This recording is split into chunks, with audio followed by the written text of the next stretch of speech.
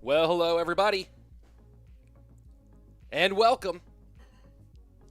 Here we are, day 3 of the Queso Cup World Finals, the Grand Finals, the Big Finals. And look at these people here. Bokoko is in here. Rough and Tumbles. And, let me pop out the other chat so I can say hello to you as well. And Nish.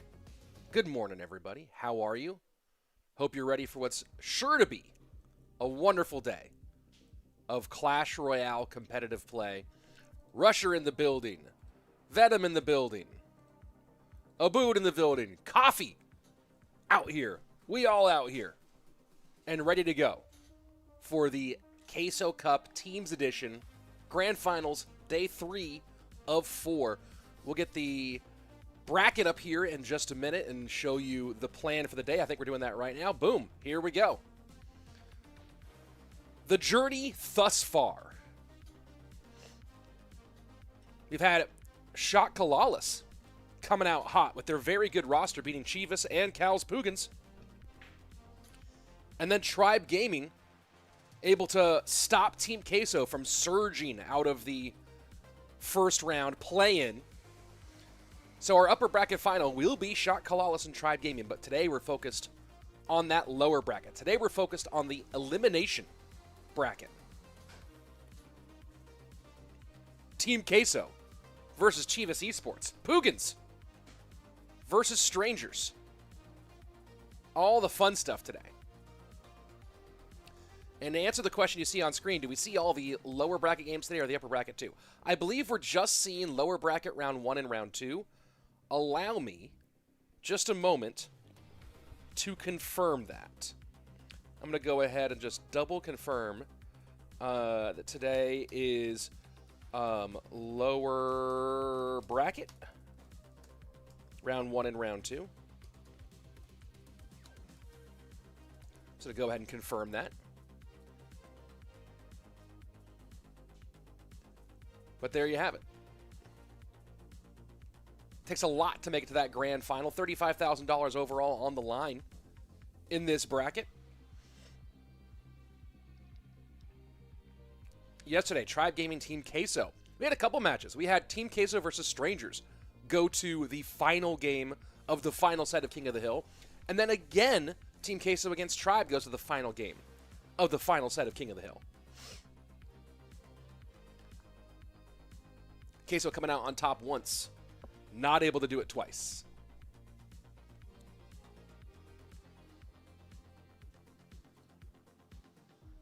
Luke Oliver, a Tribe lover, in the chat here. You know what? I should see something. Because what I don't know if I had was something that would have been useful here today. So I'm going to go ahead and look for it as we hang out and talk. Who do you guys have? Let's talk about our first matchup in Team Queso versus CHIVAS Esports.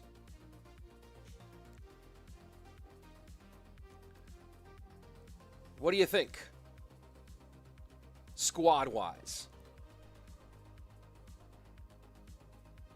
Do they have it? Do they not have it?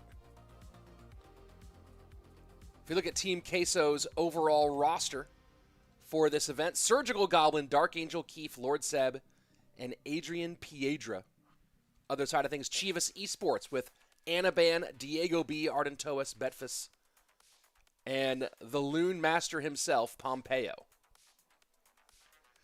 My prediction, Queso wins and PUIGINS win, and then PUIGINS win. What is the Strangers squad? Great question. Strangers.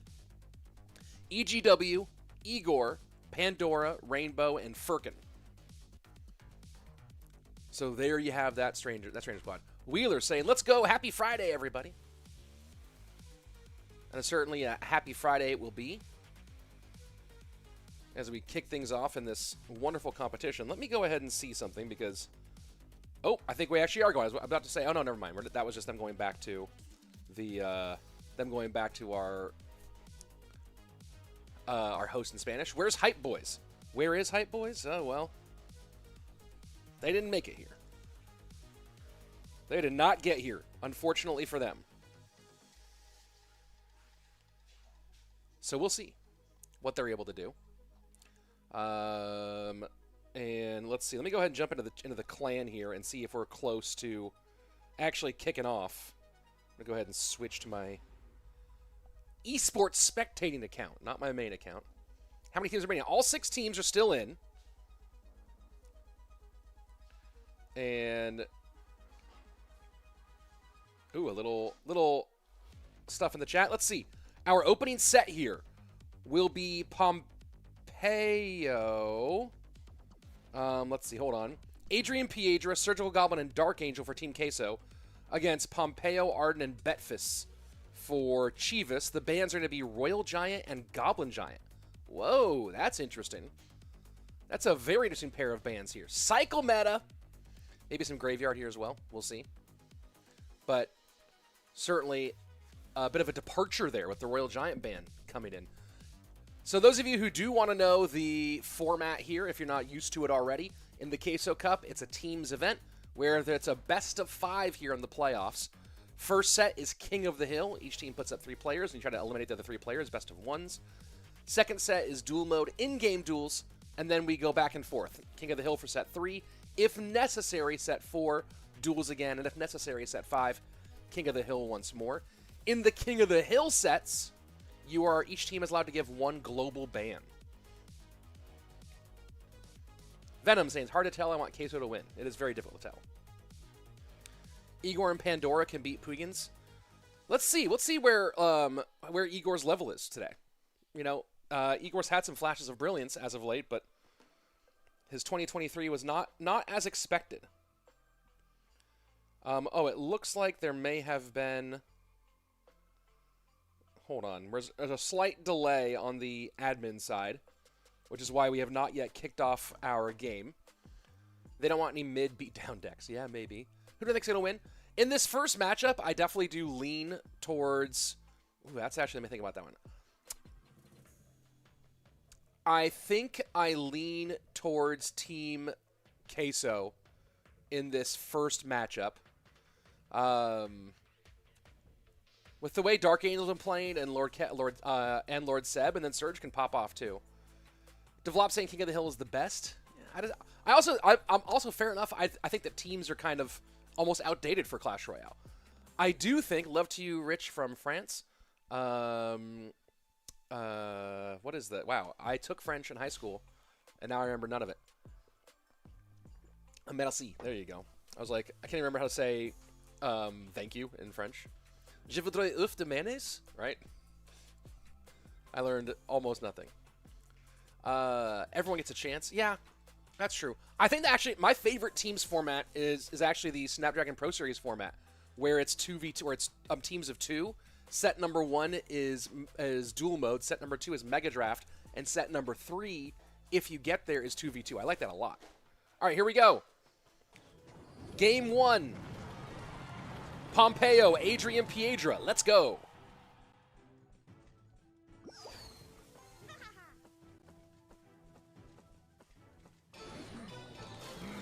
Reminder that the ban cards here, Royal Giant and Goblin Giant, both global bans.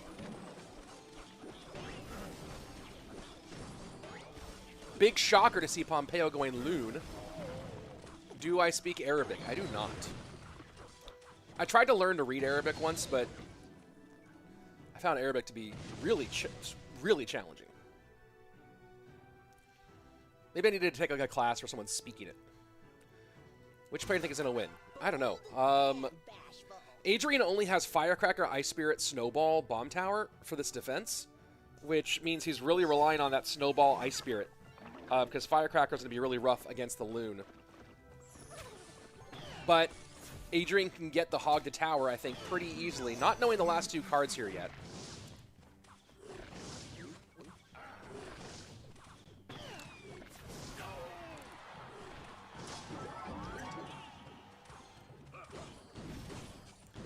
I think this one might go pretty deep. Arabic is hard for English, but it's not impossible either. Yeah, I mean, I speak a decent amount of Hebrew, and Arabic and Hebrew are both Semitic languages. I don't think I'd have trouble speaking Arabic as much as I found reading its script to be very difficult.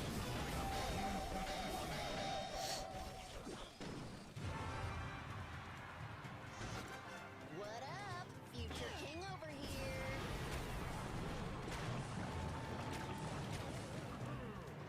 Good use of the Mighty Miner Bomb, but Pompeyo's going to get in front of that little prince and keep it in the mix here. Goblins to control the Lumberjack, but now this balloon is a problem. So now you have back to the bomb tower. You have to get Snowball and Ice Spirit to hold this off. He's going to go Firecracker instead. I think he takes death damage just about. Yes, he does.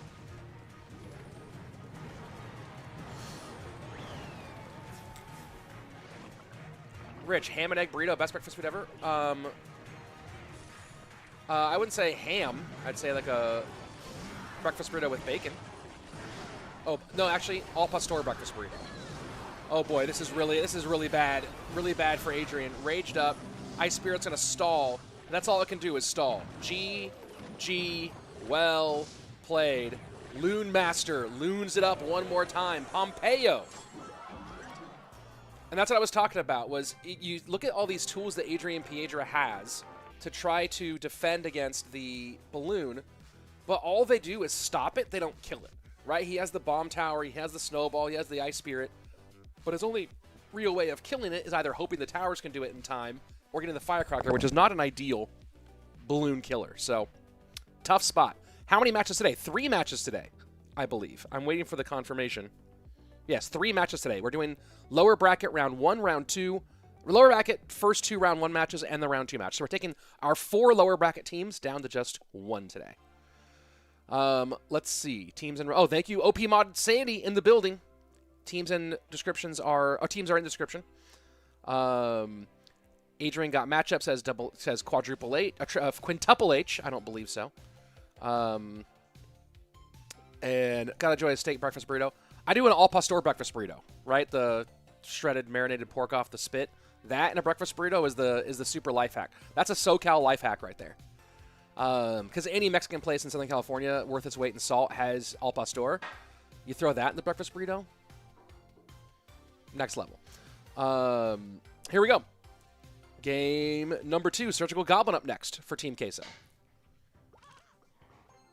Is the winner from tomorrow. Yes, tomorrow will be the last day of all of this.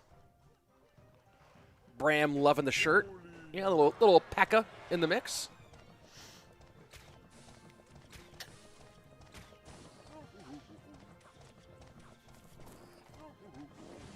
Smurf Blade coming in now. RG Band is interesting. Yeah, I believe so as well.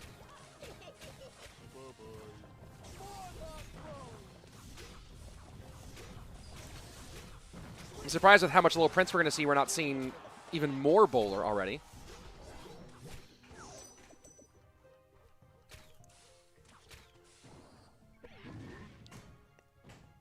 And Surge has been running, Surge has been running a lot of Giant Graveyard. There's to see Pompeyo going with that here.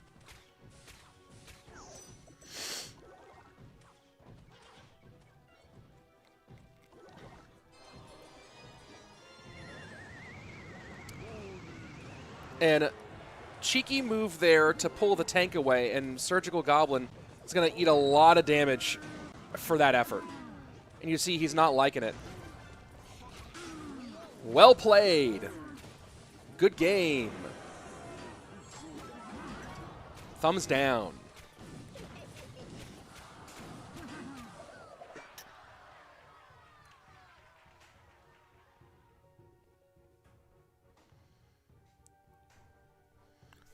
And just NATO is such a, like, we talk about this a lot, but NATO is such a betrayer, and Surgical Goblin didn't play the NATO, didn't misplay the NATO, didn't not do what he wanted, but NATOing that big giant beatdown push back to then counter Graveyard with a card that doesn't counter Graveyard was 3 Elixir that actually helped his opponent rather than hurting it.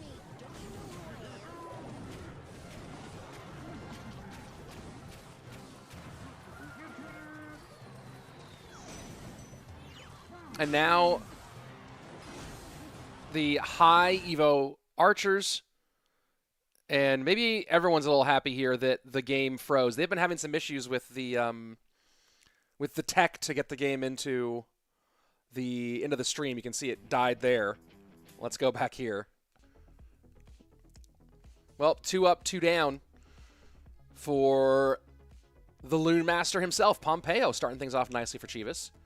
E-Giant too heavy, I find. E-Giant can be pretty good. It wins some things. I'm not rooting for any specific team in this competition to answer this question up here, but I do want to see some exciting games, which is what we're all here for. So see some solid gameplay. That NATO is good in double or triple elixir.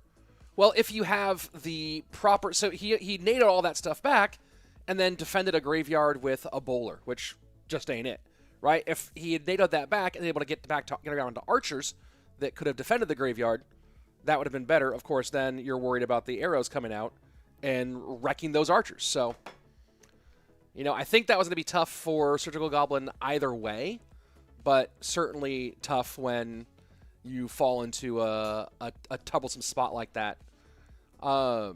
NATO RNG graveyard RNG is really stupid because I've seen a bowler almost counter an entire graveyard, but sometimes it gets the whole tower. Well, graveyard, I mean, bowler just isn't an effective. It's not a reliable counter. Is Liquid complete on the CR scene these days? I think they are. The NATO is typically fine, but the minions are really what messed up Surge. I mean, the graveyard is what killed the tower. But yeah, the minions behind, when they survive all that, big problem.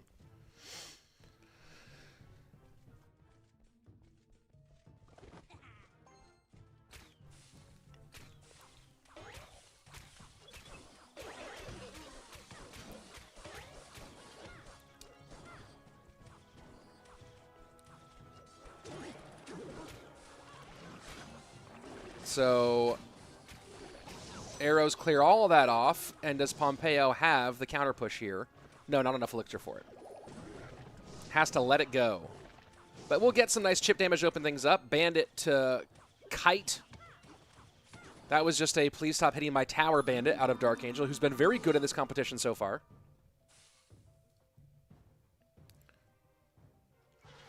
Let me go ahead and take a look at the overall stats here. So far in this competition, DarkAngel, overall over the course of the season, has not been great. 44% win rate to Pompeyo's 44% win rate throughout the overall season. But you look at what DarkAngel did in the did yesterday. Had a total carry performance for Team Queso, with a King of the Hill reverse sweep against Strangers. Then he lost a King of the Hill game in the next King of the Hill set, but then won the duel against Pandora, and then won the final King of the Hill game against Pandora to send Queso through. So he went 4-1 in King of the Hill and 2-1 in duels, which was phenomenal. And then against Tribe Gaming, he beat Airsurfer to close out the first King of the Hill. He lost a duel to Wallace, and then beat Wallace in a duel, and then went 1-1 in the final King of the Hill. So he's been really good here in this playoff, in this postseason, outperforming his regular season performances.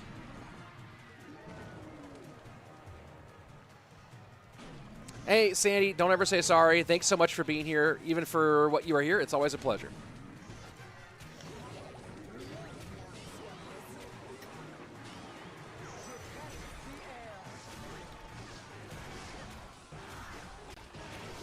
And Pompeyo opting not to arrows those archers, and honestly not even needing them, as he gets great damage in the left-hand lane courtesy of the Skeleton Dragons, plus a bit more in the right with that minion. And while DarkAngel does have good damage in that right-hand lane, a little surprised about the aggressive mortar here out of Pompeyo, but maybe not worried about that Ram Rider coming out at this stage. I would have thought Ram Rider would come out right behind that Mega Knight once the recruits recovered and that mortar was already down.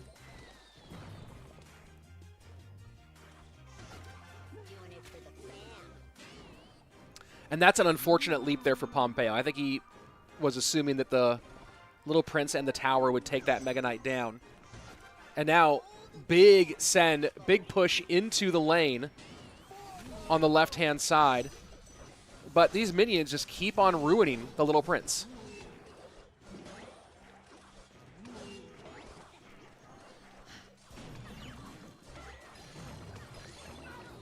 Ram Rider to protect the Evo archers. Very interesting.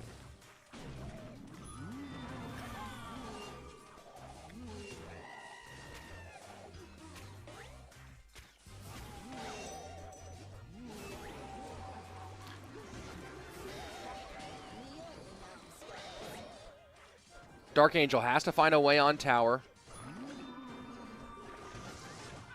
I wonder if the move at some point was to start poison cycling, and he maybe did that a little bit too late.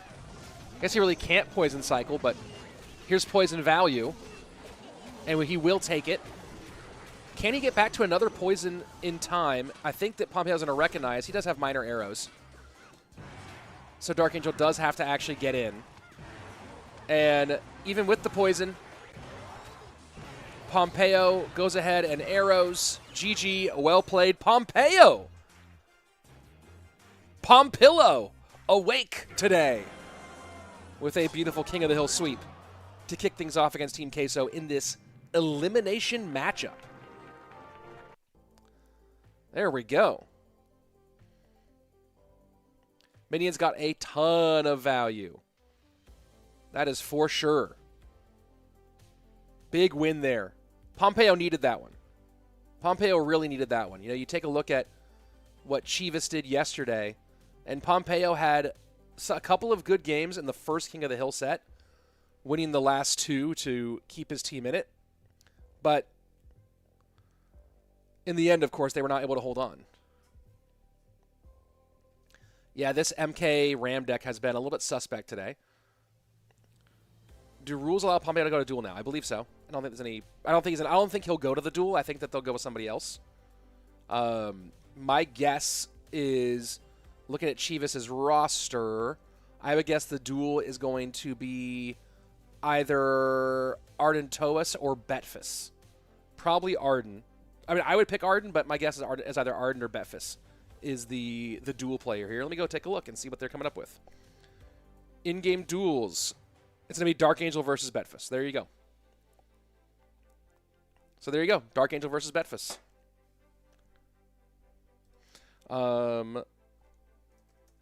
One second.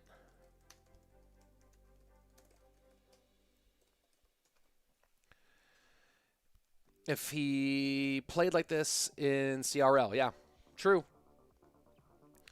Will Ian be playing today? Ian's on Tribe, and Tribe is not playing today. You need to do a golden ice stream with that N64 one day. I'm not even sure if that N64 still works. I've had that for a long time. I'm not sure if that even is still a functioning. I have not tried to turn it on in a very, very long time. Let's take a look at the bracket. CHIVAS Esports up 1 on Team Queso. You can see Tribe Gaming is waiting. They'll be playing tomorrow against Shot CALALAS. And so those of you who wanted to see Ian, he is on Tribe Gaming alongside Wallace, xAlee, Airsurfer, and Samuel Bassotto. So you have to wait until tomorrow if you want to see any of Ian. Right now, though, we're into set number 2 of this opening match between CHIVAS and Team Queso. Hi, I am new. This is a great channel, but can you slow down your speech because it's too fast for me? I'll do my best, but sometimes I have to speak as quickly as I speak. What up, future king over here? And to answer Athgar's question, I do not have a PS5. Is Mo going to play? I assume so, because PUIGINS is here.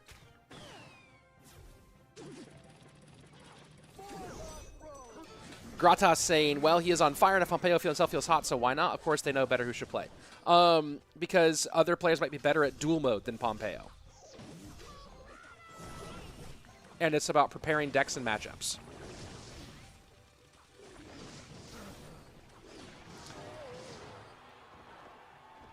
Nice damage both ways.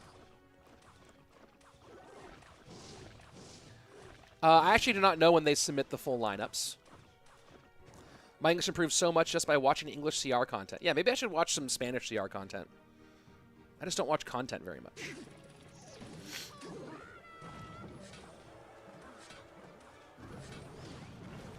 So both sides just trading blows early.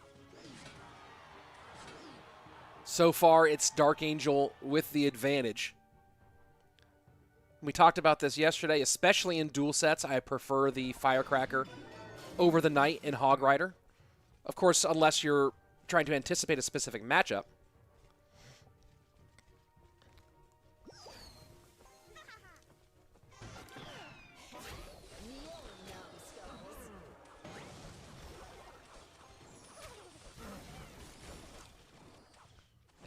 Betfas.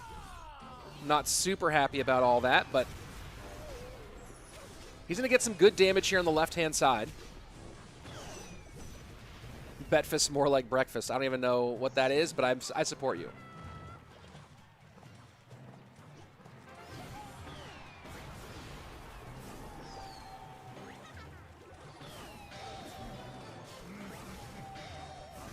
I don't know about that play with the Mighty Miner out of DarkAngel. Because all you do is rip shields off, but you had nothing behind it. You had nothing behind it, and DarkAngel gets punished for that really funky move. And I don't think he gets anywhere near that tower now. I don't know if he had to do that. He must be running Inferno Tower or something. That was such a weird way to approach defending those Royal Recruits. Especially the evolved ones, too. He had to kill the minions somehow, says Murphblade. Fair. I wonder if trying to kite them into the middle and just keep everything controlled over there is a better move.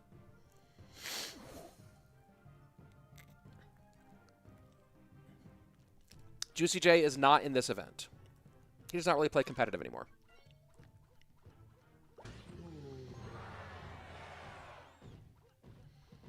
Do you miss cast with Andrew? You guys we cast for CRL together all the time.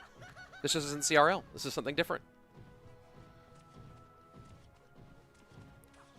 I love casting with Andrew. Firecracker is so frustrating in most of my games. What about you, Rich? Well, I tend to run decks that have the ability to counter Firecracker with either Poison or Fireball, so. So, Royal Giant for Betfas. Remember, folks, the bans are not in effect during duel mode, hence you don't see them on screen. Interesting to see two different takes on RG here. Betfas sticking with the Mother Witch and putting the Evo Archers in the place for the Zappies. Lucas, Evo Recruits, man. Why is this card in the game? Someone's been listening. I think Recruits shouldn't be in the game, but Evo Recruits are even worse. And there's been some discourse on Rage. I saw Julesy posting his thoughts on proposed balance changes on Twitter. And he did not think that a Rage nerf was necessary. But I think that Rage, with having the damage it has, gives way too much value. Because it's like, yes, Log has Kill a Swarm plus add knockback. Zap has Kill a Swarm plus retarget. But Kill a Swarm plus turn your win condition into a nuclear weapon, I think is too much. I currently think that Rage gives too much value for a 2 elixir card.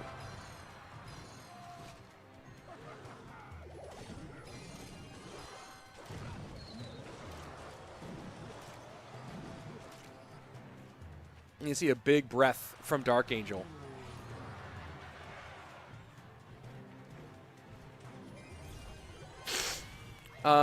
Would Poison in first game been value, right? Yeah, but you don't run Poison enough in a Hog deck. It doesn't synergize well.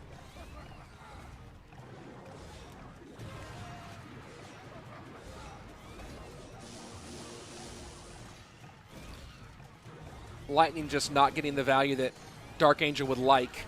Fireball goes right to the Evo Archers. Does Betfas protect this? He doesn't. Decides to reset for defense instead. Great Fisherman out of DarkAngel. 2 Fishermen down. Will the Fisherman of Betfas survive? It will not.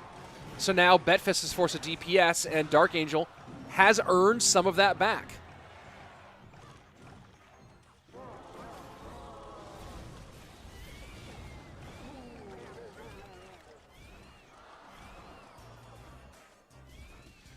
Lucas saying, I wouldn't care if Rage did damage like Poison in the first, like, oh, if Rage damage ticked rather than just insta-dropped and insta-killed, maybe that'd be better.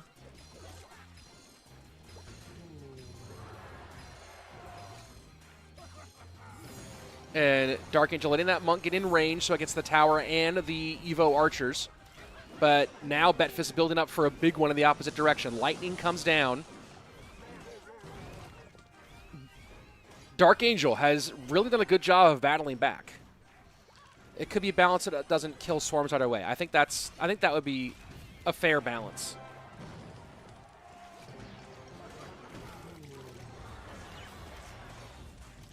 Oh, and that's Fireball on the Tombstone plus the Evo Archers. That was too much Fireball value. And then here goes the raged up RG getting what might be the coup de grace.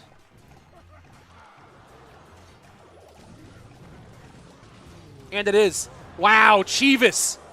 2 sets to 0. 5 games to 0.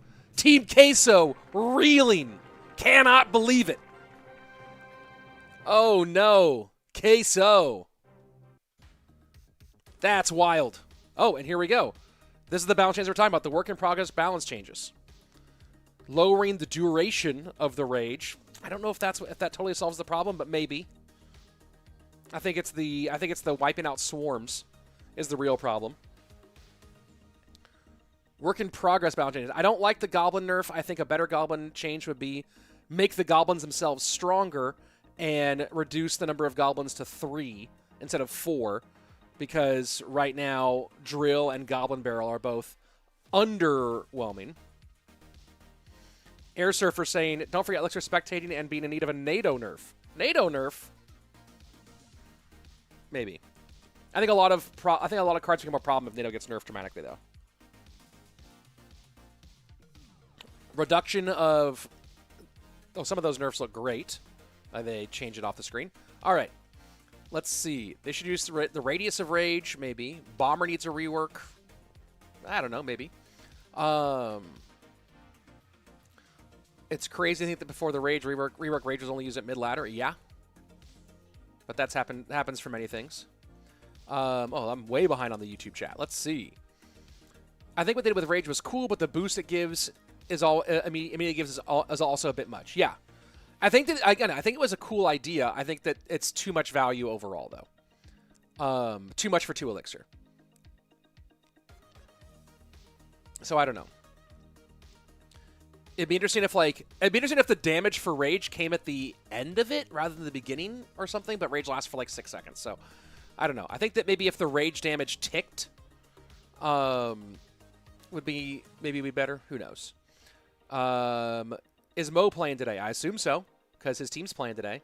Crazy Edits saying, yo, Rich, what's up? What's up, Crazy Edits? How are you? Those champion buffs are weird. Yeah, they're trying to bring the other champions up to the Little Prince rather than bring the Little Prince down. They bring the Little Prince down a little bit. But there you go. Do I think Giant Skeleton Hog EQ will be in meta after balance changes? Well, depends on what balance changes actually happen. Here we go, taking a look at the bracket. CHIVAS Esports.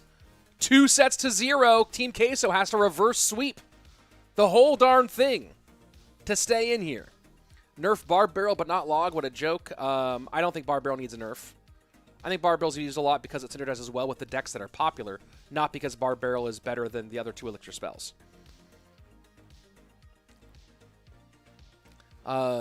Let's see. 3 goblins is back to square one where they used to be, where they were useless. Not if the goblins are stronger, though, right? That's what I'm saying, is that buff the goblins and go back to 3.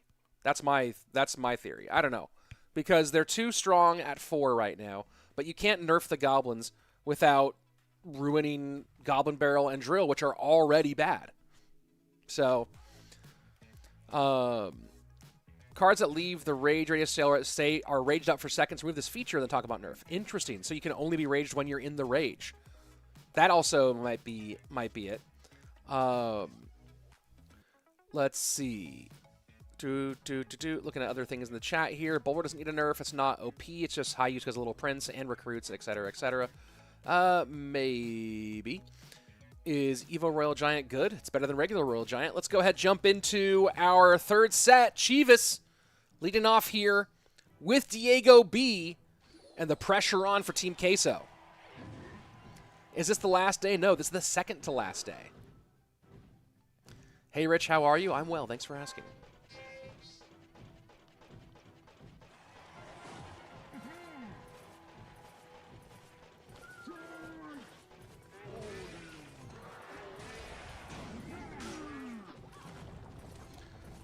Sunt saying we should change the rage boost from 35 to 25%. I don't know if the amount of the boost is really the problem, but maybe.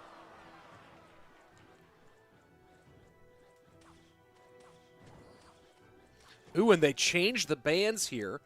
CHIVAS sticking with the Royal Giant ban. Queso switching to the Little Prince ban.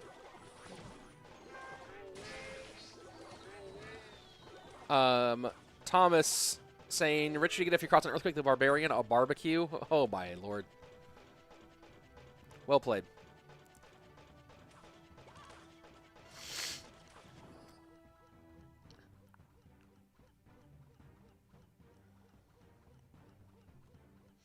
Smurfblade's question about Rage. Not sure if I know enough to really answer that one.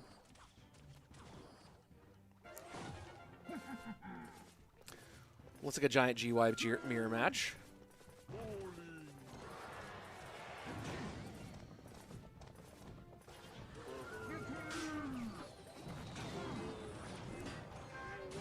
Oh, that's good giant damage here.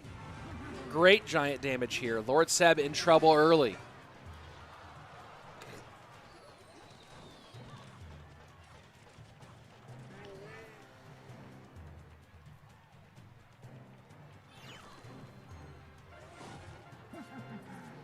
Rich, is Evolution RG any good to you? Yeah, it's good. There are typically other Evos that are better choices, but depends on the matchup, obviously.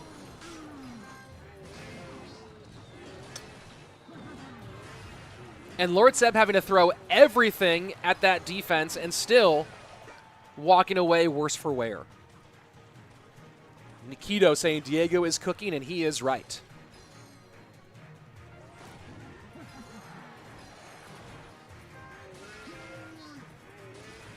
Diego short his arrows, able to use Snowball Mini P.E.K.K.A to get it done anyway.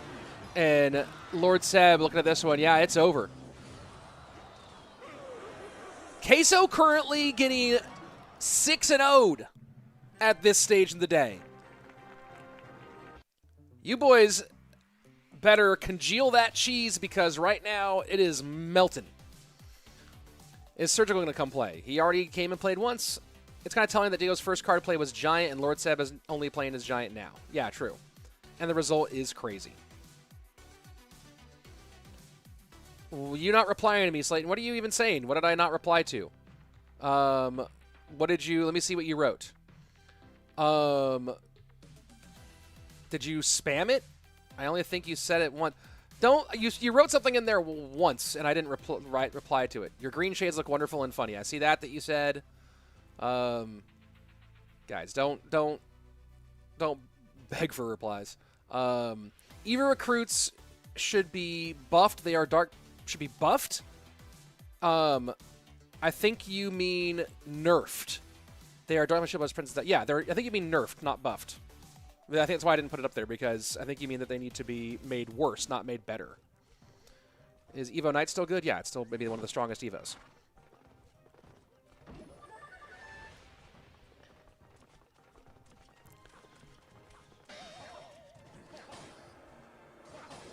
I'm not going to cap. Mugi would have won that.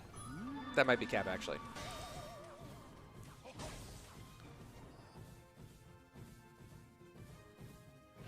Where'd you get that hat? Jimmy, it's from Another Round Disc Golf. I ordered it from their website.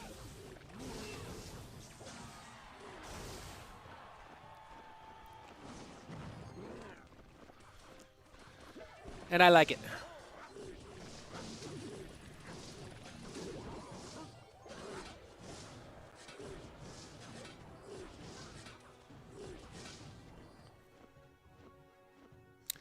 Can you tell what the meta shift after these balance changes? Well, these are just work-in-progress balance changes. They put out some ideas, and then they get feedback. That list that we saw is not going to be everything. I mean, it's not all going to happen. What is the ban getting shown under the players? Each team, as we go into the King of the Hill sets, chooses a card that is globally banned. Nobody can use it. Quesadillas. Wait, Adrian and Diego still play? Yeah. They've been playing in this tournament, in this competition all season. What are you, new?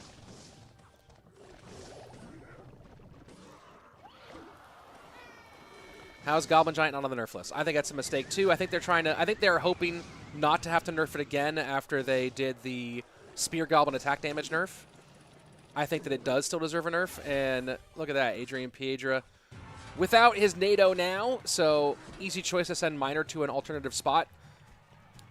Diego chose to go to the number 3 spot rather than the number 2 spot. And that was a guessing game. Good guess from Adrian, but not the one that got the dub.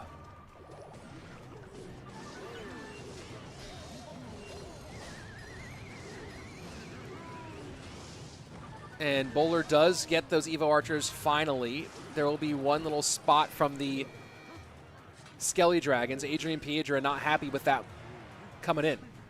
Richie, it's an FAQ. Yeah, I should write an FAQ and just pin it every time, every one of these. That's actually a great idea. Richie, gonna start doing viewers tournaments again? Maybe. Possibly. We'll see.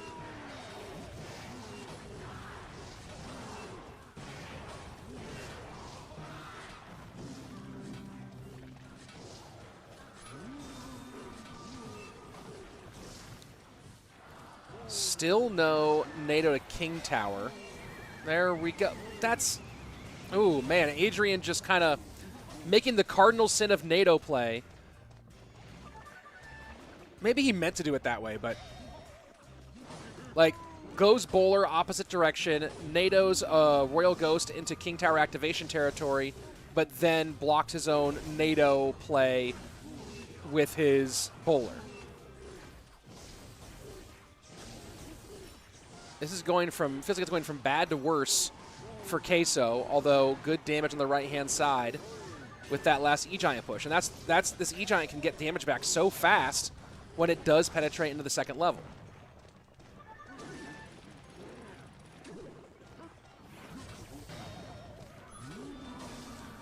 Defensive E-Giant has to come out now for Adrian. His cycle is just, the cycle of his deck is kind of funky. His cycle is kind of funky. And we just lost sound there for a second. And finally, Adrian gets the King Tower activation, but so late in the game. Now Miner gets kind of a free shot on the back end. Wall breakers won't connect. They don't have to. 17:02 to 9:47, 35 seconds left. Adrian Piedra has to connect. I'm kind of surprised Diego's sending his best DPS to that left-hand lane. Maybe just really wanted to counter that Bowler. I would have put everything on this E-Giant just to make sure it doesn't do that right there. Lightning comes in, and look at that. Suddenly, the lead's the opposite direction. Miner has to connect here for Diego if he wants to win this one. Miner and arrows come in. Mega Knight leaps to the right-hand side. That's a good Mega Knight leap, too. And it goes for the attempted... I don't think those archers would have been enough for any sort of lightning block. Doesn't matter either way. DiegoB now with 2 wins out of 3. And look at the series of bagels for Team Queso right now. Do you need some carbs because they are loading up? Oh, boy. Oh, boy. Why they nerf Drill? It's so unpopular. They're trying to nerf Goblins and Drill's catching some strays. Archer King, Queen, and Skeleton King do not need buffs. STR alternatives being OP, not them being weak. I agree. Love from India, thank you very much. Goblin Giant got a 6% HP nerf in the last update. No, it didn't. Goblin Giant did not get a 6% HP nerf. What are you talking about? Goblin Giant got a 6% HP buff in August. It did not get a 6% HP nerf in the last update. That is, I am 89% sure that's incorrect. Yeah, in August, it got an increase, it got a buff of 6%. And then a week ago, the Spear Goblin attack speed was reverted to what it was when it was updated back in February. So this is completely untrue. Fake news. Let's see. Slayton and you hunt about the OJ. I mean, I see him at events and stuff like that. We occasionally exchange words in the chat in like creator conversations. Let's see. Rich, is it possible I can 1v1 one day? Nope. Not into it. No offense, it's not my thing. Let's see. What a game from Diego. Yeah, no, Diego played great. And one win for DiegoB, and he and Pomp sweep Queso flawless. Betfas to it. Yeah, no, this could be embarrassing for Queso. Why can't they just nerf the goblins and leave the goblins of Goblin Barrel as it is? Because they're the same troop. They're all tied together. It's one of the funky things in the game. Same reason why it's so hard to balance the three Musketeers, because they are Musketeers.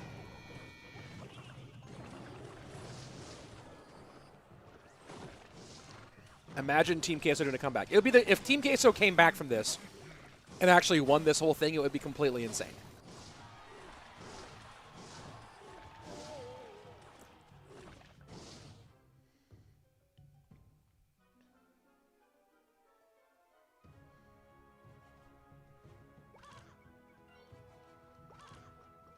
Gob Giant did get a nerf. Yes, it got a nerf, but it didn't get its HP nerfed. He said that Goblin Giant got a 6% HP nerf, which is not true. Goblin Giant had the Spear Goblin's attack speed buff from February reverted. Hey, Rich, you think Logbait is dead after this nerf to the Goblins? Well, the nerf to the Goblins isn't official yet. It's work in progress balance changes. Feedback is coming in, and my guess is that Goblin nerf will not happen in the way that it's been planned at the moment.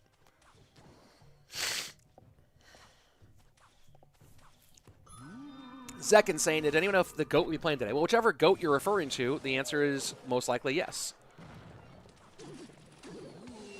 Whichever person you are theorizing is the GOAT.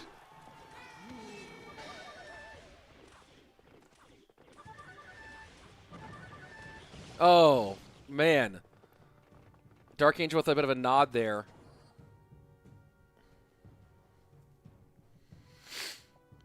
Thank you, Sneff, for the support. I appreciate that. Mugi playing then. All cards need a nerf. Good. That's a good stance there. Awesome Wrench. All cards need a nerf.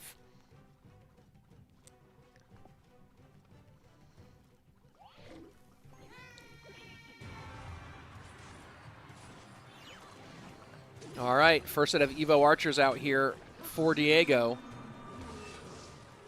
Gets a little minor work on that back tower. No protection for the Evo Archer on the right-hand side. The left-hand one is staying up, though, getting some extra value here. Royal Ghost plus Skelly Dragon will clear it off. Lead for DiegoB, 27-30 to 24. No, 22-68. Andy saying Lucas the GOAT is playing and we will be there. Nice. That's what we are all hoping for.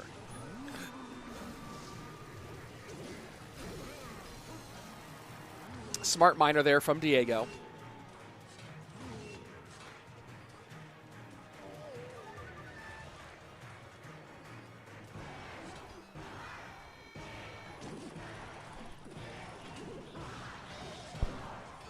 And wow. And wow. This is looking worse and worse for Queso.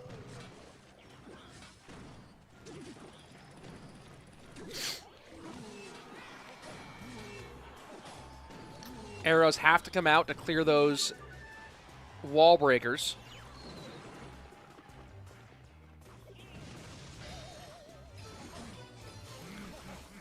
And DarkAngel trying to create enough on the right-hand side to create problems for Diego, but Miner is getting fully tanked for by the Mighty Miner. Mighty Miner takes the Archers off, goes and kites the Skelly Drags back a little bit, buying time for Diego to set up defense. Diego's playing some great Clash Royale today.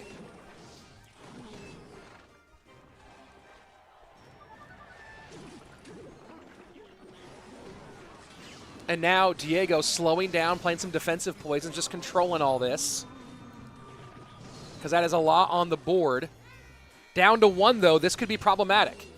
Arrows come in, and that's going to be great damage. Miner does not get the Evo Archer. No way. No way. Diego had the win in hand.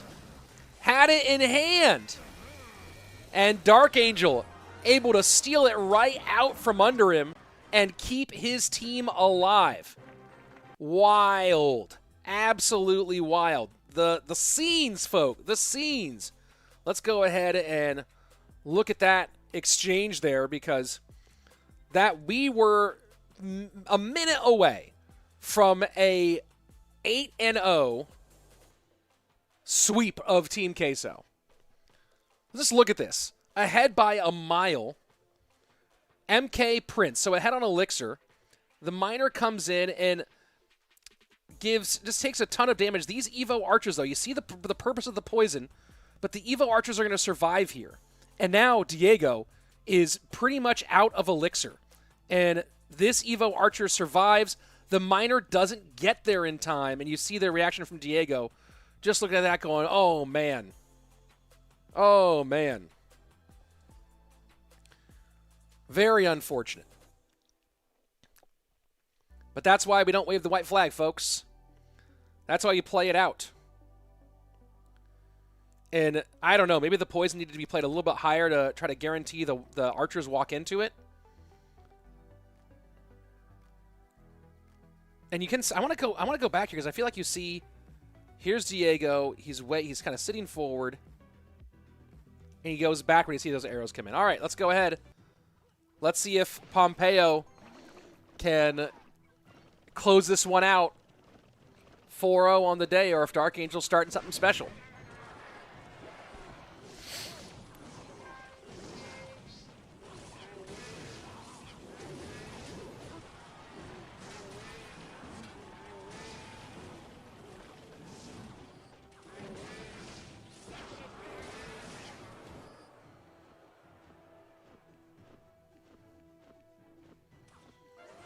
Smallest mistake. He was down on Elixir already, though. He was very far down on Elixir already, so. And Pomp playing some minor loon. Is there a place for players' all-time stats? I mean, Royale API is the best place for overall player history.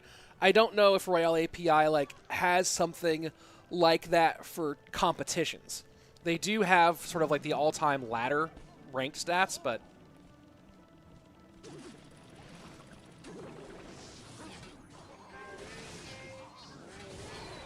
oh, the rage. Oh, the rage. Oh, the rage. And just like that, DarkAngel finds himself once again in a potentially season-ending hole.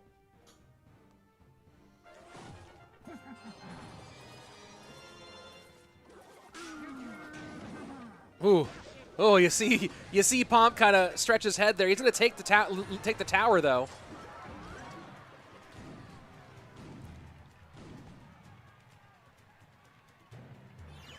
Two-tower game. Skelly drags Archer's snowball against this loon. Fireball should come in on top of all of that. Decides not to. Gonna get one shot, I believe. No, it does get stopped. Oh, he didn't have the fireball because of the graveyard, because of the funky graveyard defense. Oh, what a cage! What a cage! Beautiful out of Pompeyo. Takes a ton of damage anyways. Needs to get that Evo Archer off the board at some point. Might just have to eat the damage from it as Pompeyo goes to the right-hand lane. DarkAngel on the left. DarkAngel does have the lead for the moment.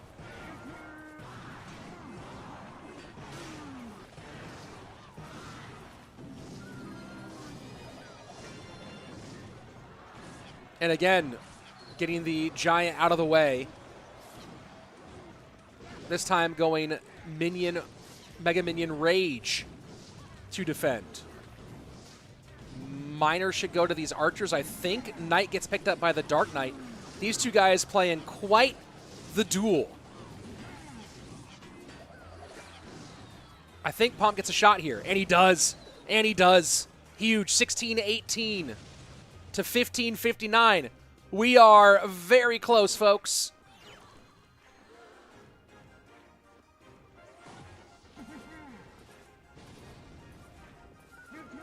Fireball onto the tower side. And Miner comes out to this Evo Archer just to make sure they get off the board. Look at how much you're spending on those Evo Archers. Cage goes to the middle. What does Pompeyo have to defend against this graveyard? Rage comes in. Giant still moving. Skelly's still everywhere. And Pompeyo knows that's trouble. GG, well played. Is DarkAngel going to reverse sweep this set? Is he going to keep Queso alive? Are the heroics in store? Crazy. Hello, Rich. When's the PUIGINS match? Next game. It's right after this one. Yeah, roster is in the description. Yep. That was crazy. It's crazy how Pompeyo manages to make the deck work. Yes, he does. It is crazy. Didn't quite make it work here. Archers are broken. Yes, good point. Pompeyo's deck hard to defend that GY deck. Yeah. That is true. Can I mean, this is CHIVAS was up. CHIVAS was up 7 games to 0 and about to fully bagel Queso. And Queso is battling back in. Let's see. Who's last man up for CHIVAS here? I'm gonna have to assume it's Arden, but it could be Betfas. Is Egor playing? No idea if Igor's actually gonna play. All right, it's gonna be Betfas as the last man standing for CHIVAS here in this set. And Betfas is playing Expo? And he's getting an Expo Connect. Yo, what is happening here? What is happening here? Betfas going to old school, playing Expo. Oh my word.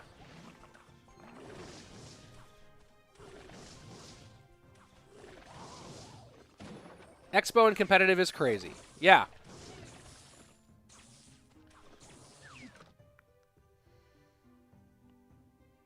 That's craziness. That is actually true craziness.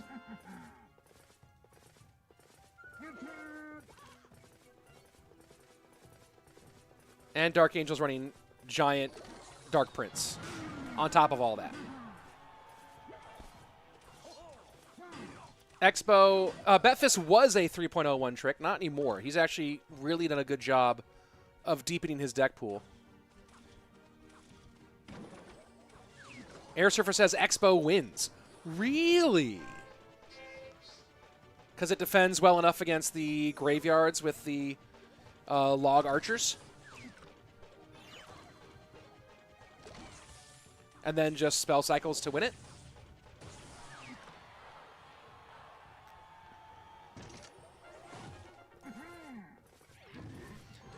Rich, I think they need to change the Goblin Barrel to Stabber's Barrel. They're not going to do that. They're not going to disconnect. They have, if they were going to do that, they would have done it when Three Musketeers and Musketeer needed to be separated, which they didn't. So, yeah, that's not happening.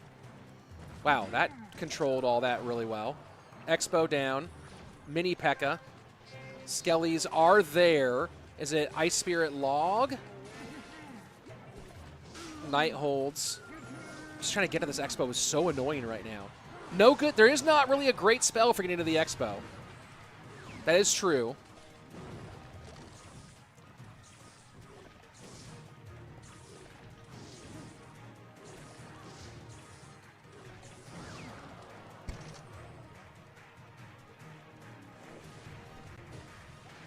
Hashir saying, I don't think that Expo will win this time. Well, that's why they're playing.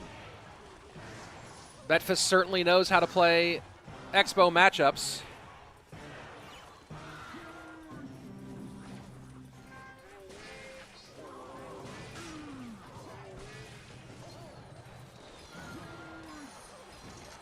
Oh, you cannot take that Dark Prince shot, I think, if you're Betfas.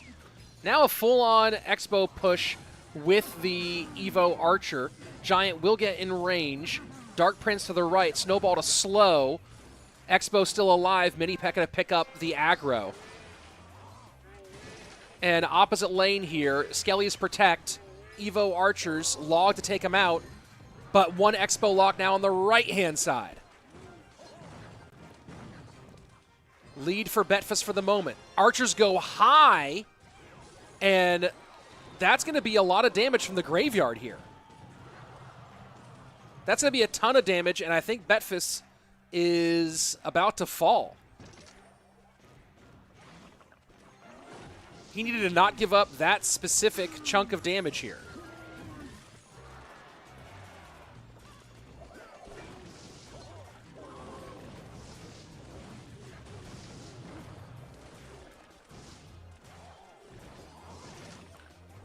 And just going back and forth, now into the weak side. Giving up Arrow's snowball value here.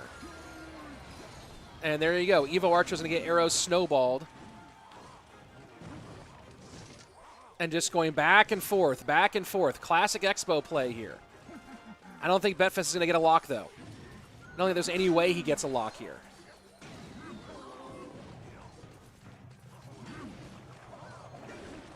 I think this was a real suspect choice out of Betfas and CHIVAS Esports. And now they've gone from having Queso dead in the water to a DarkAngel reverse sweep, and Queso now has true life breathed into their squad. Unbelievable. Unbelievable. The one-trick picks, the picking the Pomp deck, the picking the Expo, I think that was wildly irresponsible on the part of CHIVAS. Wildly irresponsible. Just opened the door for Queso and they walked right through it.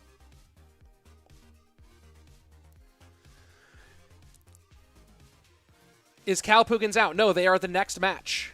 We'll see the we should see the whatchamacallit. We should see the bracket here in a minute.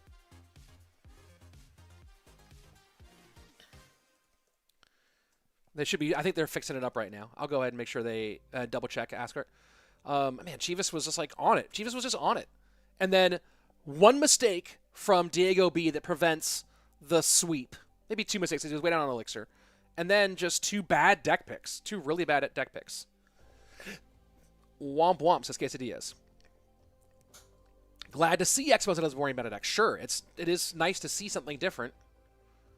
Thomas saying, I think we're going to go to the fifth set. Yeah, I thought this was going to be a quick done.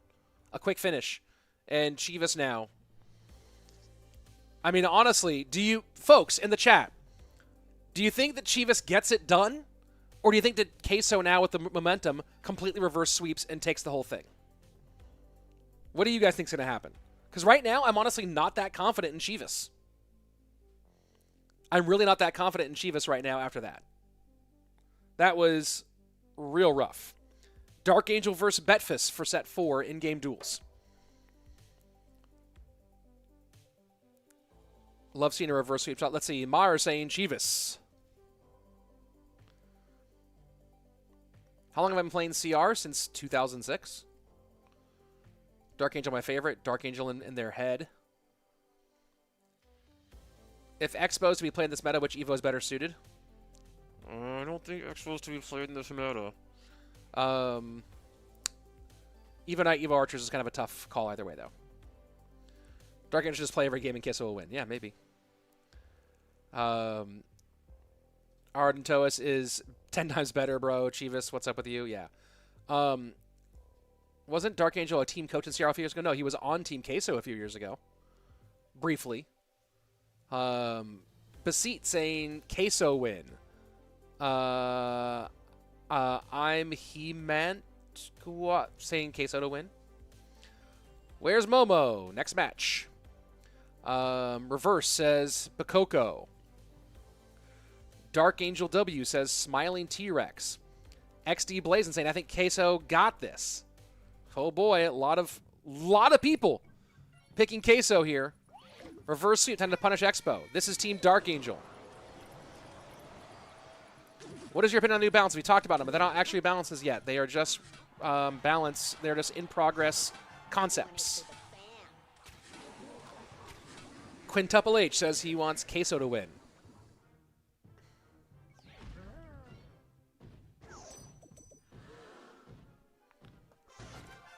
Excuse me, don't you know who I am? Betfas comes out with the filth in game number 1. Oh, that's a lot of fireball value to drop the goblins, too. I'm surprised that Betfas didn't get all of it.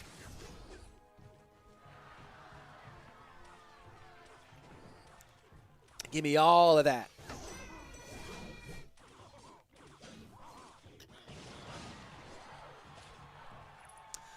Is Betfas tilted, folks? Is CHIVAS tilted, folks? Has this whole thing fallen apart, folks?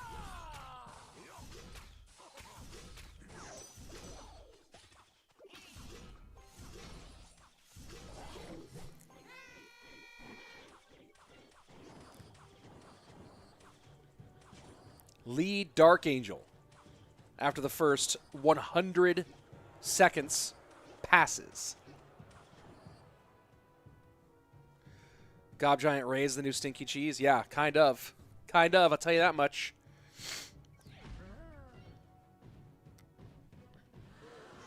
Betfas sets up weak side. DarkAngel goes to meet it. Xander, are you talking about the outside position? Where they actually go like a tile and a half away?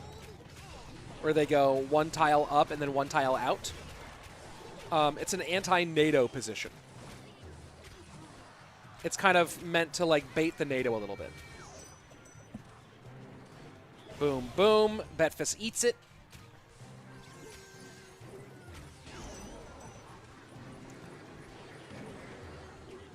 The minions here with the poison out are a problem for DarkAngel. But Betfas able to hold.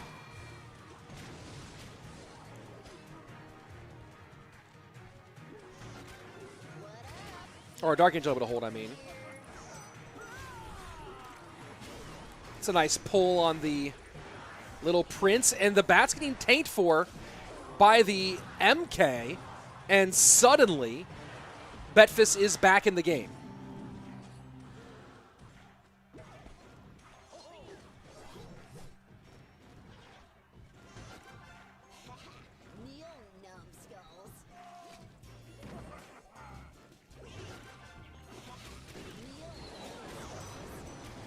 And interesting rage play just onto the tower to clear. Okay, DarkAngel up 2.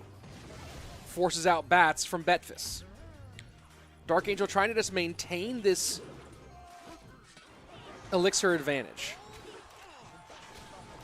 Bro has bats and minions. Yeah, that's interesting. 2 people making the same point at the same time, yeah.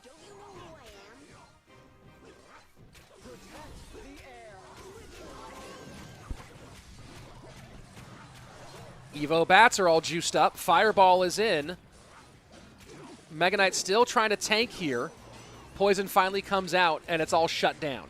But the point of all of that was to get the elixir advantage finally for Betfas, and he has it. So now let's see, can he make something of it? Little Prince and Mega Knight already on the board. Goblin Giant way in the back. Betfas playing kind of an interesting sequencing here. He wants to get something in front of his Little Prince. Mega Knight does leap just in time, but the bomb are going to take Little Prince, a lot of damage on Little Prince. Fireball Rage, opposite direction. Betfas now in, 30 seconds left, but he cannot break past this level. He cannot break through. Mega Knight down now. Betfas needs to find some way to break through the bomb tower, but he's going Fireball Rage on Little Prince every single time. That's not letting him have even a half-step chance at doing it. And now Poison Log opposite direction. And the woes continue here for CHIVAS Esports. Have you ever seen a drill fall on its side? Have you seen a top stop spinning? Have you seen the foundation of a house begin to crumble? That's called tilt, folks. And CHIVAS feeling a lot of it right now.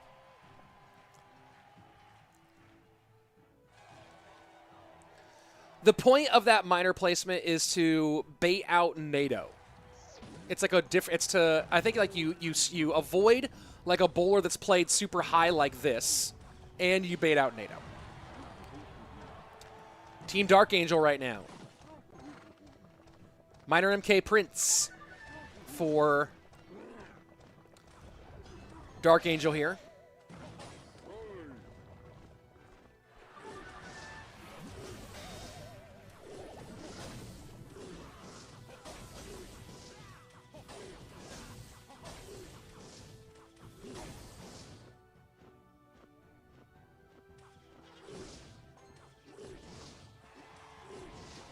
And DarkAngel not looking so calm anymore. Kind of feeling the pressure right there, it looks like.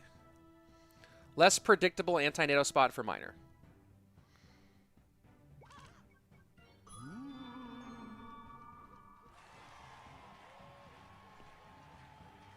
I meant 2016, not 2006, Bakoko. You know what I meant.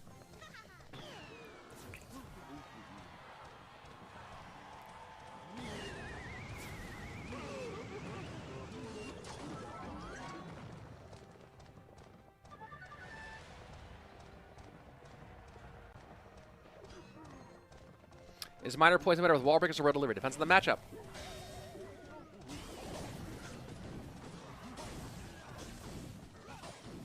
E-Giant is so strong, it's crazy. And look at that hog. Look at that hog. Look at that hog. Look at that hog. Look at that prince. Look at that hog. Look at that prince. Oh, my word. Oh, my word. Betfas shaking his head. He knows. I'm pretty sure the main reason was buildings placed don't catch the minor, and sometimes troops are placed too high. There you go.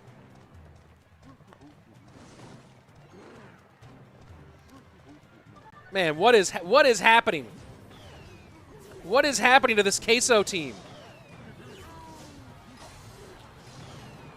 What is happening to this CHIVAS team? What is happening everywhere?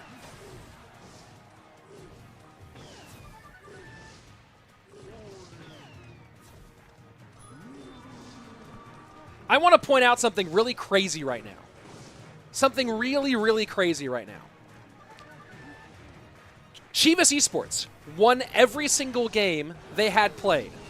They won 7 games in a row, and now they've lost 5 in a row.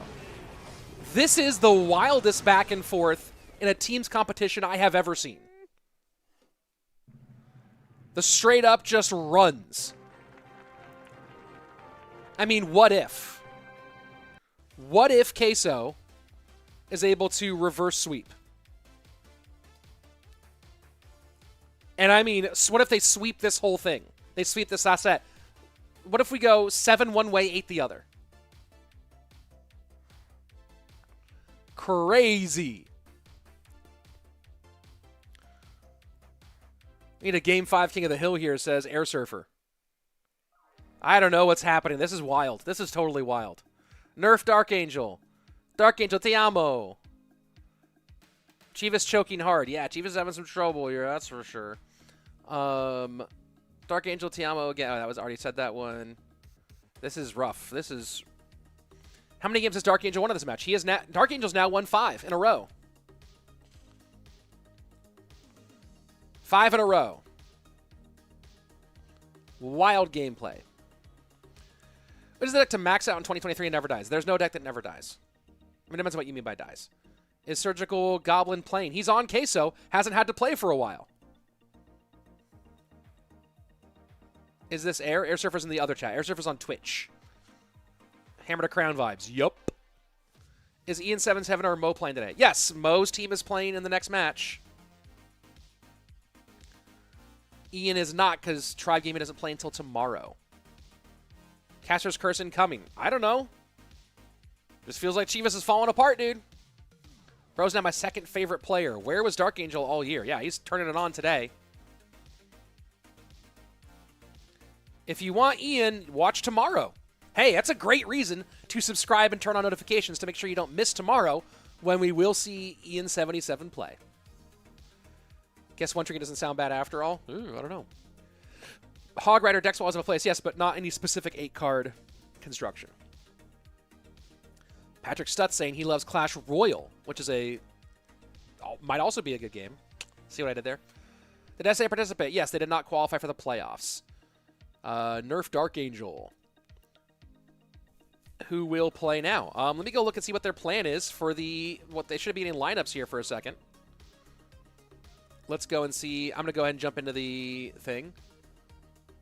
They need to pay DarkAngel double the money. Yeah, I feel ya. I feel ya. Folks, all the teams that are participating in this playoff portion of this competition are in the description. And here we go. It's Lord Seb starting off for Queso.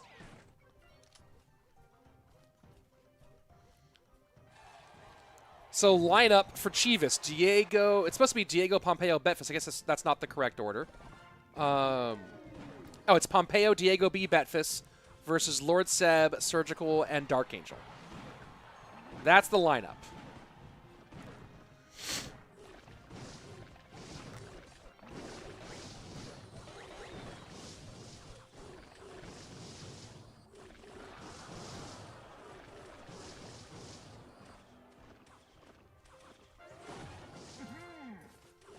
Lord Seb going GY Pompeyo. Looking like Loon.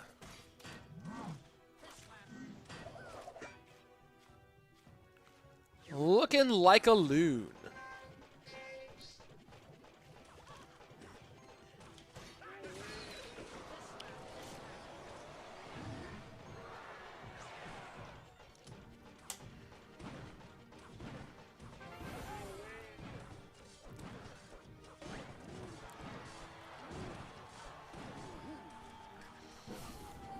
All right.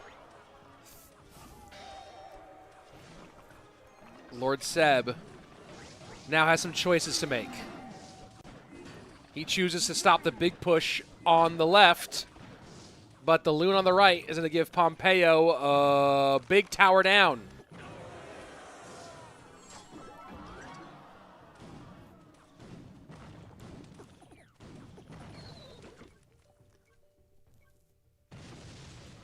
If you're asking all these questions in the chat, go look at the description, folks.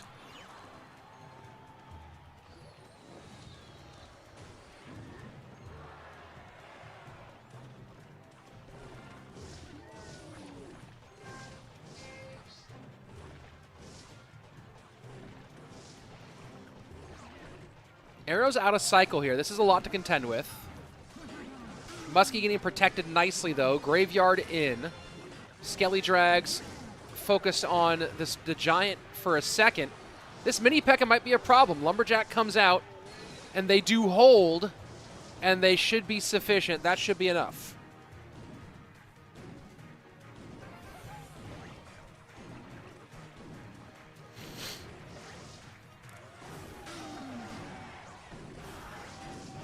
I see some shade being cast in the chat towards Lord Seb. Might not have had a great day today. But overall, when you look on the season, Lord Sebastian was the best player for Queso overall in this season, in the year. For Team Queso, Lord Seb put up a 60% win rate, winning 28 games. The next closest player was Surgical Goblin at 52% for 42 wins. So while Lord Seb has not had the best playoffs, he's a big part about how this team got to the playoffs. Rich, how about auto text responses? Yeah, maybe. I don't know how those work for YouTube. Is Anaban on CHIVAS? Yeah, but he's not playing because DarkAngel fuming in the background. Well, we'll see. Let's see. What does this guy ask? Will Archer, Queen, Hog, EQ, Giant Skeleton be meta after the Organ Balance bounce changes? What do you think about it? I have no idea, because also those are work in progress. They might not actually happen. So, I don't know.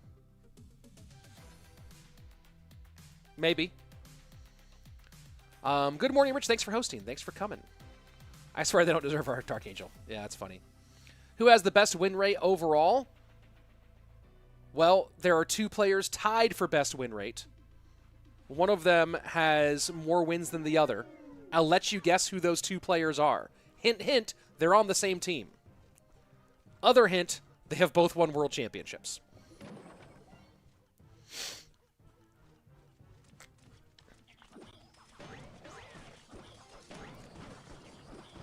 Where do you check stats for the competition? They're on Wikipedia.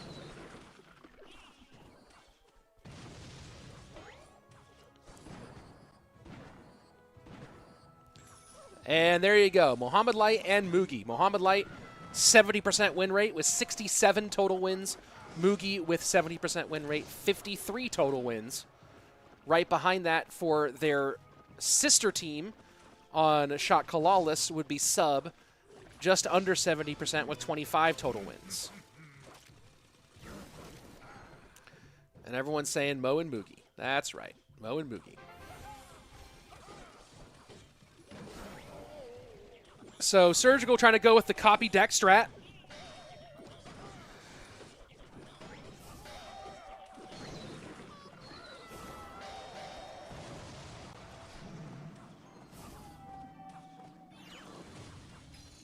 Ooh, high Evo Archers will prevent all but the death damage, but will force a response from Surgical Goblin. And still get one shot on the tower despite the Fish Boy counter. Pompeyo up 3 elixir and up damage as we go into double.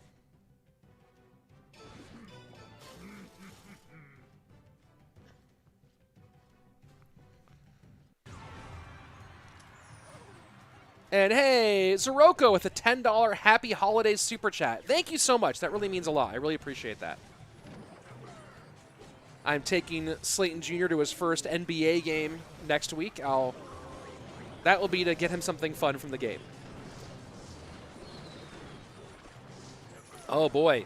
Lumberjack plus Evolved Recruits plus Skeleton Dragon. And Surge takes a pretty big lead here.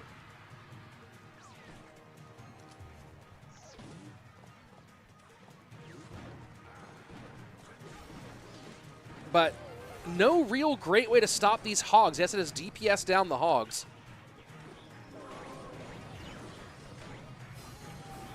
Pompeyo certainly happy to have the archers instead of the... Oh, boy. Rage on the Evolved Recruits is crazy. Hog in.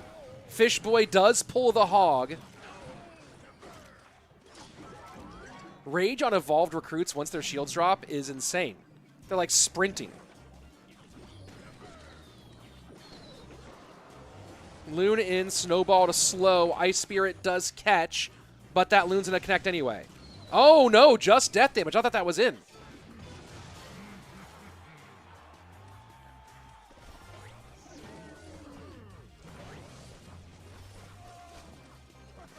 I can't put that on the screen, Lucas.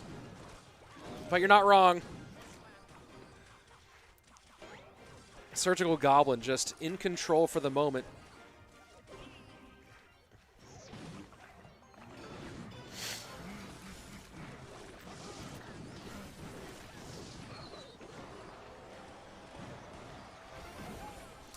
Hitarth, after beating Usman twice in championship fights, I would rate Leon higher than Usman.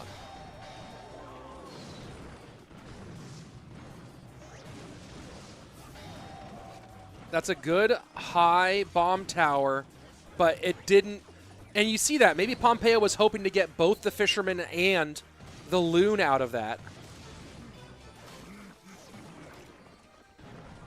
Pompeyo cycling as fast as he can.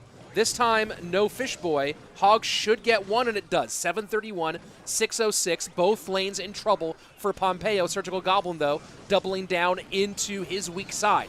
20 seconds left. Rage down. Evo Archers low. Arrows trying to help, but Snowball will not be there in time.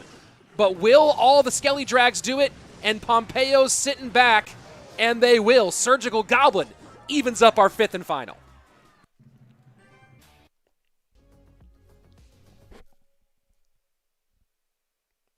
There we go. Evolve recruits are crazy. Even when it's Evo Peo, everyone's on defense and still gets billions of damage both sides. Yeah. It's crazy. Every time they're in normal form, Surge gets almost nothing, and then Evo recruits just do everything. Yeah, it's crazy. It is crazy. Nigel, is there a Clash Royale wiki or something? Yes, go to Liquipedia. You know what? I'll even go ahead and share Liquipedia. The Clash Royale. Let me go ahead and open this in a new tab. Wait, I thought that was just the overall Clash Royale Wikipedia. Liquipedia. Literally, if you Google CRL World Finals 2023 or Clash Royale League World Finals 2023, you can find them. I don't know why I can't just take this doesn't just take me to the overall Clash Royale Liquipedia. Liquipedia overall is a good resource for stats and stuff on a lot of esports. Here is the main page for Clash Royale Liquipedia, which, of course, you can then see stuff on CRL. You can see stuff on different tournaments and events, on players, their history. It depends on... doesn't show win rates, though. It does show win rates for competitions where they are done. So, for example, the win rates for this event are actually being tracked in Liquipedia, whereas CRL, you should go to Royale API.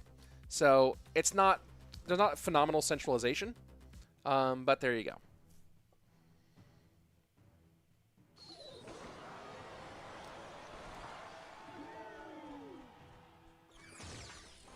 I think someone other than DarkAngel shows up today. Yeah, for sure. Is there a way that Fishboy catches Hogger without damage to the tower? Yes. Once the King Tower is activated, you can fully counter Hog Rider with Fisherman. You have to be 5 tiles from the bridge, opposite lane, and be... you don't have to, like, predict it, but you have to almost be hovering to get it done right. The danger of it, though, is that once that's happening, it's very easy for it to be countered by someone playing something like Goblins at the bridge or a distracting troop, any distraction troop at the bridge, so you can't rely on it over and over again or you're going to get countered. Very famously, it happened with the God RF against Lucas in the fall season of 2020 Clash Royale League. And that was where... the God RF did like the princess yawn after that, after predicting that defensive play. Of course, then Lucas and Pain Gaming came back and beat Space Station in the playoffs and went to World Finals.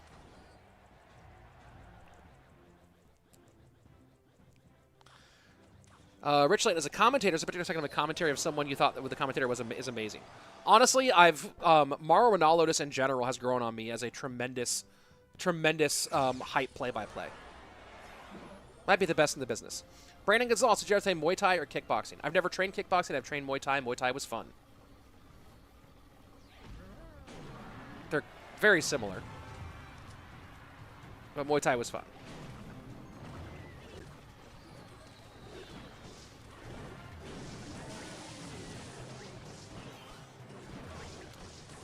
That Space Station loss was low-key embarrassing. Yeah, true.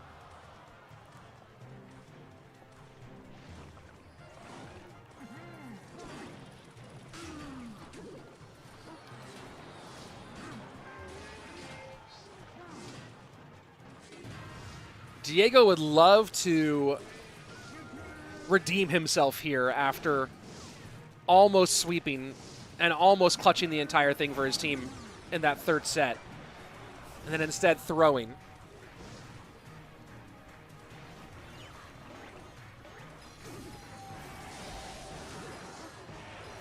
And he's getting so much out of these Evo recruits. 642 right-hand lane, Surgical Goblin. Struggling hard as he rocks the Golem t-shirt.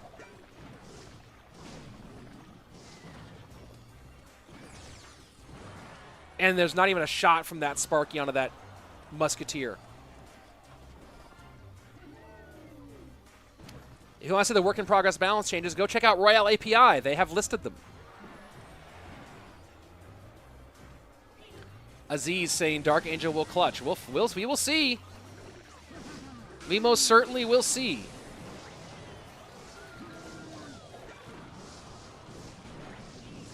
Oh, and that got both the Mortar and the Musketeer. Doesn't matter, though. DiegoB will take the win. And now it's all down to DarkAngel again, folks. All down to DarkAngel one more time. I'd like to repeat Lucas's Evo comment. Evo Recruits comment. Yeah, Evo Recruits. Ugh.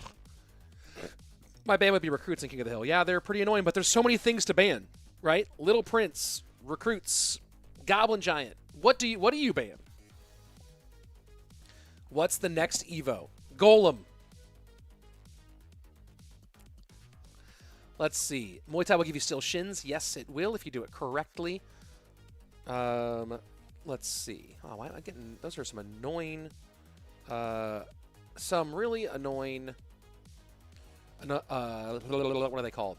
Alerts that I'm getting. I think my favorite current UFC champion, to answer the question being asked, is either xAlee or Leon Edwards. Used to be a big John Jones fan before he turned into an insane person. Alex Peja is fun to watch. I don't like Sean Strickland. I'm uninterested in Islam Makhachev. Volk's cool. Sean O'Malley's weird. I have not watched enough of Pandora to actually know anything about him. I don't follow the sport as close as I used to.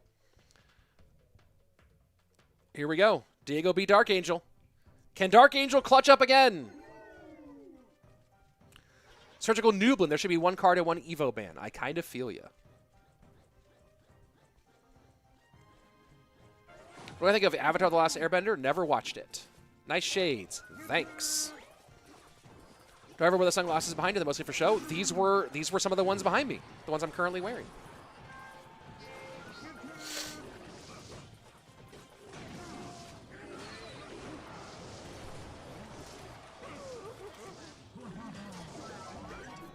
And that's really annoying for DiegoB. DarkAngel running Fisherman with the Loon. Oh, that's actually might be, that also might be Ram Rider. But DiegoB running Fisherman, you see, or Eric running Fisherman, and you see DiegoB shake his head after that King Tower activation, because this graveyard just got buried. You see what I did there? Because graveyard. All right. Golem Evo, Frostbite AoE, yeah, right. Demetrius Johnson, yes, my favorite 125er of all time. Maybe one of my all-time favorite UFC champions.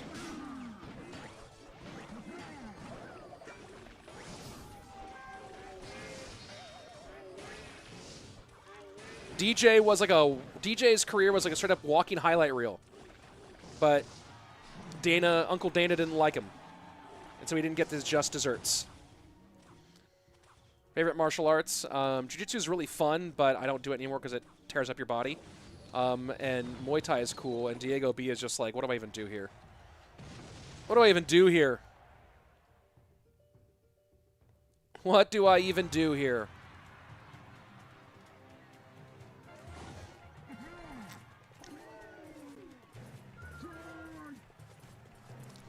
Is DarkAngel going to beat CHIVAS by himself? Almost.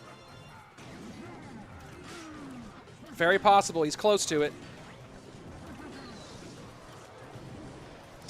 Bro got traded for Ben Askren. Yeah. For broke Askren? For sure. You're not going to stop this. That balloon's going to go and go brrr. Oh, it did. It did only get death damage. But Diego in trouble.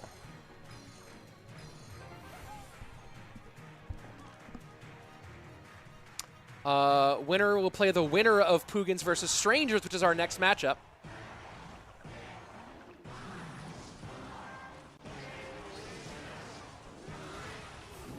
Snowball arrows. Arrows? Arrows. Arrows. Oh, noes. Airsurfer asked for it. He said we need a Game 5 for this one. Here we go. We need a Game 5 in King of the Hill here, and Asking you shall receive, Airsurfer. We're going to game 5. Crazy. Anything about Colby coming in? We talked about Colby coming in yesterday. The dude's a clown. He's not a good enough talker or fighter to do the trash he does, and he shouldn't do the trash he does. Joke aside, where does the bull get all those stones from? Yeah, he has a lot of rocks. Favorite UFC fighter of all time? I guess like my all-time personal top 5. Not top 5 in skill necessarily, but top 5 in terms of like I'd love to watch them 1,000 times over. That would be Anderson Silva, both Diaz brothers, Robbie Lawler, and probably DJ, actually. So there you go. I'm trying to think if there's someone else who would crack that. But that sounds right. That sounds pretty right. Of like personal favorites. Oh, Stranger's lineup is in the chat. By the way, all the lineups in the chat. DarkAngel put in work. Yes, he is. Eva Rakuch should be permanently banned. How old are you, Mohamed? You've asked this about 50 times today, but I will answer you. I am 89, but I don't look a day over 74. Why didn't Supercell allow you to wear your shades during CRL? They didn't have any... They didn't comment on the shades. I chose not to wear my shades. I wore them a few times during World Finals this year. I wore them a lot during World Finals 2022, and I didn't like the look, honestly. So I chose to wear them sometimes during CRL World Finals 2023 in specific moments, but I wanted to be able to show my eyes so that you could see, like, because they're part of how you express emotion. So I chose not to wear the shades as much. If you watch all 3 days, you'll see I do put them on occasionally at World Finals this year. But it's so interesting. People assume, oh boy, early loon from Betfas. It's so funny people assume so much. They assume that since I wasn't wearing the shades all the time, that it was Supercell who said no. But Supercell didn't weigh in at all on whether I wore shades or not.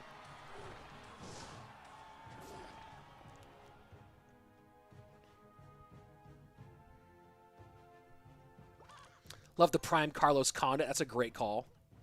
Prime Condit was fun. Prime Cowboy was fun.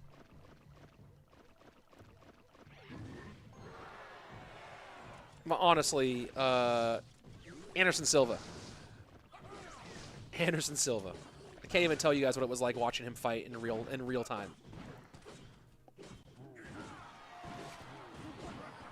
And just like that, DarkAngel suddenly causing nightmares for Betfas once more. I think Mo will come back and see CRL 24. Yes, I do.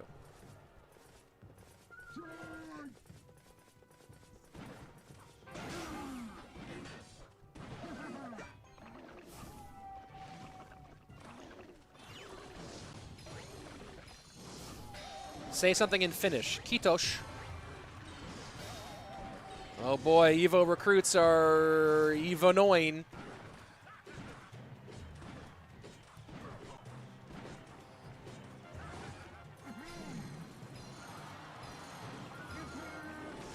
Dark Prince not there in time.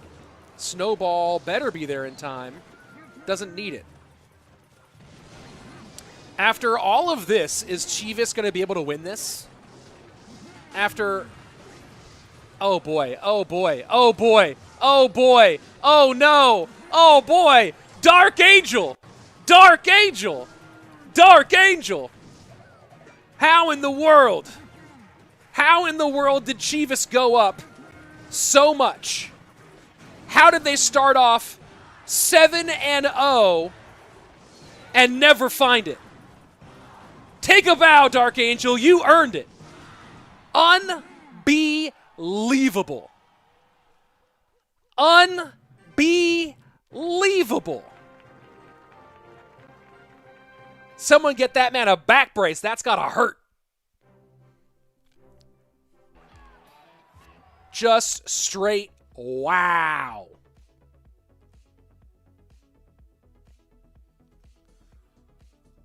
DarkAngel just going crazy. Just going crazy on it.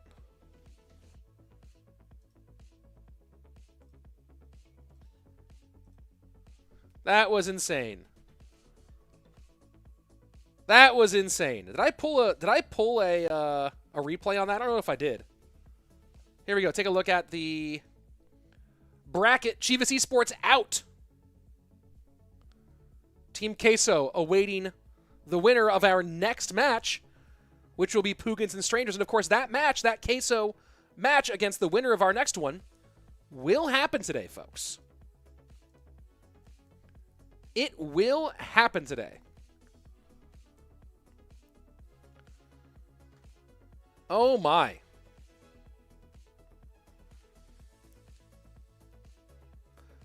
Never seen someone own a whole team like that. Well, did you not watch Team Queso against SK Gaming at World Finals in 2020?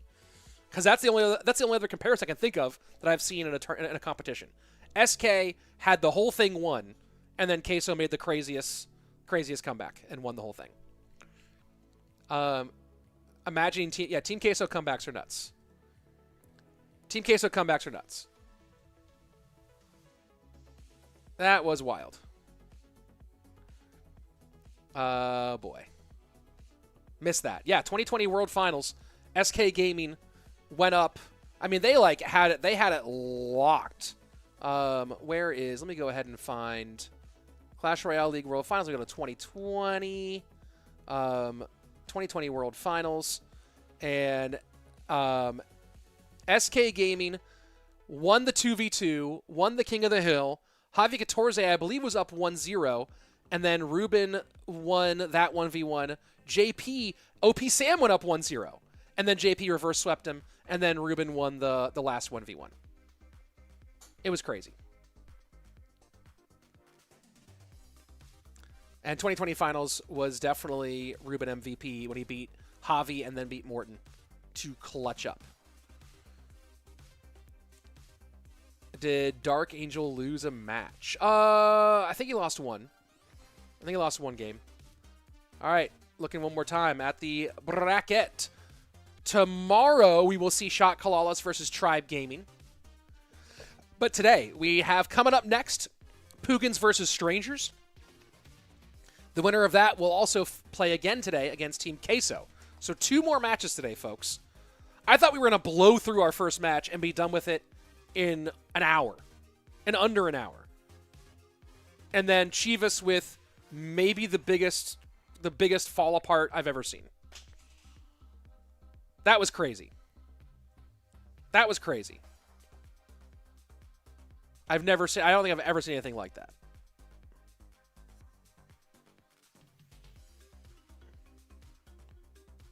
That was actually insane. Whereas SK Gaming, they did not qualify for the playoff portion. DarkAngel versus CHIVAS Esports. Yeah, that's basically what it was. Looking at the team list, Strangers looks outclassed. Surprise PUIGINS is the Elim bracket. Well, PUIGINS lost to CALALAS, as you can see, which is also crazy stacked.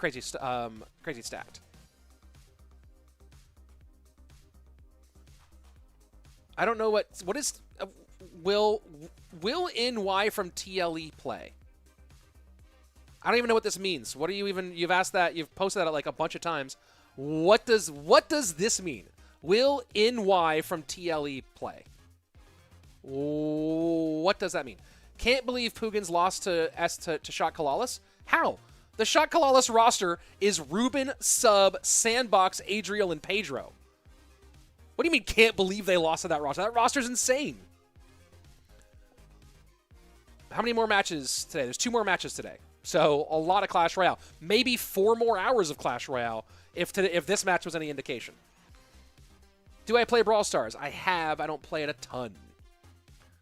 I notice now the PUIGINS team is Mugi Mo. Yes, the PUIGINS team is also that. I mean, Cal PUIGINS is Mo, Lucas, Mugi, Griko, Vitor, which is also crazy OP. I'm stop spamming your questions. Spams get a timeout first, and then it will go up from there. Is there going to be Ice Golem, Evo, or Golem? I hope an Ice Golem Evo at some point. That'd be super cool. SK Claw. Yeah, I mean, Shot Clawless overall, both the PUIGINS and the main roster are both, or in the Clawless roster, are stacked up. Here we go. PUIGINS against Strangers. Let's go.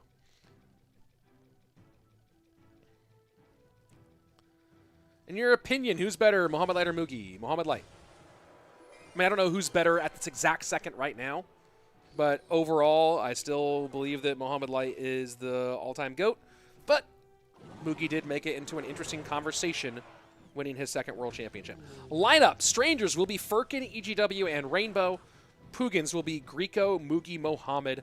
And as you can see, Little Prince and Goblin Giant are the bans.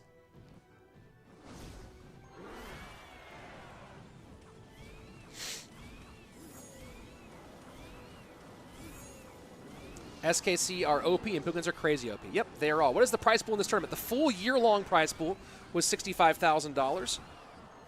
Some of it was given away in the first and second split. So this specific portion, the 2023 Grand Finals, $35,000. Will I be doing any more tips to master videos in the future? Probably. They're a lot of work, and their performance is random. Sometimes they pop off, sometimes they don't pop off. So we'll see. Honestly, they tend to do better when I focus on outdated classic decks, which is really annoying. Like if I did a 5 tips for 3.0 Expo, that would get better views than doing 5 tips for like an actually competitive deck right now. FGAB, what happened in Queso vs. Chivas? I was gone for a minute. Bro.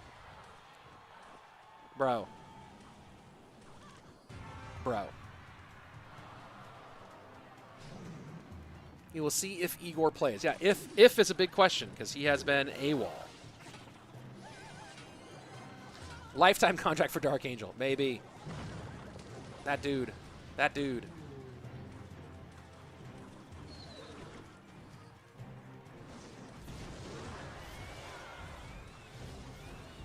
do you become a tournament player? Please answer.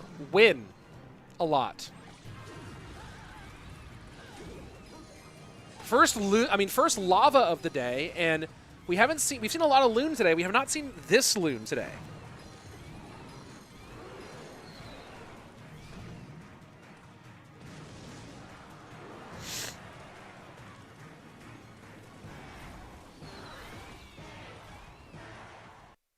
Oh, and once again, their Elgato is being kind of funky.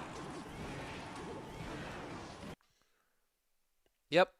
Elgato crapped out. They've been having so many... Oh, nope, they're back. All right. They've been having tons of problems with this Elgato. I'm not sure what it is. That's their capture card, folks.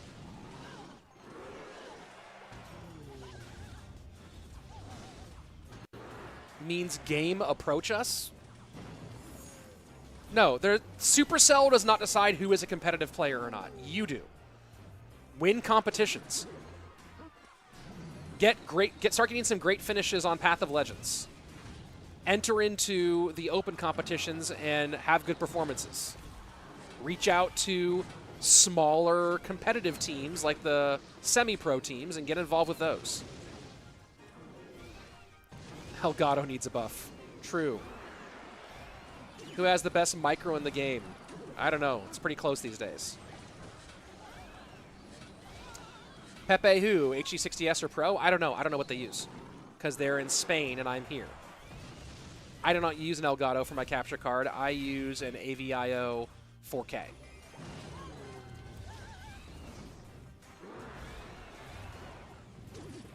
Miner in.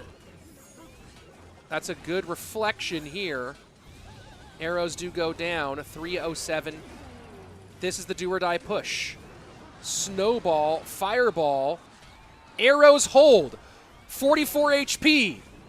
Can Firkin beat this out? Minor defensive, can't do it. Snowball comes down. And Firkin takes game 1 off of PUIGINS. Nicely done. Steven CR, where do you find semi-pro teams? Most of Clash Royale competitive lives on Twitter, a.k.a. X. That's where you mostly find them. But, yeah. Look up what the competitions are that are happening, and then you can find the contact info most of the time. Go on Royale API, see what the... There's like a bunch of semi-pro competitions listed on Royale API. Let me go to Royale API and go to eSports. Let's see, the National Series is currently listed there. Supremacy League, GKR leagues. These are all like semi-pro competitions. You can go and click on the league, and then you can find the teams and click on their socials and reach out to them. There's tons of opportunities. And then also a bunch of, like, the reality is that grassroots esports in English doesn't really happen that much. Like the semi-pro stuff, like, I cast most of what happens in Clash Royale in English. Other people do cast it sometimes, but Spanish is the primary language for most of semi-pro Clash Royale. So you probably, if you're not following the Spanish content creators, you're not seeing the semi-pro stuff as much. So yeah, that's another thing to keep an eye out. Like, I sometimes cast GKR, I sometimes cast National Series, but like I don't cast the like semi-pro stuff that often. Let's see. Honestly, if they're going to start something small, they should find a small team from their country and start from there. Yeah. Is Mohamed Light playing? Yes. Oh my word. Sent Matto a message about you hooking up with Gooder. Dude, yeah. That would be great. Feel free to connect him with me, Jimmy. I'd love to talk to him about it. Make a little pitch. Do I know if anyone at Gooder started playing CR because of me? Not that I know of. Let's see. Honestly, here's the reality. If you're good enough to play competitive, you probably don't need to ask any of these questions. And that's just me being like very blunt about it. But if you are at a level where you can play competitive, like, you're being seen. And you are in the community and know these things. So if you don't have much in the way of like top 500 finishes or whatever on ranked ladder, you know, I don't know what to tell you. Strangers roster is quite stacked. Strangers has some good players. I don't think they have a team that can win this whole thing, though.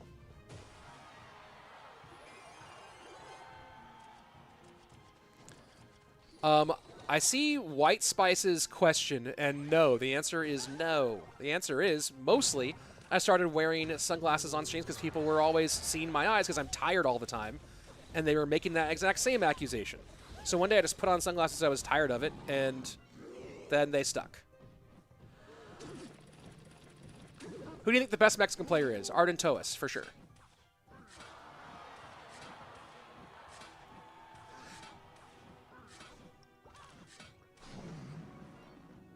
MK Boom Shock Log. It's classic Rich. I don't even know what that is. That something I said? Why is it in Spanish?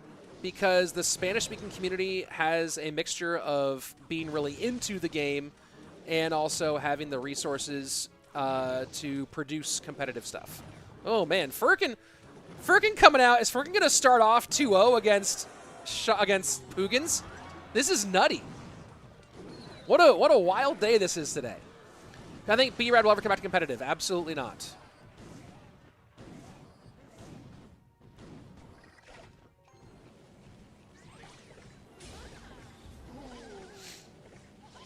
I think Strangers will be able to win if it's in the upper bracket. From the lower bracket, I think only PUIGINS have a chance. Maybe.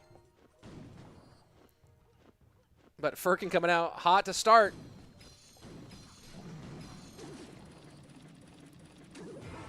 What's the best card in CR? Probably Evo Archers right now.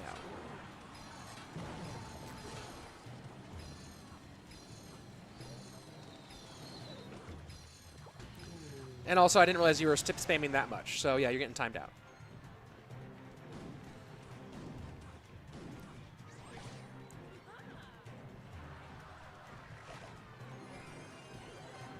Strangers did not get a free win. They won. Furkin won the first game against Griko, and now he's here against Mugi. Does Mugi have the snowball to get the second? Oh, he does get the second shot anyway. Okay. Okay. Mugi has to do a little bit more damage, though. He sets up Archer's left-hand lane. And Oh, boy. Okay, gets the stretch. Gets the stretch. And, ooh, boy. That was very close to Furkin catching that whole thing. Mugi now alive and well going into sudden death overtime. Looked like Furkin had this thing all locked up.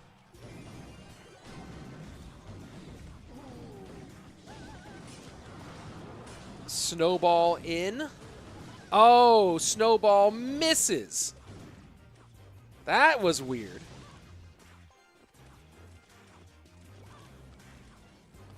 That was a strange miss for sure.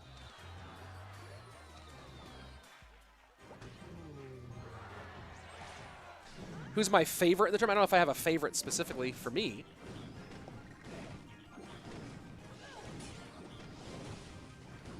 Smart snowball from Mugi to redirect. Just keep that loon off the king tower, as that is the weak one.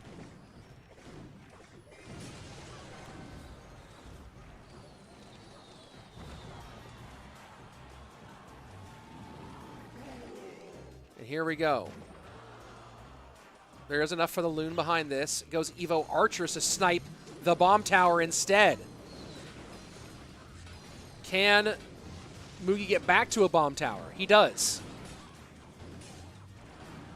And protects the bomb tower from the Inferno Dragon as well. What a sequence from Mugi there. What a tremendous defensive sequence. Archers don't pick up the miner. Reflection in, arrows clear, loon going for the tower. That loon's gonna hit, I think. Fireball, will it hold? It does. 8-1-8. Valley.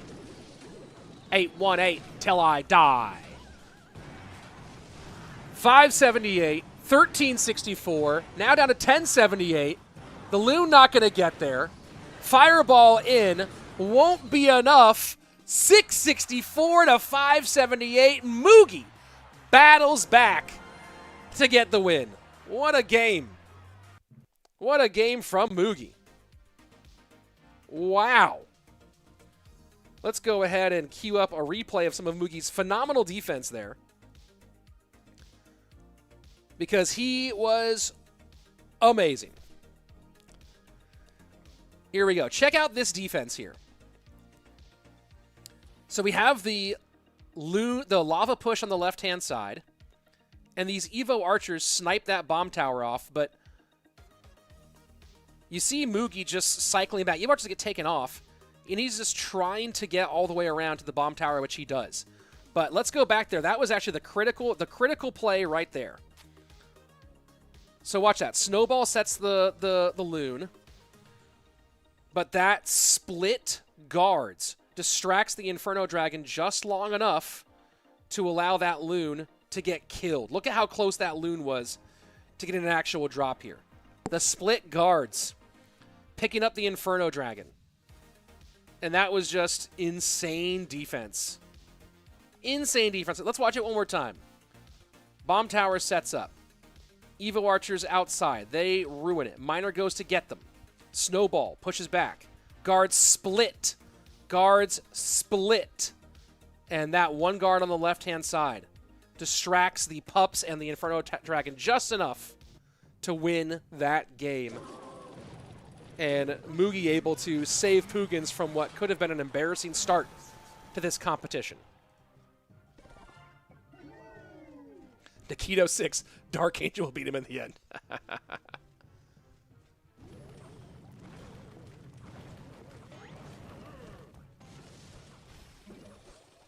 This Mugi guy looks pretty good. He should compete in CRL. Yeah, I think so too.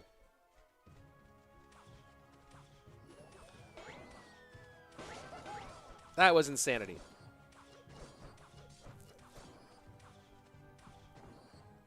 Frickin' missed the tower off Fireball to Archers and this cost him the game. Did he miss the tower with that? I didn't even see that.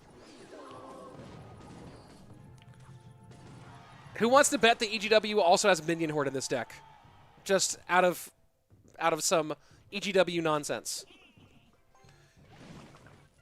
No, he goes Skelly Dragons. That would just feel like prime EGW nonsense. What's the chat on the top left? Well, I can choose any message from either Twitch or YouTube to show up on the screen. so that when I'm responding to the chat, there's context for what I'm responding to.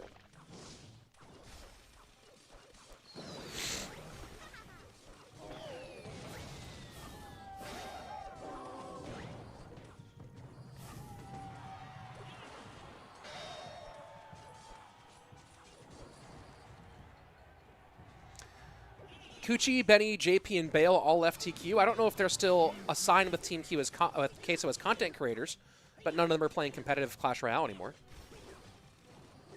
They are all out of the competitive scene.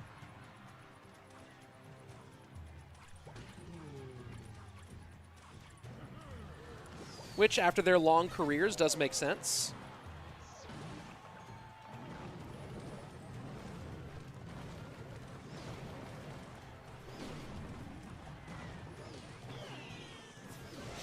EGW getting tropical. Yeah, he's been playing in some funny places.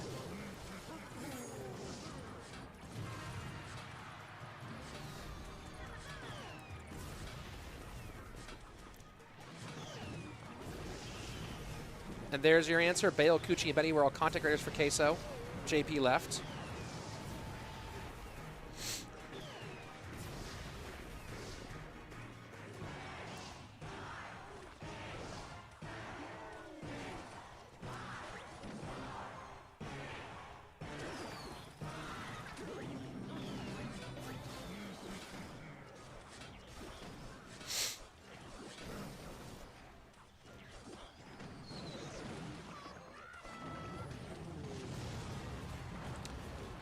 Hog continues to do its work. That interesting. I didn't think that Monk was going to knock that Hog. I must have gotten shots on something else earlier.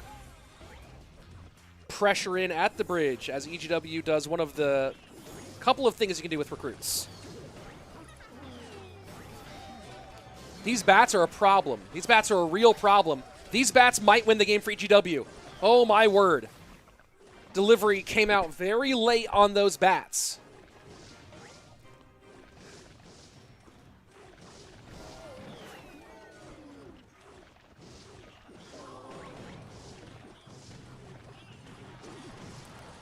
And this miner's going to get some value here, and it does.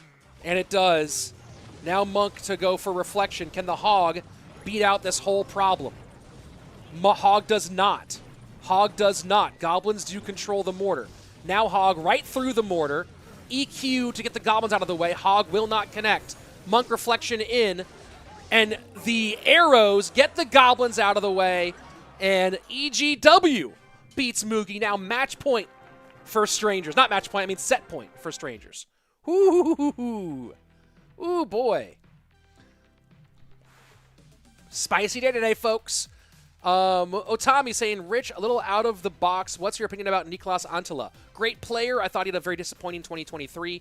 Hope he'll do better in 2024. And excited to see how he performs when PDGA Worlds are in Finland in 2025. That will be very interesting. In Nokia and in, I can't remember the other city they're going to be in. But, yeah, 2025 Worlds in Finland will be very interesting. Do I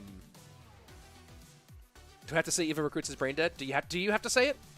Oh, okay, sorry for spamming. I didn't know about it, but what about Little Prince? Is he not the best right now? What are you talking about? Little Prince is the best of the champions still. I'm excited for 2024 CRL. Clown looks amazing. Yes, he does. Let's see. Oh, I guess Bale's an SKC and Benny doesn't have TQ in his buy or anything. Okay, I don't know. I don't know what's going on with Team Queso, honestly. I don't know their business. I'm gonna turn this music down a little bit.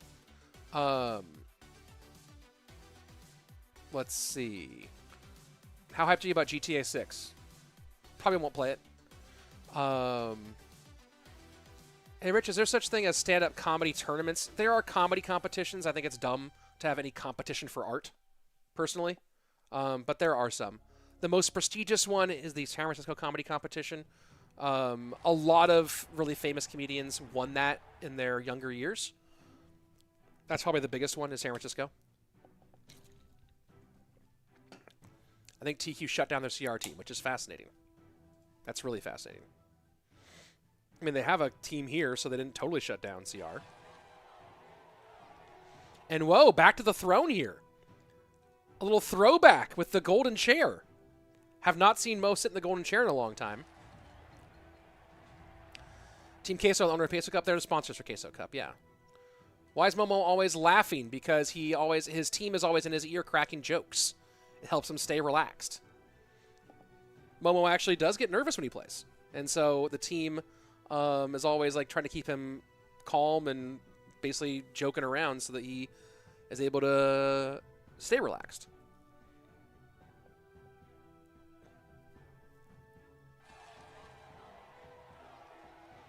Rich, what's your opinion on Bruce Lee and his Jeet Kune Do? Legend and pioneer or overrated?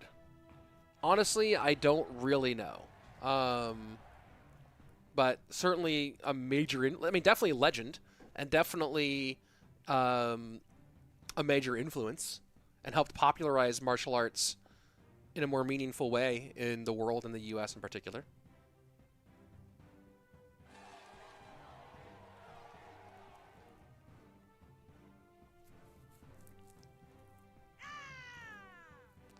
Lego Master, when's it starting?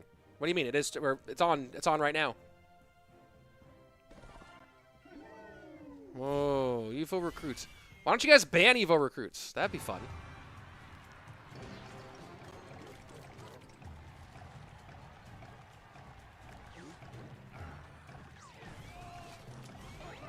Ooh, Muskie doesn't get on the Phoenix. I think EGW meant for that Muskie to get the Phoenix and a little off.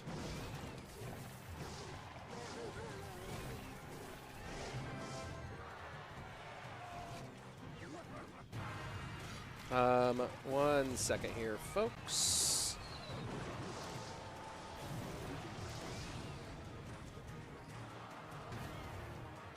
How do I need to go like bring up the moderator controls or something here? Hold on. Why is that not working?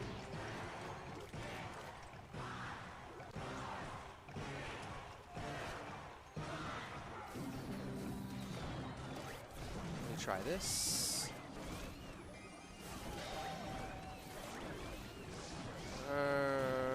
Okay.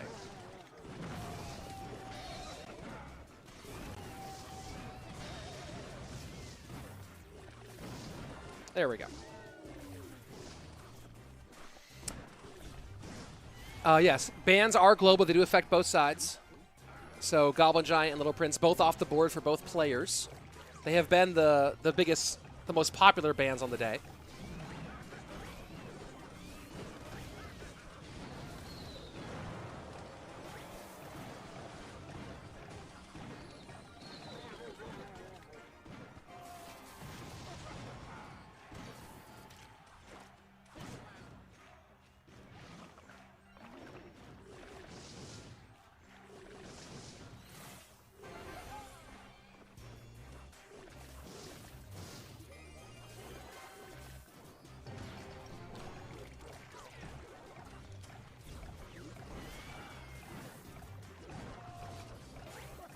Spartan Stiff, can they only ban one card in the tournament? They can choose to ban one card during each set.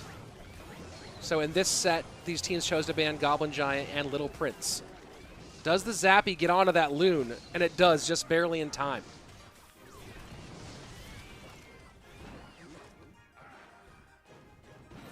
EGW would love to get back-to-back wins on the two most recent world champions.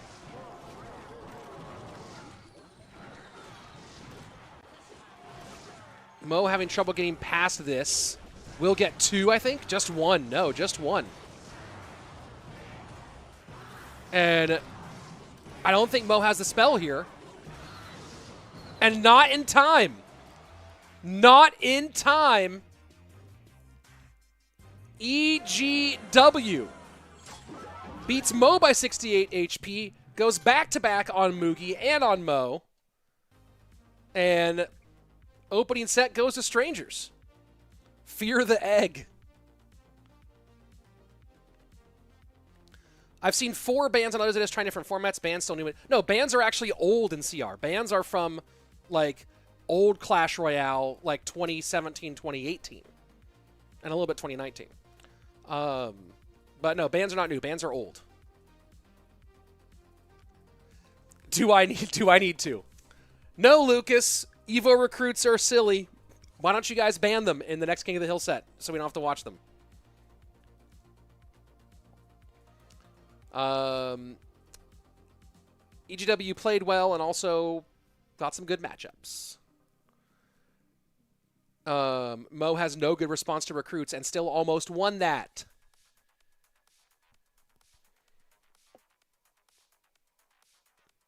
How long have I been in this community? I've been commentating competitive Clash Royale since 2018. So there you go. What do you think about tower troops coming? I don't know what to think yet. We'll see when they come.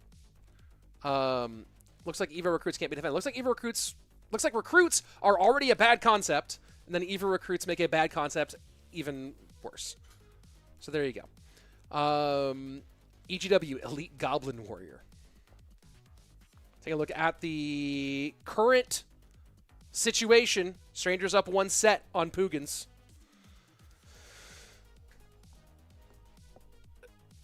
Shot CALALAS and Tribe Gaming tomorrow. But we still have the rest of this match and one more match today. We're going to be here for a while, folks.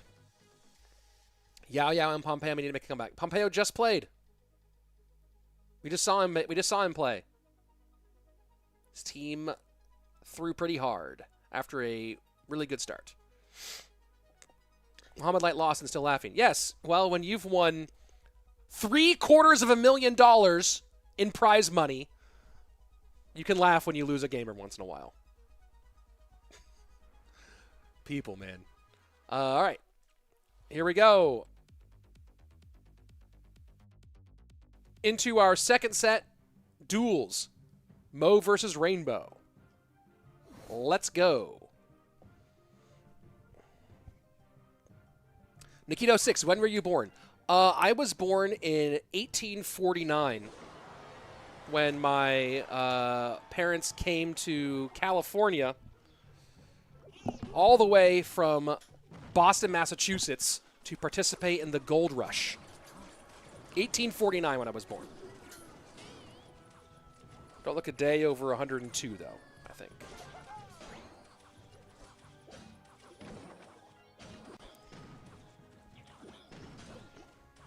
If you can't beat them, cheese them.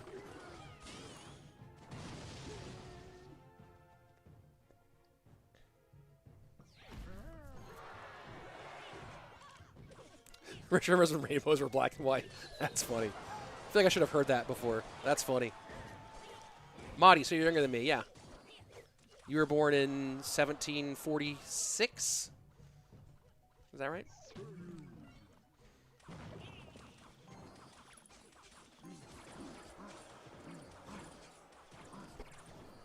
Rainbow's going to have trouble getting to the spammy troops when they're played defensively. Mo doesn't have a building. Take all of that information as you will.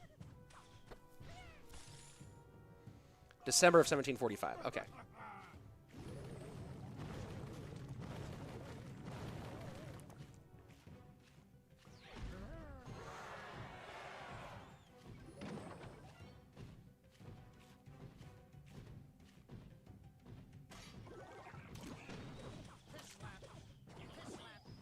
Why does Mo stand off EGW 1? Because look at the sets. That was the end of the King of the Hill set. EGW won the first set, and now it's Mo versus Rainbow in the second set, which is 1v1 duels.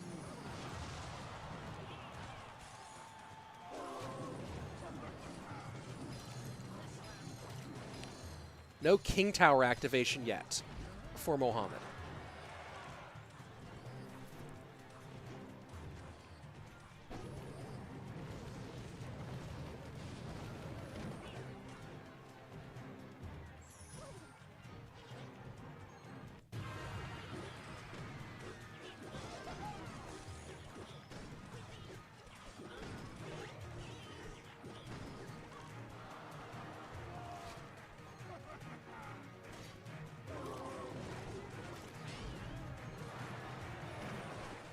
Stacking up the bomb towers. This Mega Knight's a problem. Good fireball. Mega Knight in. I think bomb tower's there again, and it is. And you see trying to hedge that left-hand side is Mo. And this is a nasty rage push. This is a nasty raged up push. And that's why Goblin Giant Rage is ridiculous. Even in the hands of Mohamed Light. I don't love it. You remember the 2017 series World Finals with guys like Adrian, Piedra, Baron, Music Master, and STR King as world champion? That was iconic. Sure.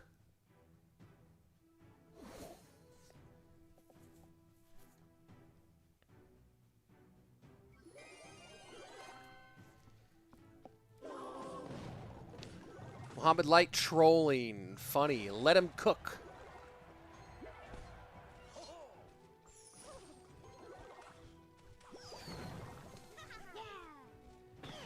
It seems whatever happens, minor poison becomes the meta. I mean, it's always good. Mo needed to be stopped. He was playing too well. It's good to see other players at the same level as him.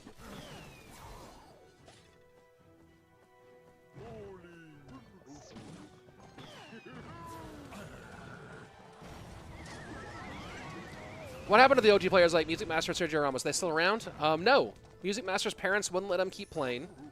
And from all accounts that I've gotten from pros, he wasn't that good. You know, got to second place in a tournament. And Sergio Ramos played CRL for the next 3 years. Played in 2018, 2019, and 2020. I think he played for Nova in 2018. Didn't really play at all. And then played 2019, 2020 with SK Gaming. And that was that.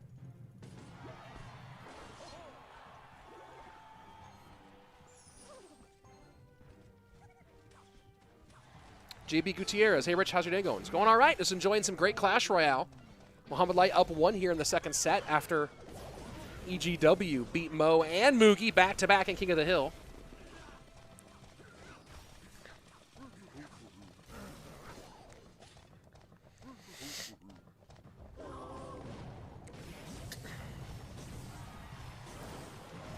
Rainbow not liking something. Good Ice Spirit from Mo to finish off the Electro Giant. Boulder will get murked too.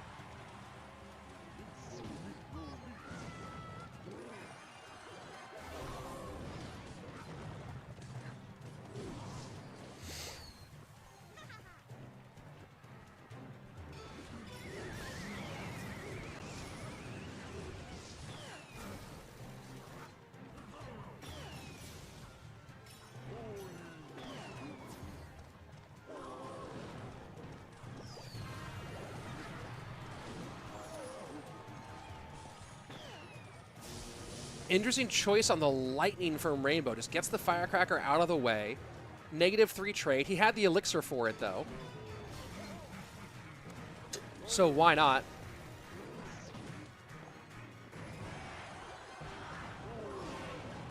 And Hog not getting the Mighty Miner to tank, but the Evo Firecracker going to get 2 big shots here on tower.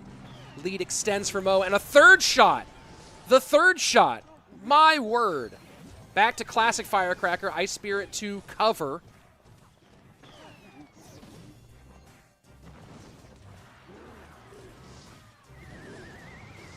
And force the NATO defensively again. And still gives up a hog shot from Rainbow. No way. No way.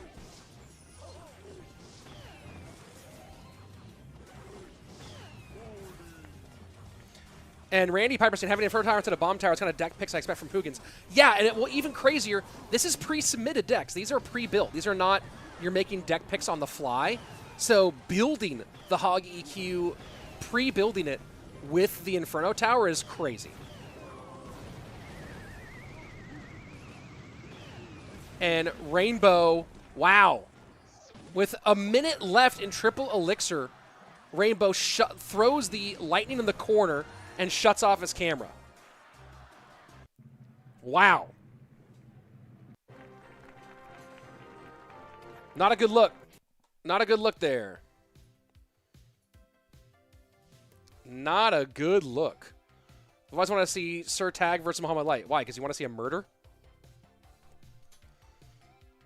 Why do you want to see that?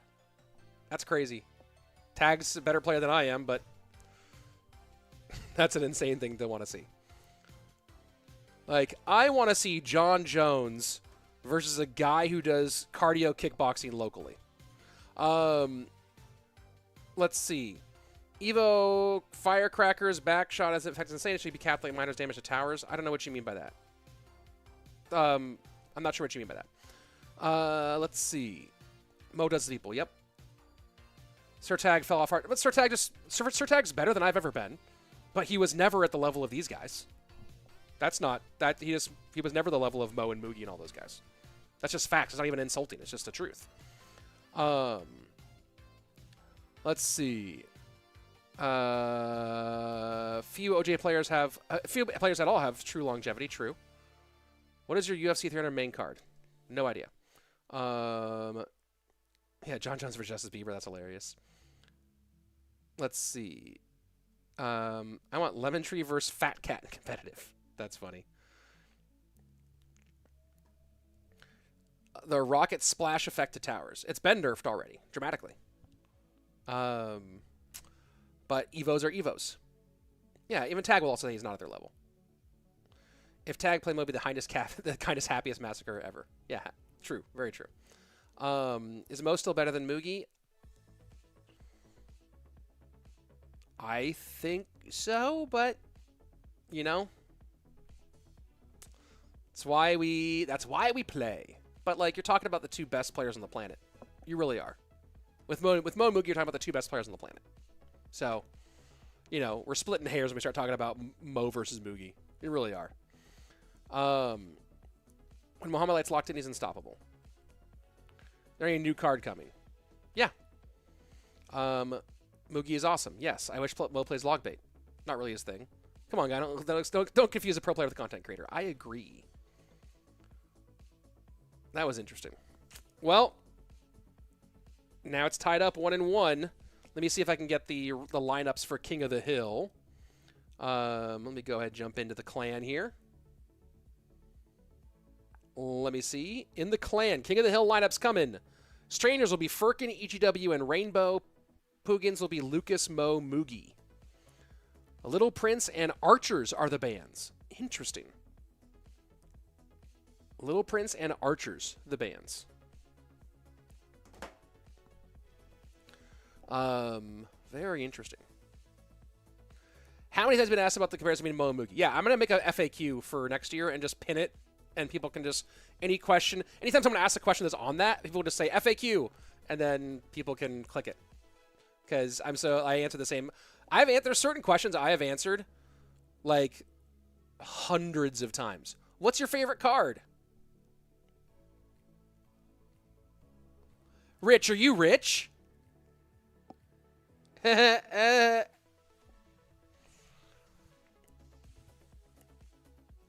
you see your eyes once? Yeah, I get that one all the time, too. Lucas definitely even recruits for sure. Well, if you can't beat it. Is Egor playing? No idea. Mo needs to take revenge on EGW. Well, let's see if he does. Here we go. I'll be right back. You guys can enjoy this matchup.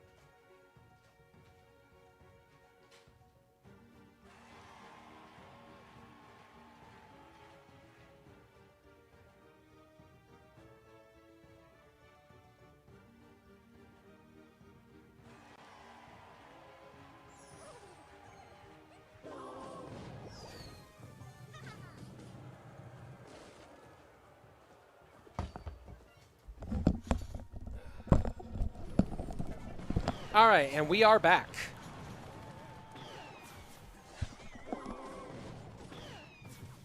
Watching you from work right now. Adrian. So, well, thanks for slacking off.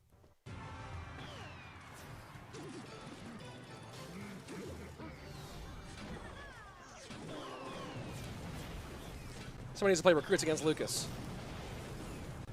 Frickin' out here running. Wait, he's running minor poison xAlee? Minor poison xAlee Nito. Okay.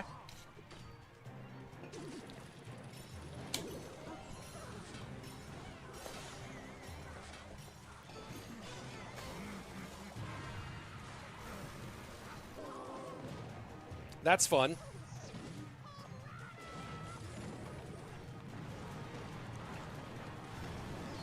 Unpopular opinion. Rich Slayton should be the Supercell community manager of Supercell.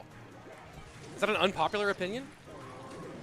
It's just an opinion. I don't think it's like particularly popular or unpopular.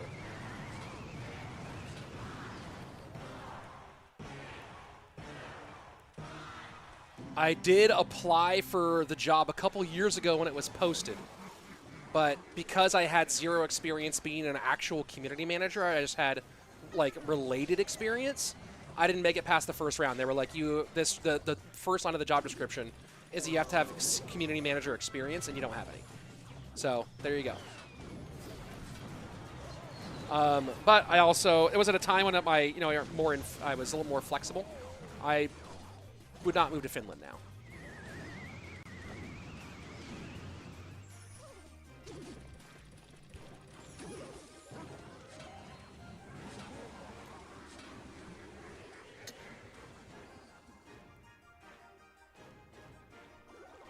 That minor deck was meta like 2 to 3 seasons ago. Yeah, 2 to 3 seasons ago, exactly.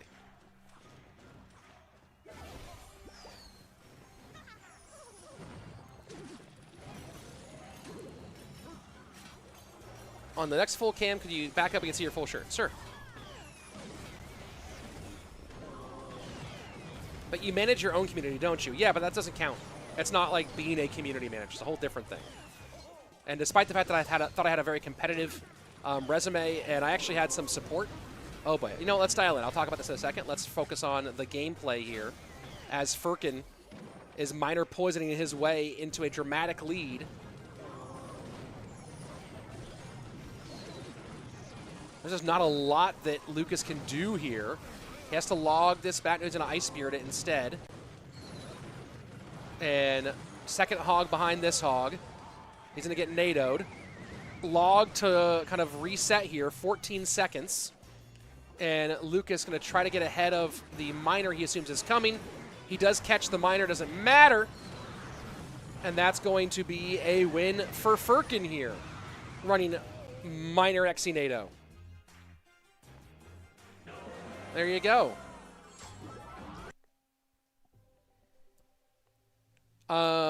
Let's see. Imagine telling the truth on a job application. I tell pretty close to the truth. Tell the truth. You're gonna get fined. You're gonna get exposed when you don't. But yeah, I didn't make it. I had a good resume. I had what I thought was a pretty good application, and I had a few Supercellians who were like, "Hey, we think this is a good idea." But just that you had to have it. The number one thing from experience, which was having done some community management in the past, I had none of it. So I had what I thought was close enough relevant experience, but not. So there you go. Let's see.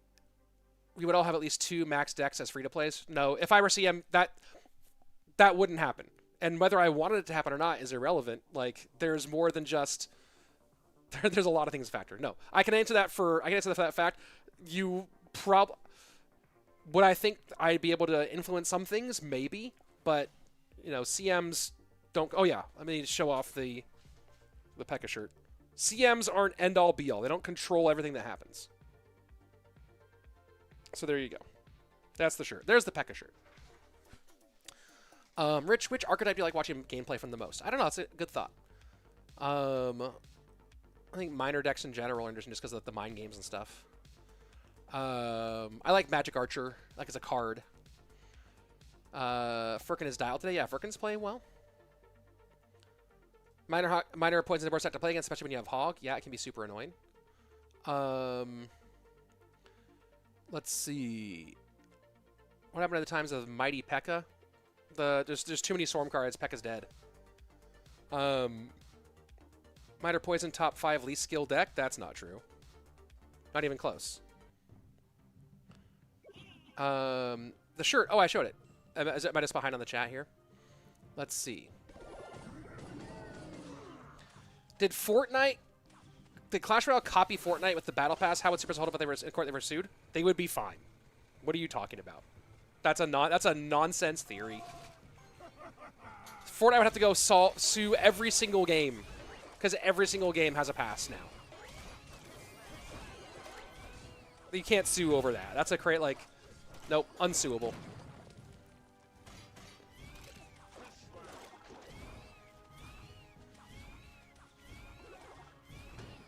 Where can I buy the CR shirt? I don't even know if it's ever been for sale. Sad to see everyone talking only about Mugi being champion while Pedro and Pandora had their best runs ever. Sure. And CRL, when commentators give right predictions, do they receive some award or anything? No. It's just for fun. It's just for content. I'm in TV. Cry, please. There you are. Yeah, every game has a battle pass. Hey, Fortnite has people shooting weapons in it, so do you think that the creators of Doom could sue Fortnite because people shoot things? It's crazy. It's crazy. Sorry you're getting cooked there, bud, but silly question. Clash Royale doesn't have a legendary spell. Unless you count the graveyard. Rich, what's your favorite duck? The mallard. The mallard is my favorite duck.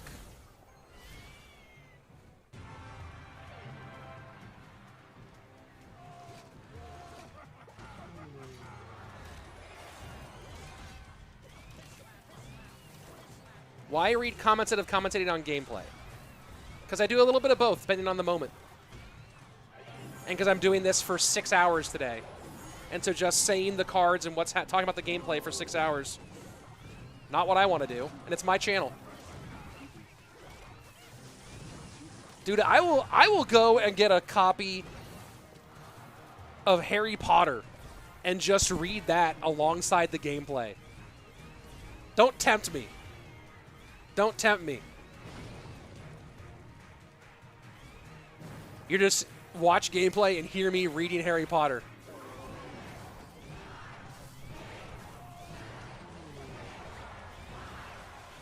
Please do. Do it.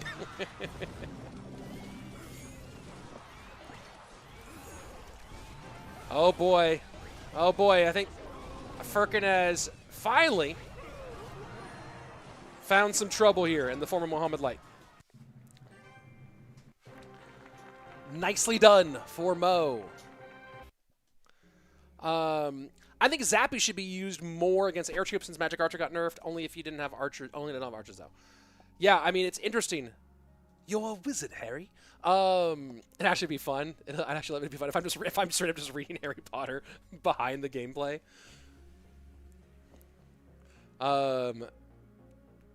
Let's see. Richard Dimmer Hog 2.6 cycle for beginners. Sure, it's a good thing to learn. It's a good way to learn lessons about the game. So, there you go. What's the closest match you've commentated?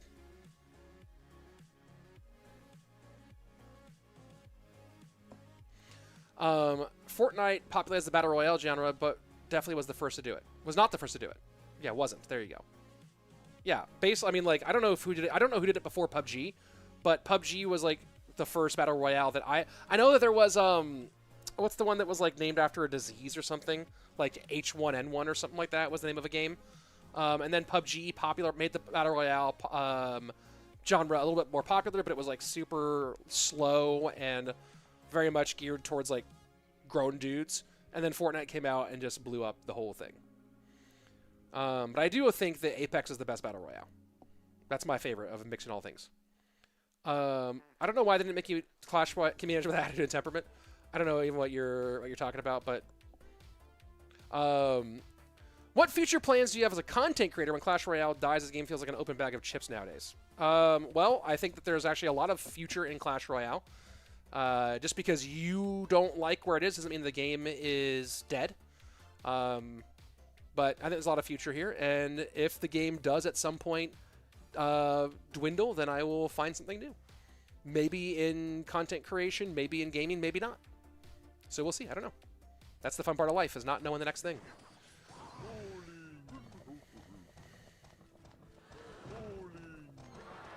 Makes sense how you do this community with the attitude and temperament. All right. I think that you totally misunderstand what the squad is like. H1Z1. There you go. Suicide Sheep just answering questions. Why do you always wear sunglasses? Because I don't have eyes. Is actually the problem. And with no Goblin Giant ban, here we go. EGW. Throwing out the Goblin Giant.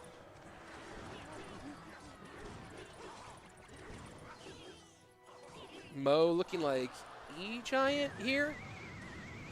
With the NATO even more.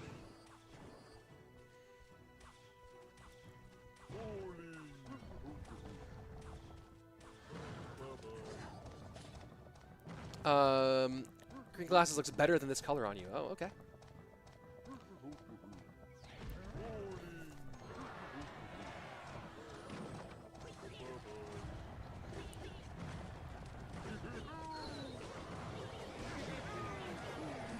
And yeah, I agree. Rage is OP compared to other 2 spells. We talked about it earlier in the stream today. Battle passes were first introduced in Valve's Dota 2 and in Fortress 2 from... Interesting. Okay.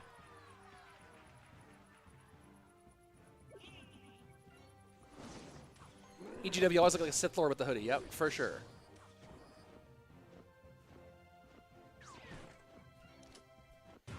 Were you the commentator for I was not the commentator on CCGS. I was hired in 2018 for CRL when they wanted to kind of change the direction of how the commentary felt and make it more sports and less esports.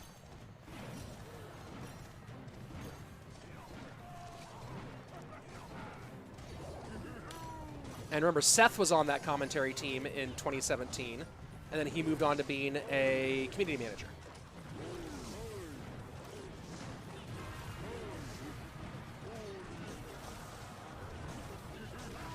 Fisherman's going to make this really hard for Mo. I don't know how he wins this. I don't know how Mo wins this matchup, to be honest.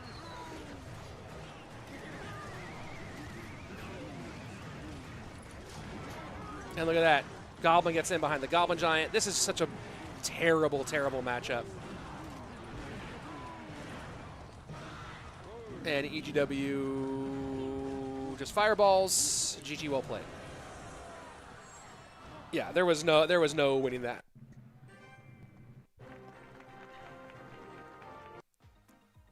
Let's see.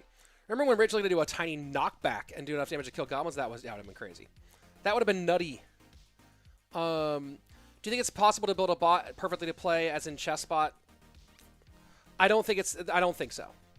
Or at least the technology to get there is way too expensive. But I don't think so. Because there's so many other factors besides. There's so many like feel factors, right? In chess, like a computer can really analyze every possible move and make the optimal play because of like there's specific lines that happen, and there's so much data to build it from.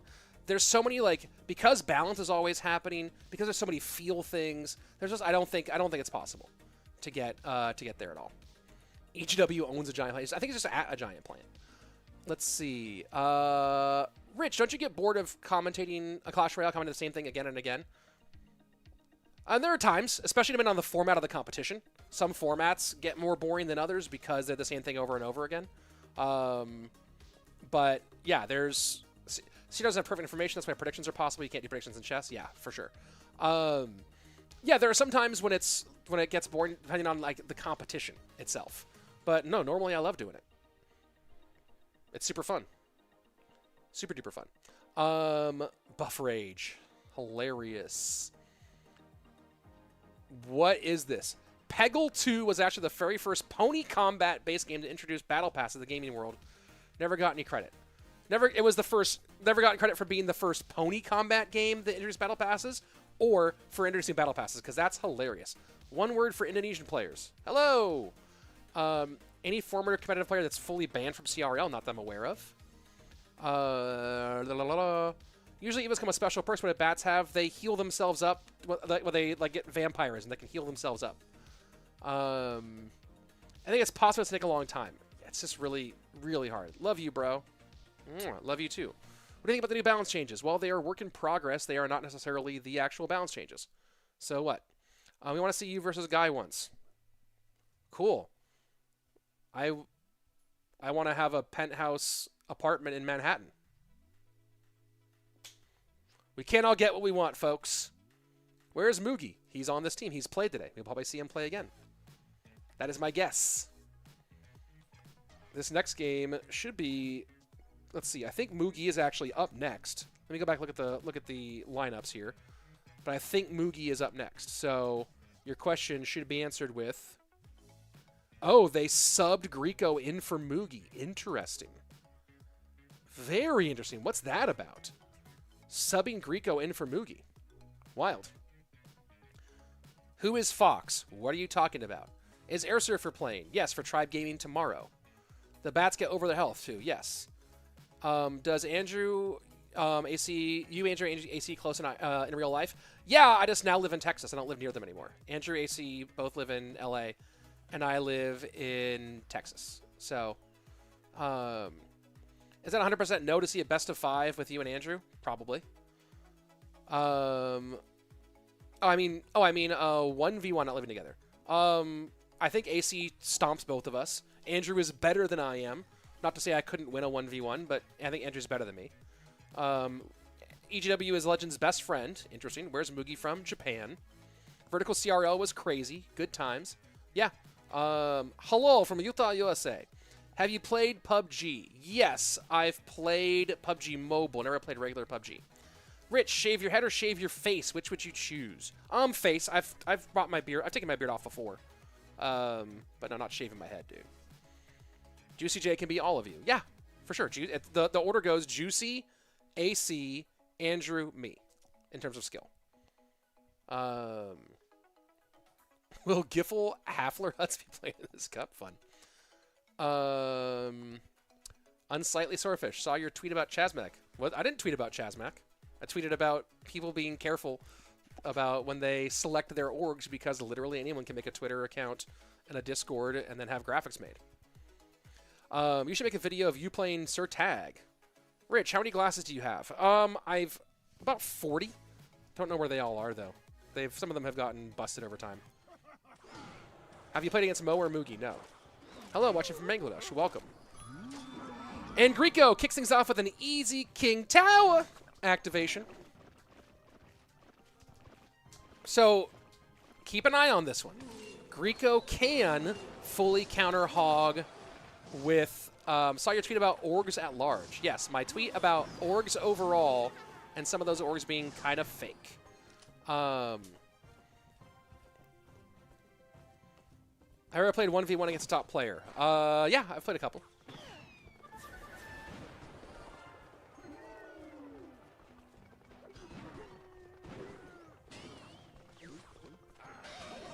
So keep an eye on this. King Tower activated for Griko. You can fully counter hog with the Fish Boy, but you run the risk of being countered with a play in the middle at the river. Just notice my background is so cool. Yeah, my background is super cool. Thanks for noticing.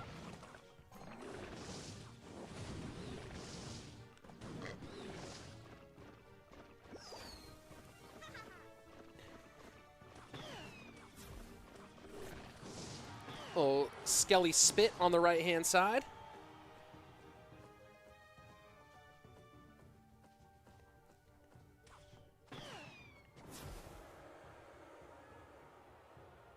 And EGW with the lead, and Griko just hanging. Waiting for when will he ever have the opportunity. Recruits. There you go. And here goes the Loon. Left-hand lane. Ewiz. Oh. Oh, boy. And rages up the Ewiz. Loon still gets a shot here. Griko with the grip. Says Doggo Kron. Yeah.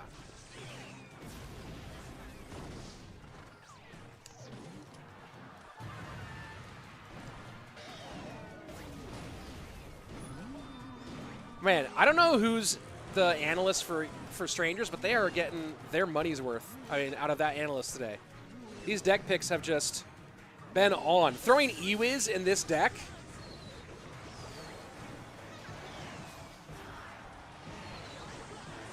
And EGW continues his reign of terror today. Wait a second. Does it hit? Oh, the Muskie keeps it alive! No way! No way! Oh, my word. Oh, my word.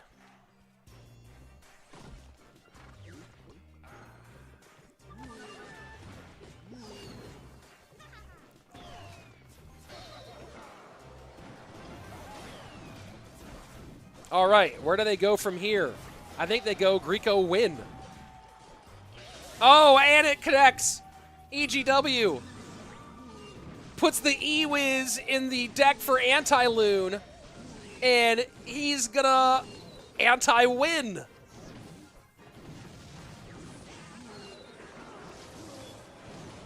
Hog's getting chippy. Oh boy.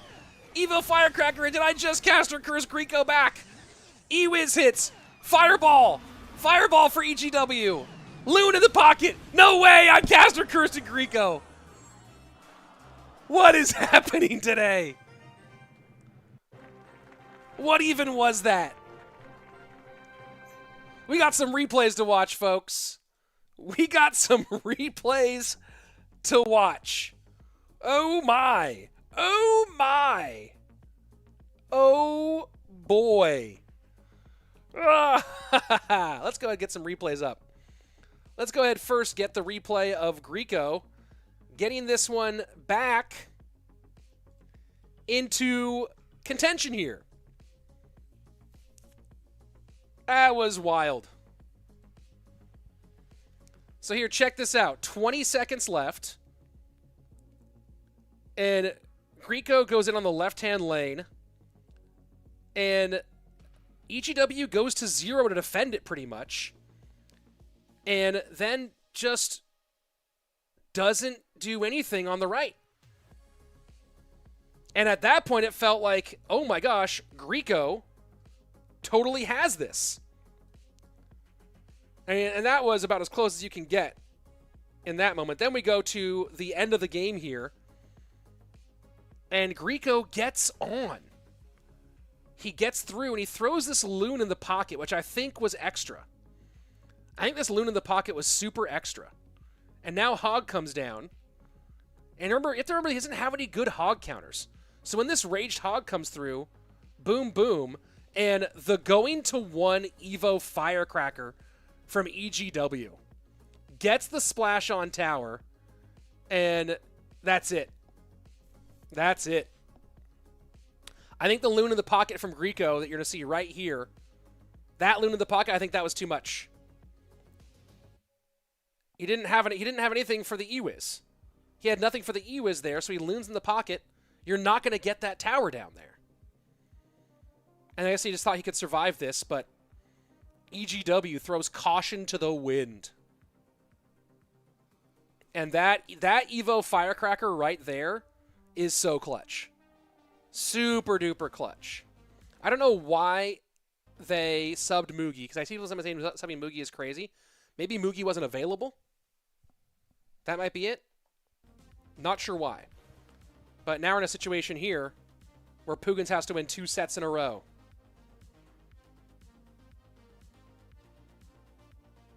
EGW is the new GOAT. And here we go. Mohamed Light, EGW. 1v1 duel.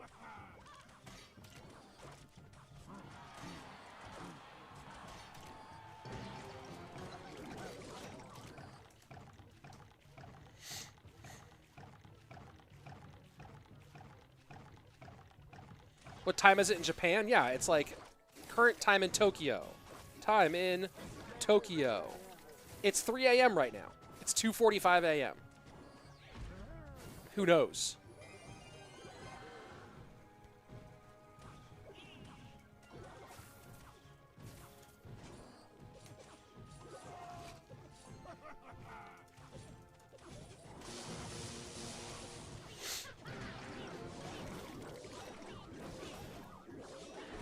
Let the E whiz too long with the Evo Cracker. Yep.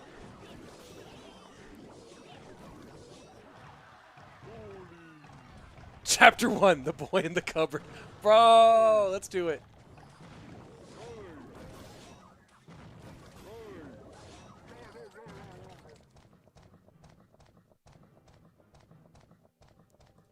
Stranger's has a chance to knock out PUIGINS.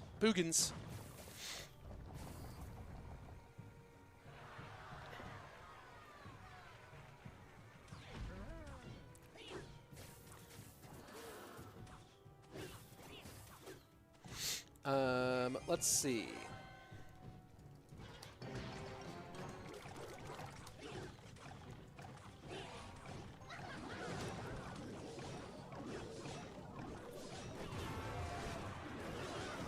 And Mo going a little more interesting with the arrows here in this deck. Chapter 1, The Boy Who Lived. Yes, good point.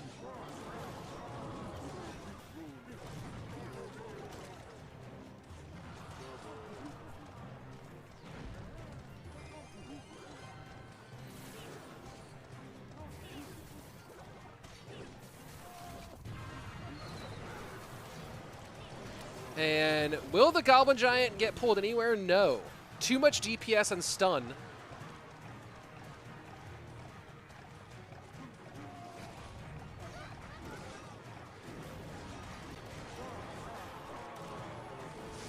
Ooh, interesting lightning here from EGW.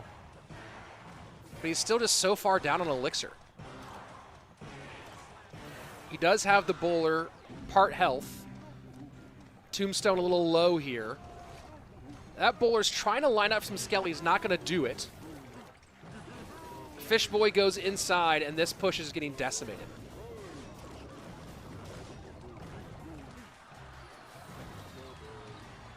Does Mo go RG to the left here? Keep the pressure going in both lanes. He's at 6. I don't think he wants to. He goes RG into the Mother Witch lane, gets some chip on the left-hand side, and Royal Giant now going to wreck on that left-hand side, on that right-hand side. The RG pulling up is actually phenomenal for Mo, because that means the Mother Witch isn't touched, and Mo easily takes game number 1. Easily takes game number 1. All right, this guy is going to get a 30-minute timeout for spamming his clan 1,000 times. I don't have anybody modding on YouTube today.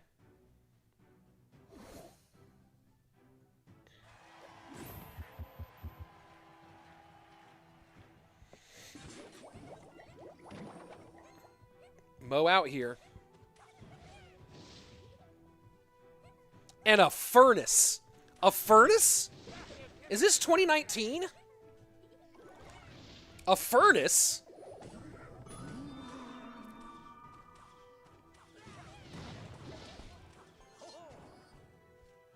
A furnace. Anyone else out here like, what? DC! What's happening? Thank you. A furnace. I'll say it one more time. What are we seeing here? What are we seeing here, folks? What are we seeing here, folks? Why furnaces?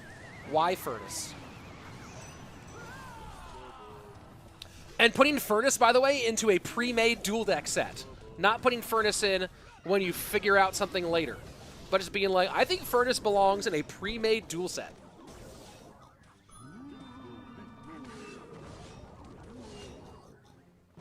EGW could win with it, though. EGW, this is kind of getting a little nasty.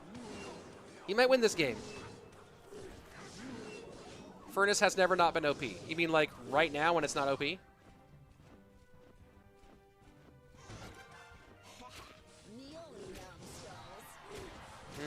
That's going to be a nice little night connection as well. 12 HP lead goes back to Mohamed Light. Juicy saying secretly best card. Lurking in the Twitch chat is CRL co-caster, World Cyber Games champion, and TikTok's #1 gaming streamer, Juicy J.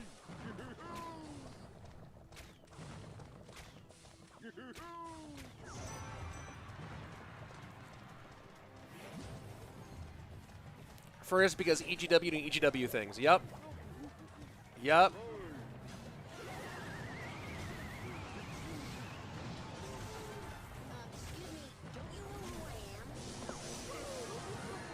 Well, I think EGW things are a bad idea sometimes in duel mode. When duels are closed, not open, I don't think EGW things are super smart in pre-submitted duels. Great in King of the Hill, and maybe even really cool in normal duels. But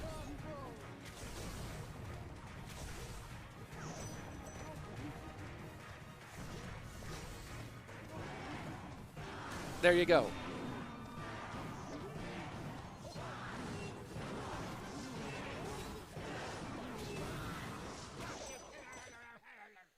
Even if Mo wins this, Strangers have had better luck in King of the Hill, you think that they have the advantage? I don't know. If you're telling me right now to bet the house on one of these two teams, I'm still betting the house on PUIGINS. Oh, here we go. Oh, I thought we were going straight to that. Never mind. All right. Bros being nostalgic. Sure, I can chill for a minute over here. Cool. What's my opinion on McGregor? He exists. E-Giant didn't go to Furnace. Yeah, it was super nice. Super, super nice. With the evil grin the whole time. Yeah, I didn't grab the replay. I didn't grab the replay, unfortunately. Why do some games have bans that others do not? Because of the game mode. Duel mode already inherently bans 8 cards after each game because you can't repeat cards.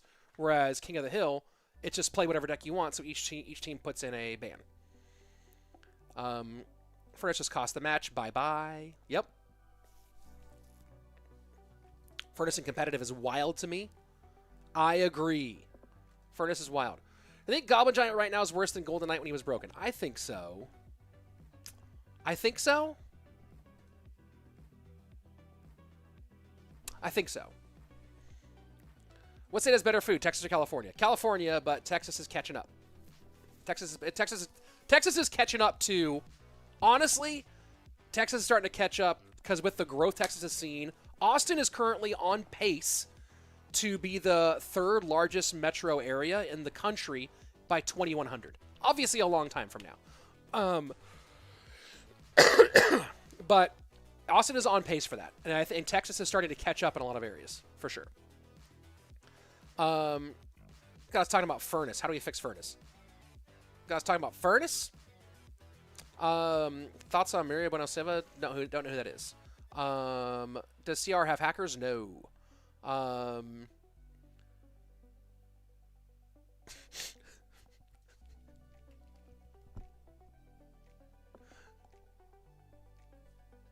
That's today's winner. That's today's winner. Comment of the day right there. I'm pinning that one. That one's pinned. Comment of the day right there, folks. Let's put it on the screen one more time. Brilliant. Brilliant. So funny. Let's see. Why does PUBG have so many hackers, but I don't see a single hacker in CR? Because you can play PUBG on PC. That's a big reason why CR wasn't really on PC for such a long time. Goat comment. Arthritis seems like a skill issue. Tell him to get better knees. I know how your uncle feels. Big dubs. Big dubs. Big dubs, boys. All right, let's see. Let me see if we have the lineups yet for King of the Hill. Let's see. Getting my phone out, looking at the clan. All right, here we go. Game number 1. Lineup is going to be Griko, Lucas, Mohamed against Rainbow, Firkin, EGW, Fisherman, and Little Prince are the bans. Interesting. Fisherman ban from PUIGINS.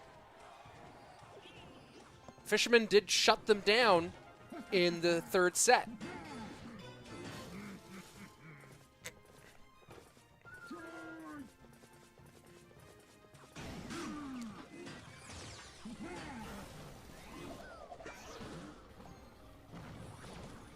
Did Mugi play? Yeah, he played in the first set. And Rainbow gonna go Goblin Giant Sparky because Goblin Giant ain't banned. Is Griko ready for it?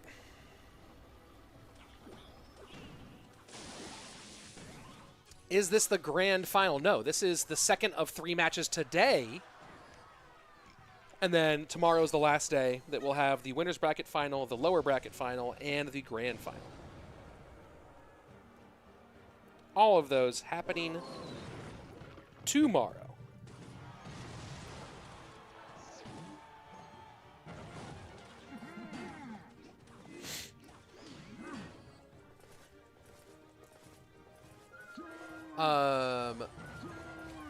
Super Mouse, sorry, Rich, you are wrong. You can have PUBG with a phone. I think Clash Royale is one of the best anti-cheat systems, and they're keeping it close. Not sure of those. Yeah, maybe that's it. I don't know much about PUBG Mobile, to be honest. I've played it a few times.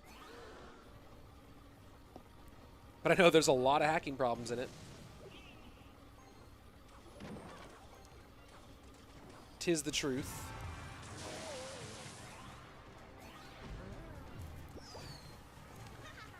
Goblin Giant. Sparky.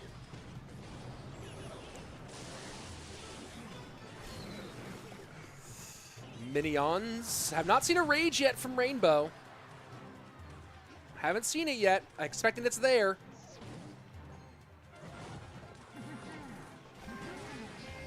Oh, misplayed Mini P.E.K.K.A. And that's a ton of damage for Griko.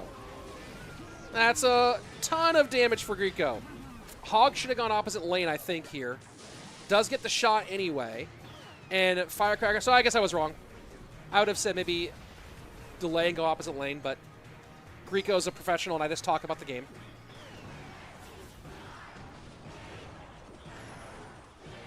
Ice Spirit to hold. Goblin Surround. That's a good rage. Hate saying that out loud, but it is a good rage. The Fisher ban is super clever. You can't play Lumberloon, Recruits, RG, and Gob Giant. Yeah, it really shuts a lot of things down. You can play Goblin Giant Sparky, but classic Goblin Giant so much.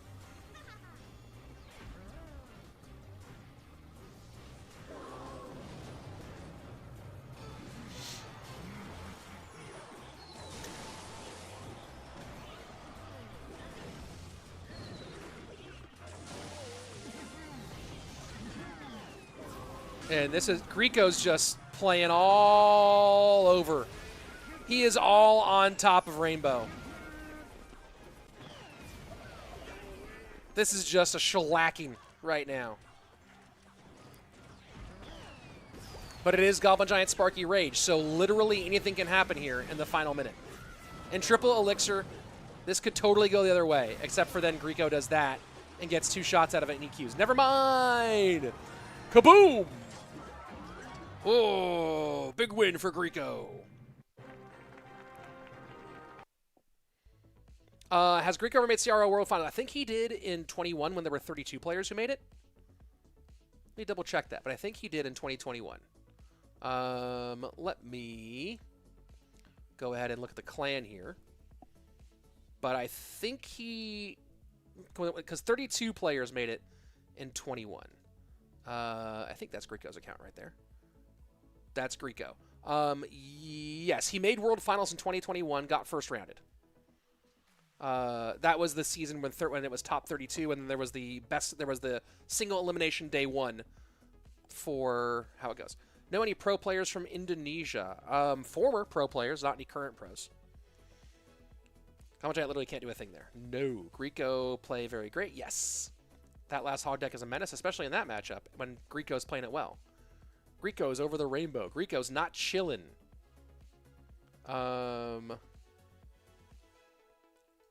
Let's see.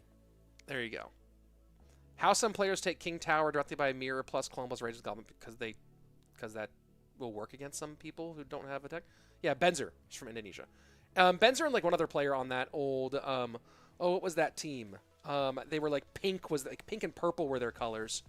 Chaos, Kavtavs, let me go. You know, I actually have access to that to answer that question right here. Let me go find it. That would have been let's go to Chaos Theory. Chaos Theory. There you go. Here you go. All right, wasn't that it? Wasn't that their team name? Let me go take a look at teams. Let me go to CRL East, CRL Asia Fall Season. That team was called, yep, Chaos Theory. Benzer, Trainer Dex, JTV, Carolus, Rosea. That was on that.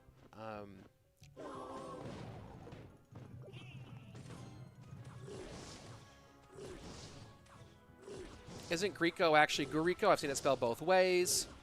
It's Japanese, so like how you spell it in English, I guess, is flexible. Never seen a pro player from India. Prashant played on 100 Thieves in the first season of CRL.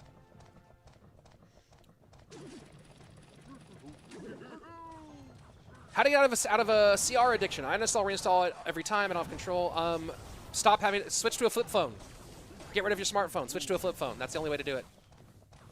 Otherwise, do you always have Wikipedia on a second monitor? I actually have 3 monitors open, and I have a bunch of stuff on my second monitor. I have Royale API, I have Wikipedia, I have some spreadsheets that have other information. Tons of stuff. Any other Egyptian pros other than Mo? Capgun's the first one that comes to mind.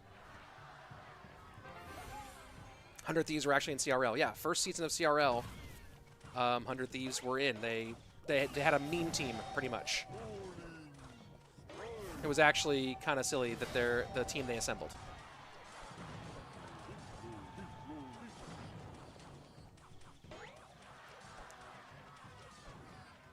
Firkin's been good today.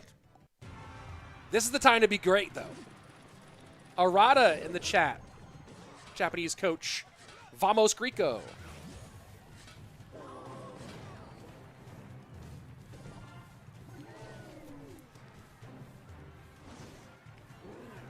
Electro Giant into the strong side lane for Firkin.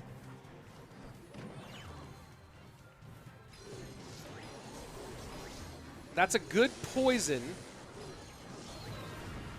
I think that lightning's not going to get... It might get... no, not with the goblins now. Going to get maybe 1 zap, and he does. Would have loved to get a little more value out of that lightning if he could, but Griko doing a good job of not letting that happen.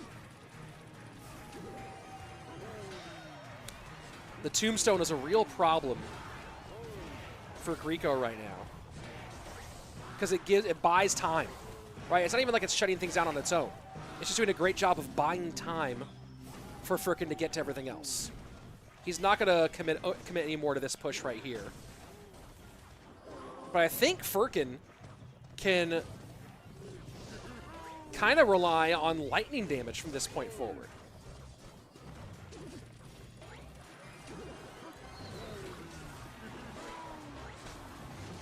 No, Minor Poison.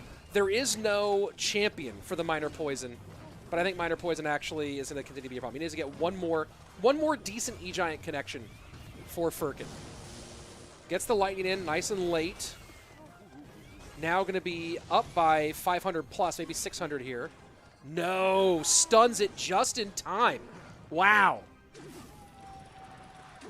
Griko doing everything to keep himself in this. And look at the right-hand tower. Now suddenly Firkin's in huge trouble in both lanes. Evo archers take him off the board, but not before damage done. And now Griko has options.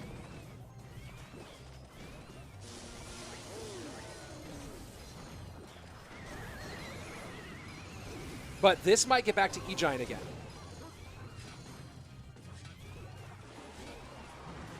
$734. That Minor Poison push made this into a fight. And a straight up lightning cycle there. Straight up lightning cycle. Bowler in front. Probably Tombstone goes high. Archer's behind to catch. No, just going to bowler it here. NATO. Lightning should come in. Griko goes back to one more miner, though.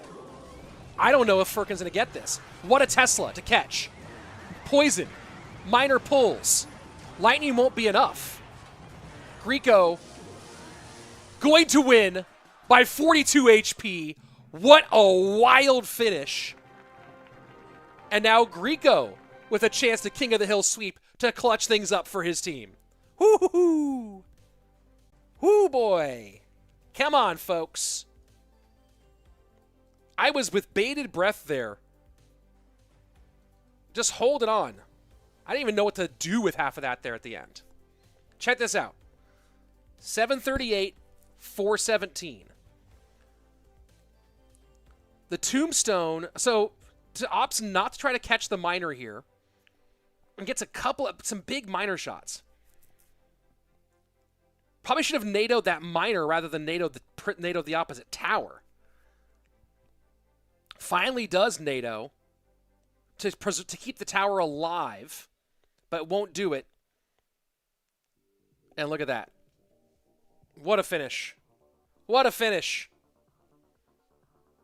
Fisherman Band cooking strangers right now. For sure. Feels like Furkin had that. It did feel like Furkin had that. It did feel like that. What a great match. Should have played last NATO on tower and cycled.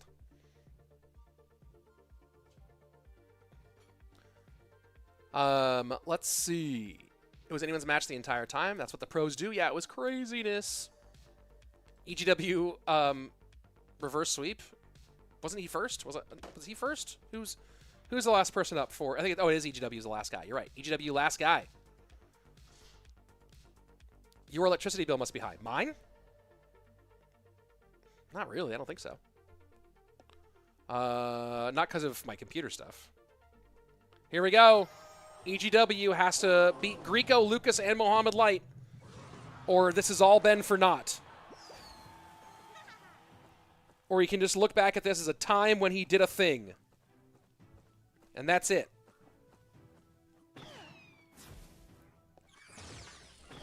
Will this be more than simply a time when they played Clash Royale?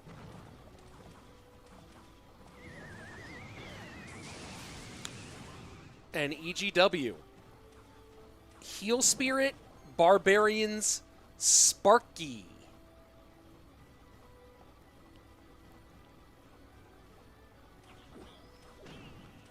Do I have kids? Yes, I have too. All right. This guy who wants to come out and say a bunch of nonsense. Not even timed out. Boom. You're banned forever. Bye. Bye-bye. That was fun.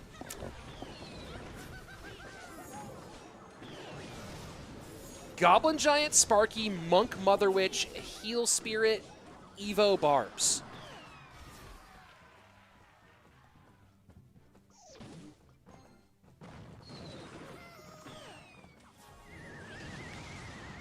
Ooh, but Hog is tanking for the Mighty Miner.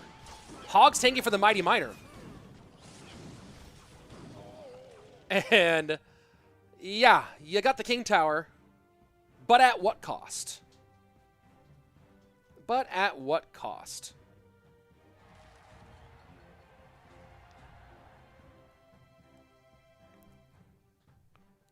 Oh boy.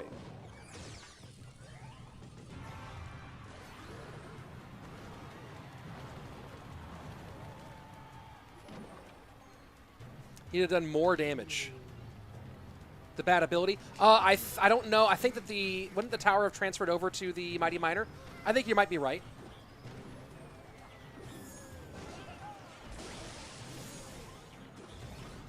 The delivery variation here is smart from Griko. And Evo Barbs come out and you still get a Hog shot. And Griko just holds here because he has the Evo Firecracker. Doesn't even pop an ability. Hog's going to hit. NATO comes back. Hog doesn't hit. Doesn't matter.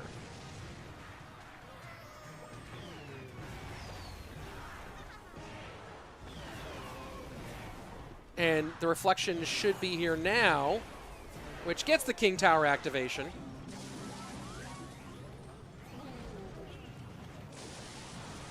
And Griko might be about to sweep here.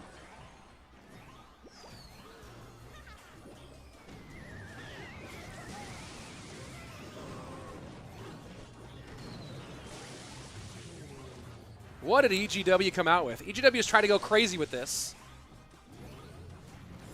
And Smurfblade, welcome back. I will answer your question you asked earlier during this downtime between these two matches. So I wasn't able to earlier.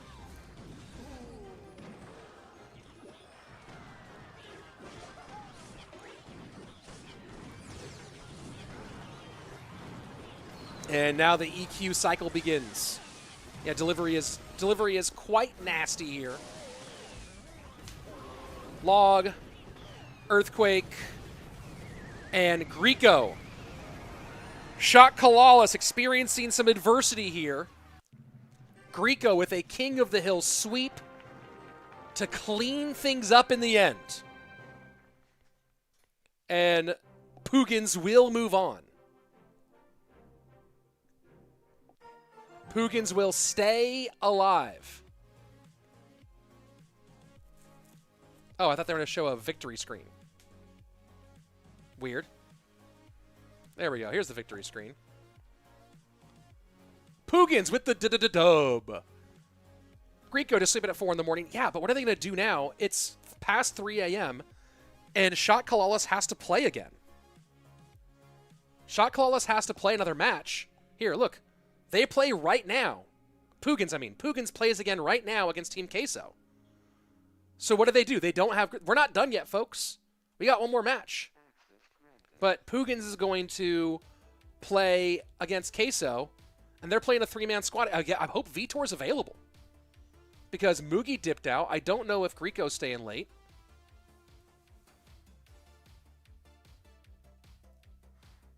So this will be interesting. Is Vitor available? Mo, Lucas, Mugi, Griko, and Vitor. Vitor better be around. Queso PUIGINS coming up next. Thanks for the 3+ hours. Dude, we got at least another hour. We got one more match. I'm waiting to find out what happens with that. Is Mugi gonna come back? What's the difference between Shot CALALAS and Cal PUIGINS? They're the same org, 2 teams. I think Ian plays for Tribe. Yes, that's tomorrow. Mo Mugi, same team is illegal? Yeah, I'd say so. I'll take Griko's place. All right. No, why does nobody use Skeleton King anymore? The bomb was sick. Because Skeleton... you mean Skeleton... Giant Skeleton? Because Giant Skeleton got nerfed. See you tomorrow. Thanks. Stop making Clash Royale so pay to win. I'm not a dev. I don't do anything. Don't tell me what to do. PUIGINS shows why they're here. Just for that, I'm adding level 20. PUIGINS show why they're favorites. Yup. Couldn't kill Firecracker. No, they just cooked. They just cooked that whole time. The Fisherman ban was real smart. Real smart. Can you show win rate of Mo before and after Evo? I don't remember what the win rates were off the top of my head. I didn't know if I could find the document. But Mo's win rate once Evos were introduced dropped by like 14%. 14-15%. It was crazy. Let's see. Regarding Giant Skeleton, the problem is every Evo solos it. Yeah, every Evo solos it, and half of the champions too. It's crazy. We are not done yet, folks. We still have one more match today, and then 3 more matches tomorrow. Who do you have money on in this? In Queso Queso PUIGINS? PUIGINS. Japanese players are gamers. I'll be playing all night. I don't know. I'm very curious what's going to happen here. 5-minute break between now and the next match. So, if you guys have any questions you want to ask, let's kick back, relax, and enjoy this 5-minute break before our next match starts. What's the point of team events as Clash Royale is an individual game? I kind of feel the same way, to be honest. But teams get more players involved. People like teams. You know, whatever. Teams also get orgs more involved. So there you go. Helps with, and the orgs then bring some more promotional capabilities. Looks like PUIGINS absorb Mo's habit of making runs through the lower bracket. We'll see. They still have more to go. But yeah. Will champions get evolutions? I don't think anytime soon. Daniel Williams, how do I get a girlfriend? I'm sad. All right, Daniel, let's talk about it. Change your mind from how do I get a girlfriend to how do I find my person, right? Don't make a girlfriend an object. First of all, work on bettering yourself, and then maybe you will find the right person. But you don't want a girlfriend. You want to find the person for you. Totally different things. But just focus on yourself. Focus on trying to be the best you can be, and then meet people, and eventually you and someone might hit it off. But people are like, I really want a girlfriend. It's a weird thing. It's a weird thing to say, but like, I know people who've like really wanted a girlfriend or really wanted a boyfriend. A lot of women I know who really wanted a husband rather than the husband. You know what I mean? And when you want the thing rather than the person, the thing usually often ends up with the wrong person. It doesn't work out very well. What are OP cards right now according to Rich? Little Prince, Evo Knight, Evo Recruits, Evo Archers, Goblin Giant, Rage. There you go. Let's see. Back to the YouTube. I was looking at Twitch for a second. Rich, Entendias Espanol. You can see I can't read. I don't know how to read that first one. Do not really... I understand some Spanish. Don't really speak it, though. Do players have to play for their own flights to tournaments? Not the big ones. Which card sound is irritating? The Phoenix is awful.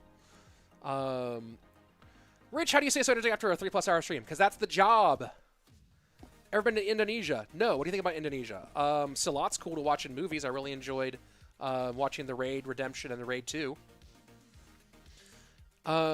Which Clash Royale card is more likely to form barnacles on the underside of their foot under 6 elixir? Fisherman, because he hangs out by the water. That's easy, dude. Ask a hard question. Let's see.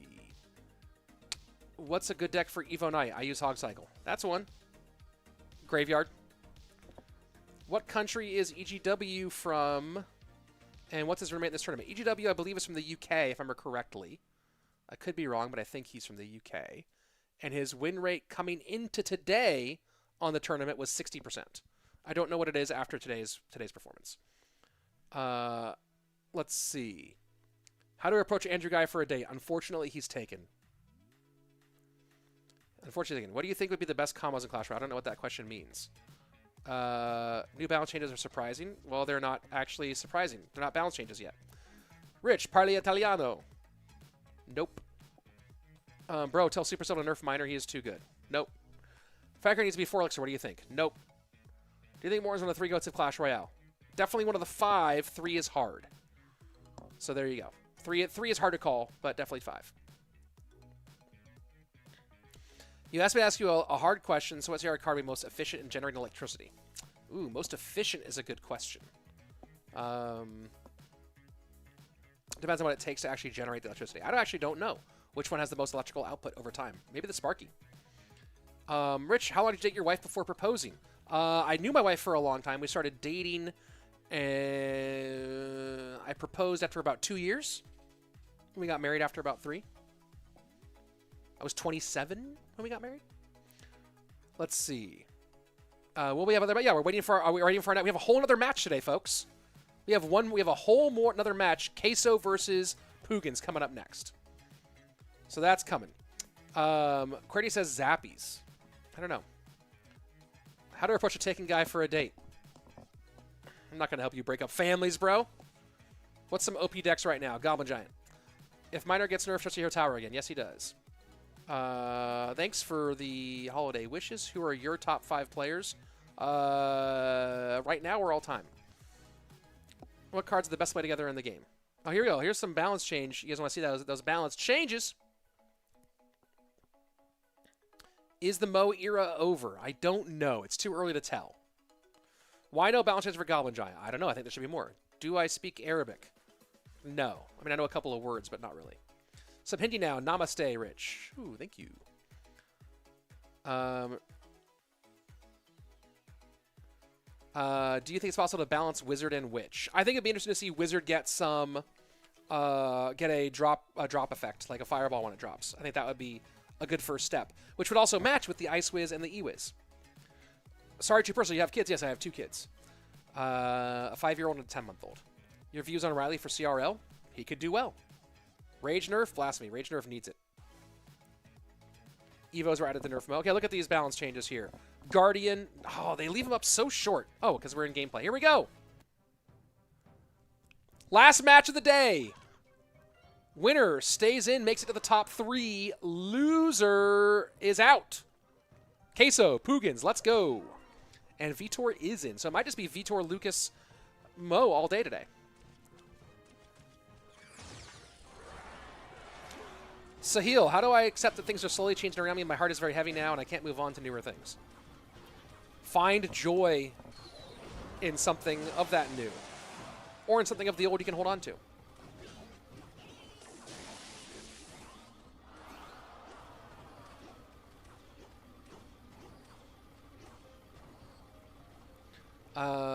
Let's see.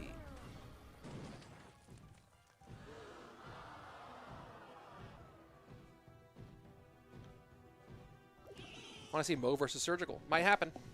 All right, I'll be right back, folks. I think my dog just got locked in my room. 1 second.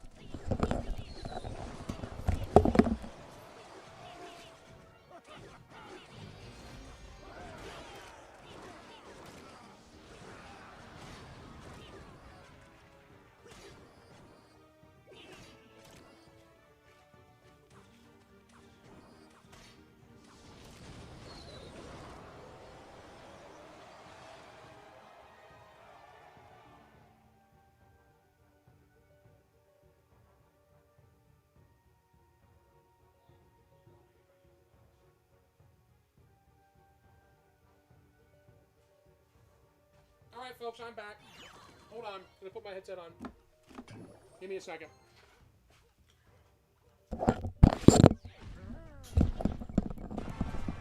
And we're back. Hi, everybody. How are you? It's your friend, Rich. Did you miss me?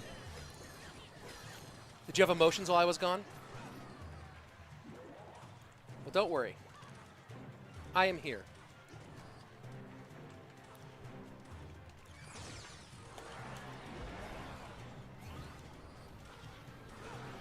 And Goblin Giant versus Goblin Giant Sparky. And CALALAS banning the recruits. Hey, look at that.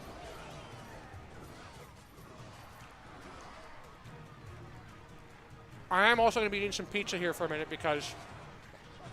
Uh-oh. Adrian unhappy. Adrian not happy. Oh, no, Adrian. Adrian! Ooh, pump. Oh, no, Adrian was happy. Remember, that was Adrian doing that. Which other games do you play? I used to play a lot of Apex. I don't have time for it anymore.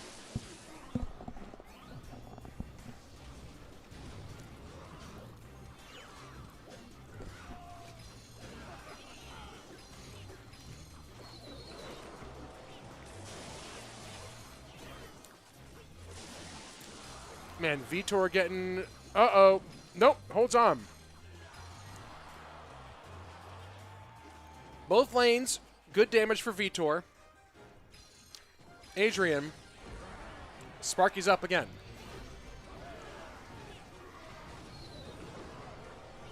I want to eat a shawarma so bad. Dude! If there's one thing I've not had yet in Texas, it's good shawarma.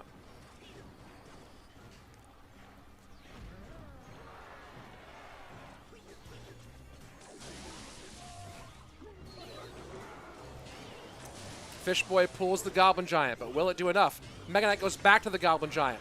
Sparky will blow all that up. Vitor needs to go opposite lane, and he does. There you go. He tries to predict the barbs. Oh, I love the thought, but comes a half step early, and that might be the end right there. Vitor tried to predict the barbs. But the barbs didn't quite come out in time. Fireball goes to the archers. Sparky comes in. Doesn't even matter. GG, well played, Adrian. Piedra takes game number 1.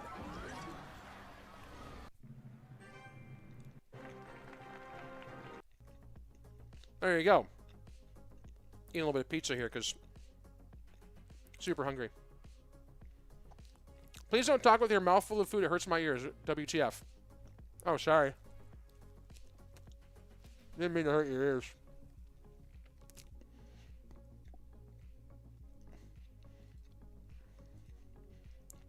Alright, I probably shouldn't talk with a mouthful.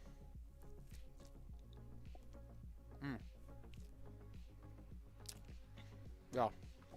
Probably a bad idea to talk with a mouthful.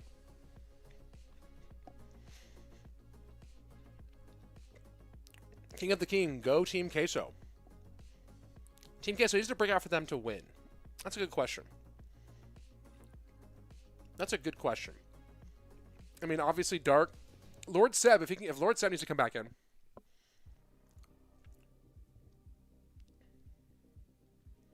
Just another quick look at the overall bracket situation.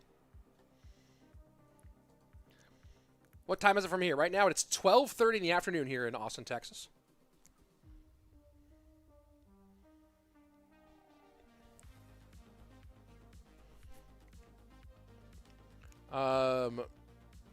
Good appetite. Yeah, very hungry.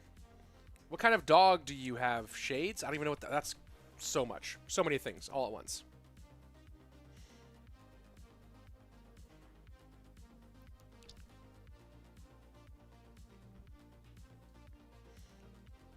Woo, Texas, says Wolf Gamer. Oh, yes. So to answer Smurfblade, your question about Inside the Play. Inside the Play is really fun to do. There are 2 challenges. One is that it's a ton of work to make them happen, and they get lower viewership than stuff that takes way less work. The other thing about Inside the Play is that I used to edit those on my Mac with Final Cut because I had some great plugins that helped do all the graphics, and I have not found a similar set of plugins that works well on Adobe Premiere because Final Cut's such a better editing program. But I don't want to go back to editing on my Mac because like it's kind of an old machine and it takes so long. So there you go.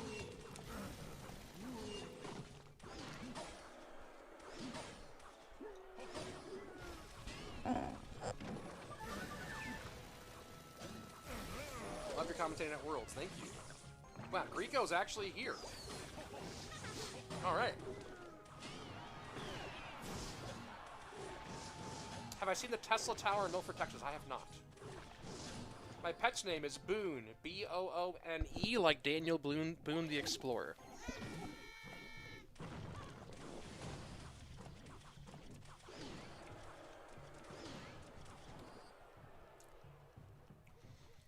I still don't understand a team format term without 2v2. I agree. I agree. Especially when these teams have no consistency, when the teams are different from event to event. Like the team that PUIGINS plays in Queso Cup might be different than the team that they play in GKR, which is different than the team they play in. It's just weird. It's weird to me. But we get to watch a lot of fun players play. So there you go.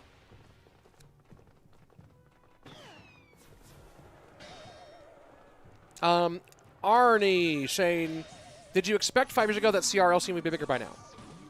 I mean, COVID, it was on track to be, and COVID killed it. I think people really just seem to forget that COVID, like, changed everything, and CRL was on a great trajectory, was going to be on national television in the U.S., and then COVID killed it.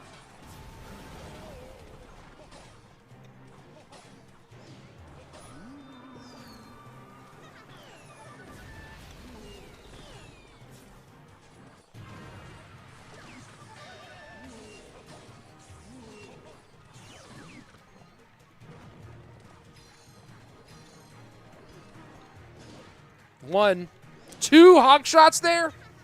Oh, boy.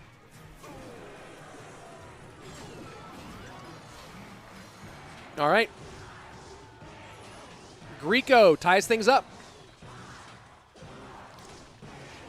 Wait, CRL was going to be on TV? Yeah, CRL had a deal inked with a cable network in the U.S., and then COVID happened, and that couldn't happen anymore.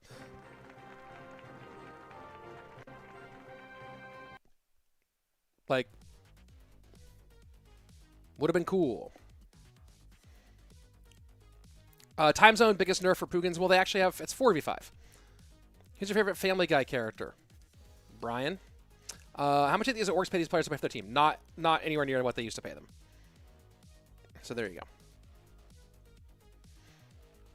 Yeah, I think people need to be like, people need to really get understanding of like how much so many things in this world were changed by COVID. And we used to do CRL in a massive soundstage studio, like on the same studio lot where they would film Avatar and like that kind of stuff. And then had a bunch of stuff all set up at the end of 2019 with how great Worlds was. World Finals in 2019, an edited down version of it played on TBS in the US like a week after, like a week or two after World Finals.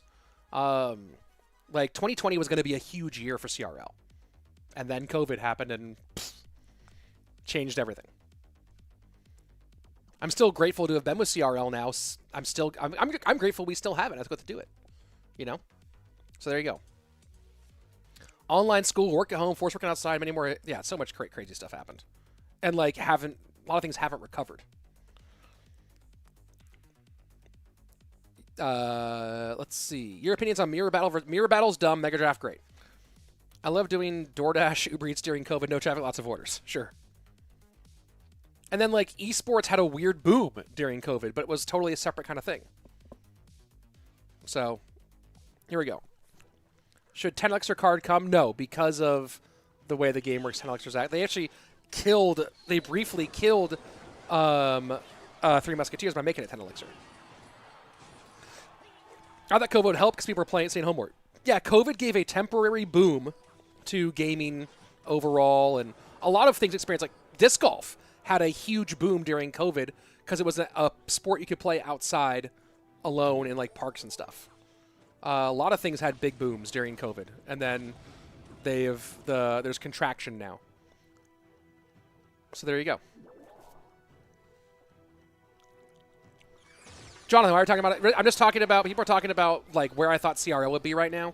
I was just giving the context of that a lot of CRL's long-term trajectory was changed. There were actually things that were planned that were going to happen that didn't happen and never will now because of the impact.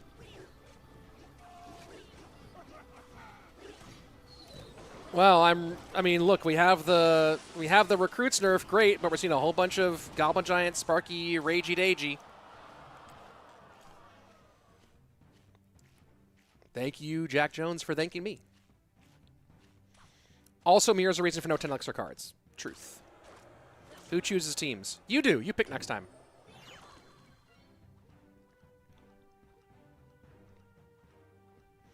Why everyone using Goblin Giant? What are you, new?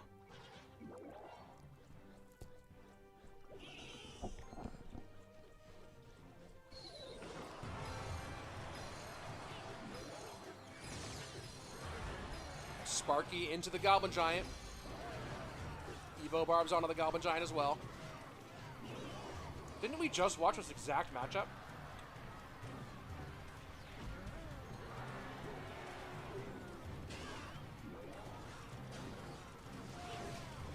Do I have a creator code? Yes, I do. Put it in the chat right now.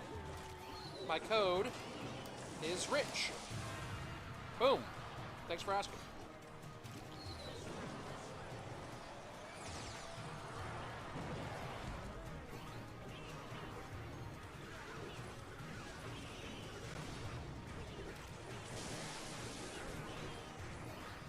Good damage here for Griko.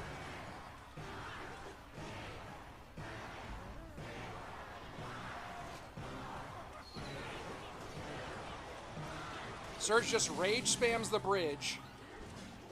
I think he gets the minions past this Mega Knight and gets a ton of damage. Like, what is that? Why is this, you know what I mean? Why is this the thing?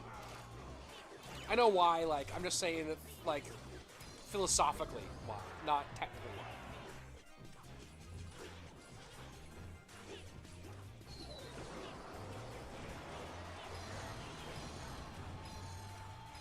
Ho ho ho! Evo Archers get it back.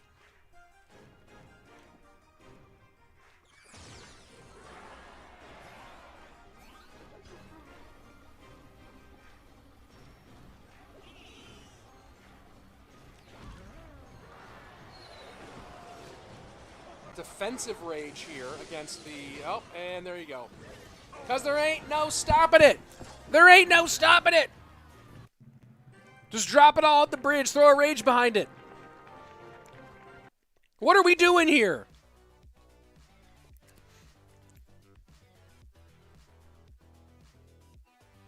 Mega Draft solves this problem. Mega Draft solves the problem. Let's see. I remember some YouTube videos of Surgical playing in the big arena before COVID. Yeah. I was there for those. What cards have you been the most used for this tournament? Well, at this point, you're seeing them. Welcome back, Stuffed Hog. Why don't you promote your code as much? I don't know. Every time I come on screen here, it shows up, right? Like every time we switch back here, it shows up right down there. Code Rich. I don't know. I hope... Yes, use Code Rich. I've never been really good at, like, self-promoting like that. But yeah, use Code Rich. When you first started watching, you thought it was a game on the developers? Nope. I've been playing since 2016 when the game came out. But not one of the... Hey, you applied to your CR accounts. Oh, thank you very much. Greetings from Greece. What's up, Greece? How are you? How long have you been playing? I just answered that question. Do you have an in-game badge for every critic code? Yeah, I have the in-game badge. People BM me a lot when they see it, when they win and they see it. They're like, oh, I beat a creator, blah, blah, blah. You're like, do you know how bad so many creators are at this game? Cowboys or Mavs fan? Neither. Wow, very skillful this time. Smirk my surge at the end. Yep. Blah, blah, blah. Do I speak Arabic? I do not. Do I think Giant should nerf hit speed? I think they should revert the 6% HP buff it got back in August should be reduced by half. The meta at last year's World Finals was so much better. Yes. Movie recommendations. The original Ghostbusters with Bill Murray, Dan Aykroyd, that whole crew, Harold Ramis, Ernie Hudson. The first Raiders of the Lost Ark, the first Indiana Jones movie, and Back to the Future. The Spielberg Zemeckis era. Go watch that. Have I watched Saw X? No. Using your code. W. Thanks. Greetings from Ireland. Well, it's fine to see you there. Michael John McCaffrey. That's no quite a good Irish. There we go. Actually, oil.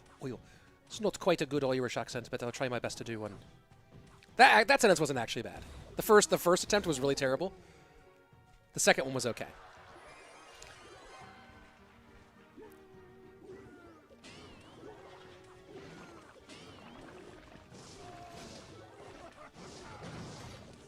Will this will be epic, says Hella Who. Will it be epic? Is the correct question. Spartan Stiff, hey, yeah, only 339 likes. Can we get to 400 likes? That'd be cool. With 800 of you watching right now on YouTube. Would be nice. 2 former world champs in this matchup. Greetings from Nepal. Thank you very much.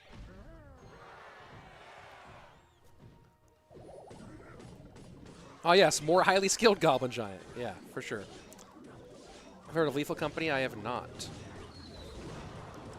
Why is nobody banning Goblin Giant? They did ban Goblin Giant a bunch, but has not been banned this one.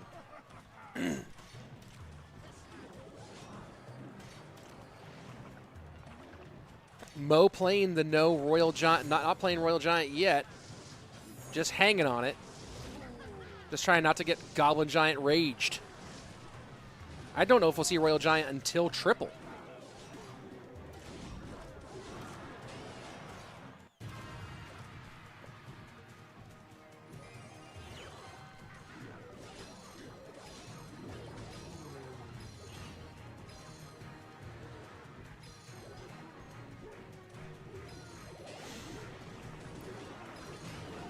Fishboy trying to pull for a King Tower activation.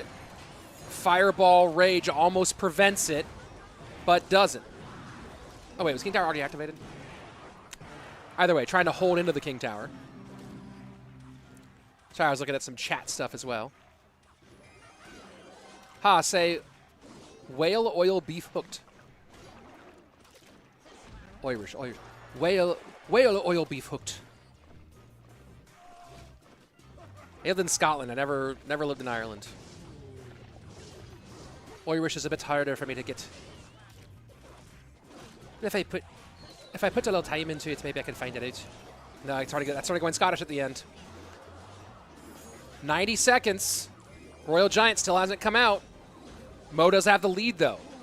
This is what we talk about with macro, right? Figuring out early on how do you win this matchup. And Mohamed figuring out early on that he needed to not play RG until very late in the game and just get damage elsewise. And so far the damage has been primarily from Monk Reflections and Piggies. Just focusing on defense, not getting overwhelmed here. How many players would play a Royal Giant so much earlier here? Got to get a knockback and a barb barrel. And look at that. Just look at that.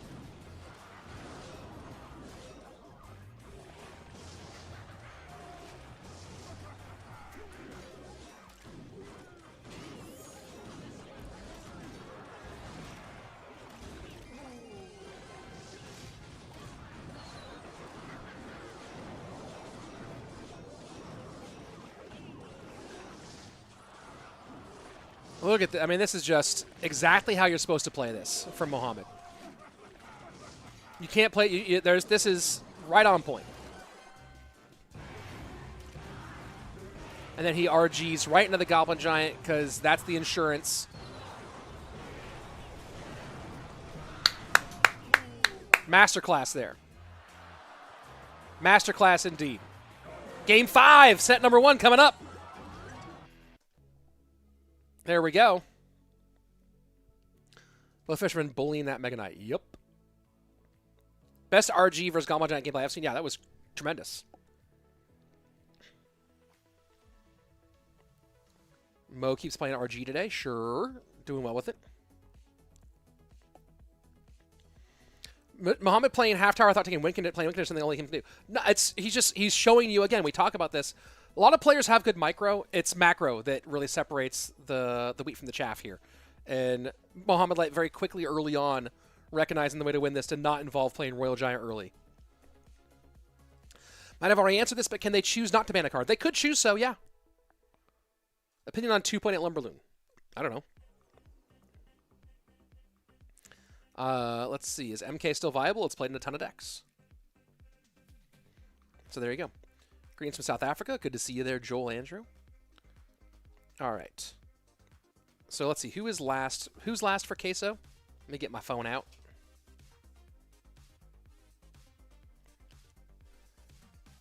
Daniel Williams, he actually fell for that. I don't know, man. Is that a thing? Is that like a Irish meme or something? Is that an Irish? Is that an Irish? I've never really tried to do Irish. Never really spent that much time trying to learn it. I've found that the trick for accents is having one key sentence or phrase that you can say. I've said this a bunch on the stream before. If you have a key sentence or phrase you can say that's your anchor sentence, then you can use that to get in groove. I don't have one for Irish.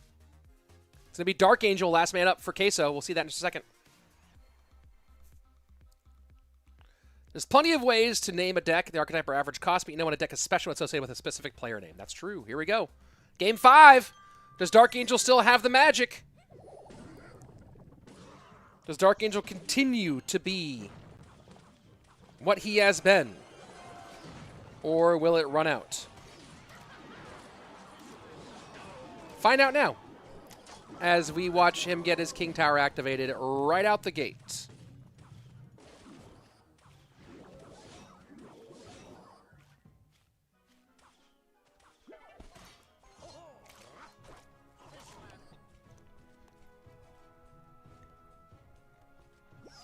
Yo, asking, is this being streamed on the official Clash Royale channel here? Anywhere. It's being streamed here. This is the official English stream for this event. If you prefer different casting, I would suggest learning Spanish. Or Italian. Maybe German.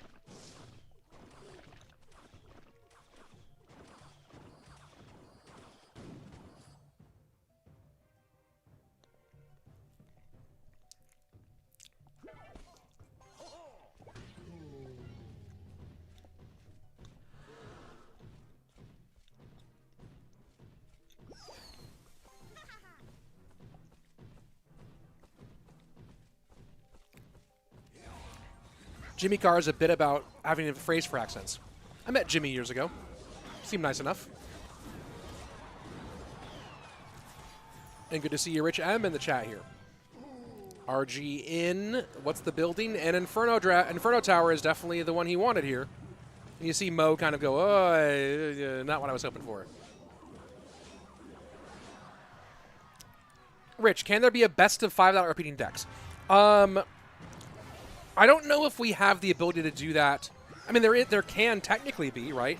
Because 5 is only 40 cards total, and there's over 100. So certainly there could be. But you'd be getting into some really weird stuff by that 5th deck, that's for sure.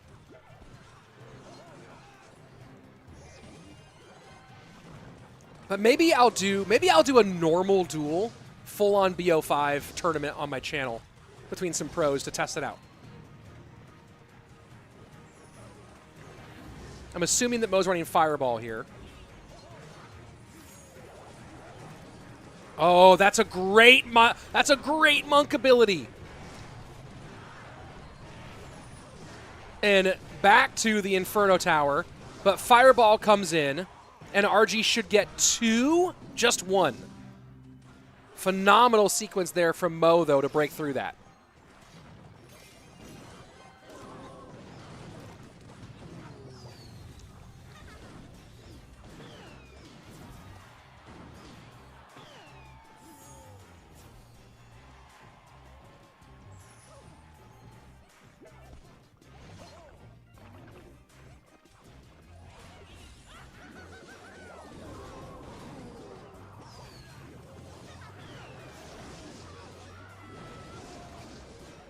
And that might have been, yep, nice. Mother Witch gives the assist there. I don't know if that would have countered fully without the Mother Witch. Might have been a little bit late. Mo now just spamming the bridge here, recognizing the low elixir situation. Not getting as much from it as maybe he wanted. Has to reflect, and that will get the Firecracker off the board, get some good damage.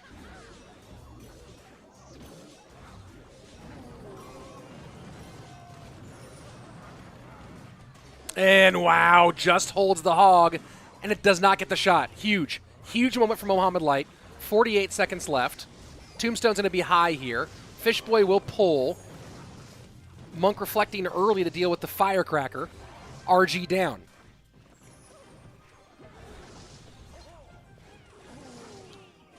Our DarkAngel trying to, oh, interesting. Inferno Tower in the middle. Skeleton Dragon and Mother Witch both distracted. Fireball in. RG does not get a shot, I don't think. 21 seconds left. As long as Mohamed can hold off against the hog here, and that's a great way to... Look at the sequence. Fishboy to Tombstone from Mohamed Light, and set number 1 will go to PUIGINS. Oh, that was actually really close there for a second. That Fireball almost didn't get there. Either way. Set 1 to PUIGINS. GG, well played.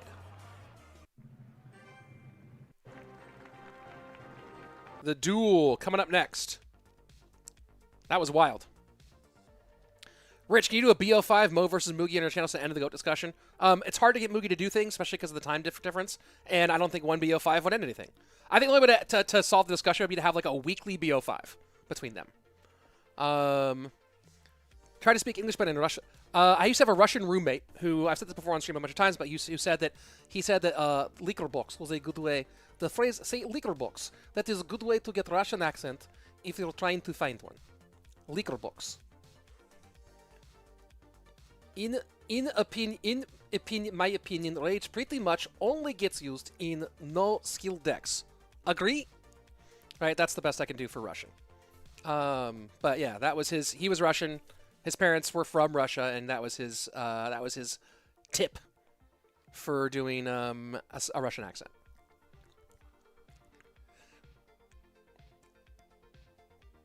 Let's see. Mo got a surprising amount of utility from the tombstone considering he's facing EQ log. Yeah, no, it was great. Well, that last play, the reversing the order, right? Fisherman to the tombstone. That was nice. That was real nice. I enjoyed seeing him do that thing. Let's see. Did I pick any replays from that set? I don't remember if I did or not. Oh, this one must have been from the beginning. This one must have been from. Let's see. Oh, this is from that game. Oh, this is Mo breaking through the Inferno Tower play. That's what this was. That was pretty good.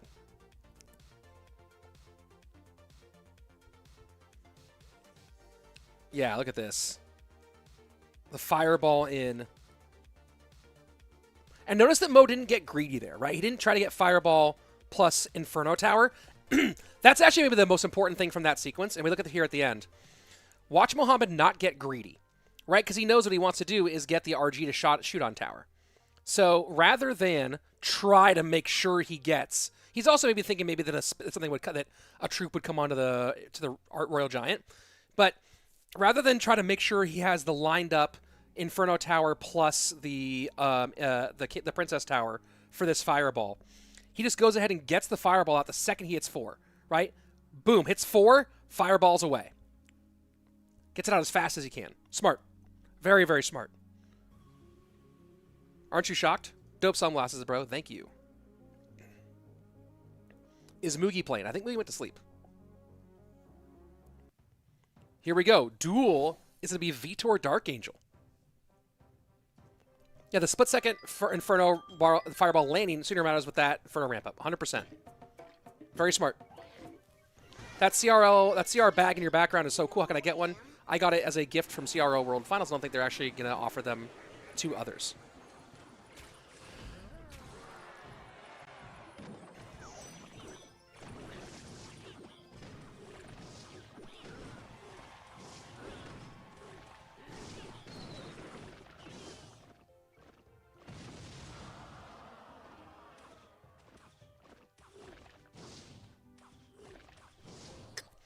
Nikito saying DarkAngel will eat him, not gonna lie.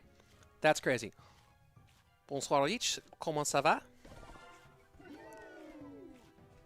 I'm doing well. Thank you.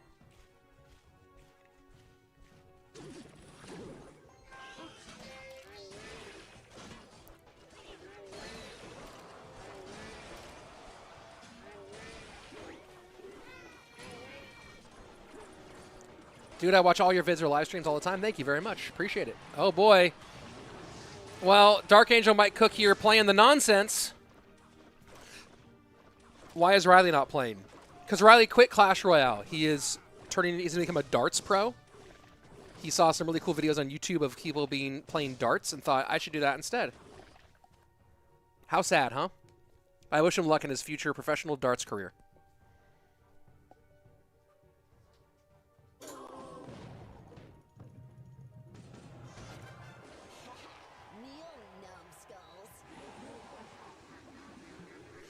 Easy choice there on the poison cycle.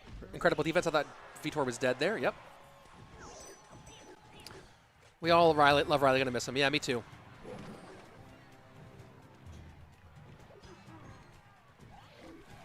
Same. We all wish him best of luck.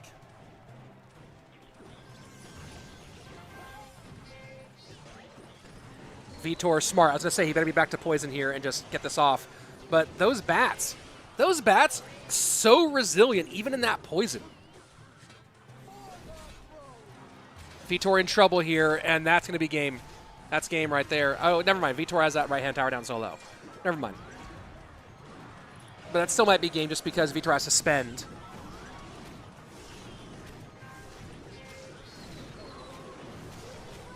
Riley couldn't use log baits to beat him in IRL Dark Goblin.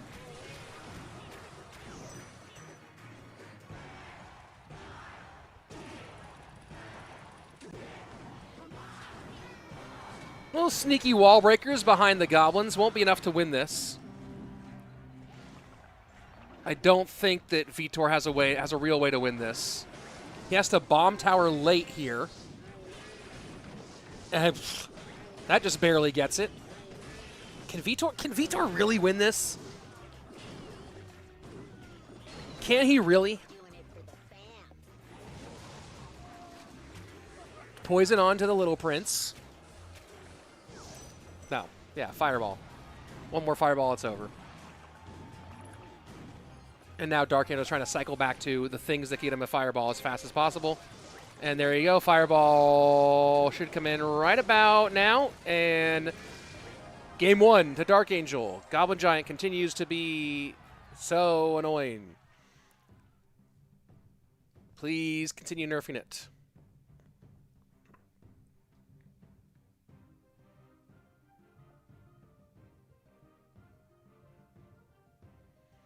Yeah, he switched to darts because Logbait's so bad in the meta. Yeah, darts are tough. Good luck to him.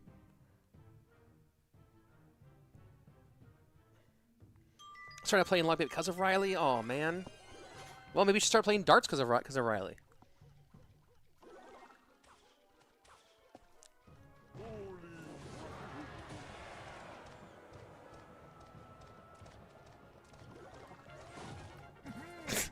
Oh, man, this game right now. Anything you can do, I can do better. I can do anything better than you. No, you can't. Yes, I can. Oh, going giant GY instead in game 2. He's going to eat that whole bowler, dude? He's going to eat that bowler like that? 2269, 2188. DarkAngel with the lead. What up? And Little Prince some insurance here. NATO does not get there in time to stop the Guardian from getting the knockback. But still, the E-Giant reflection damage is super annoying.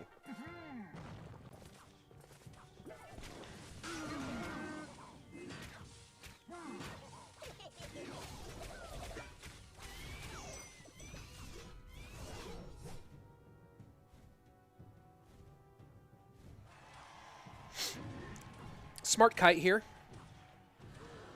You're going to take almost nothing from that Phoenix. And then you can just do a little one of these.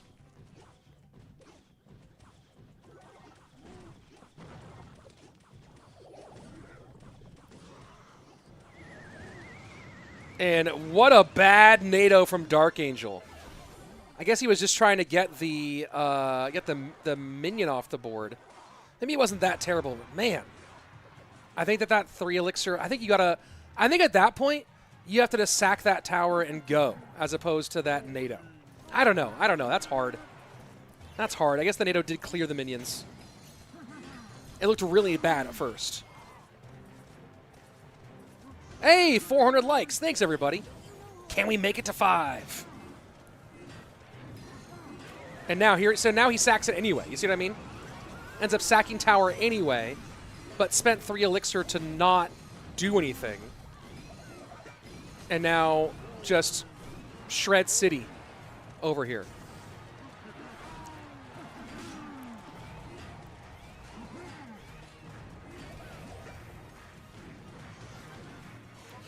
Little Prince, Evo, Archers now both out for Vitor though. So let's look at the decks that they got sitting around.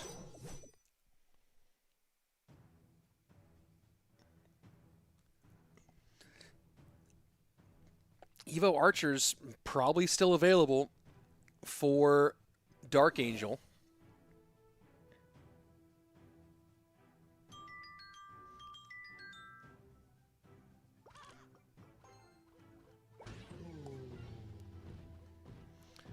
Vitor might play Hog now, says Nikito.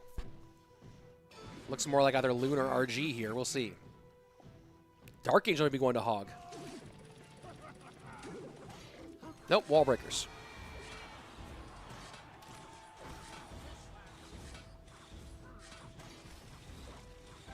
And here goes an aggressive Royal Giant with the Mighty Miner out of cycle. Very aggressive Royal Giant. but that will get him back to his Evo Royal Giant, which is what he really wants.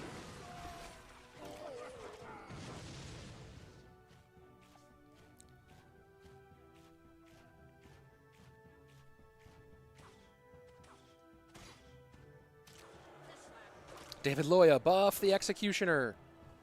Good idea, good plan. Do it. Let's get it done.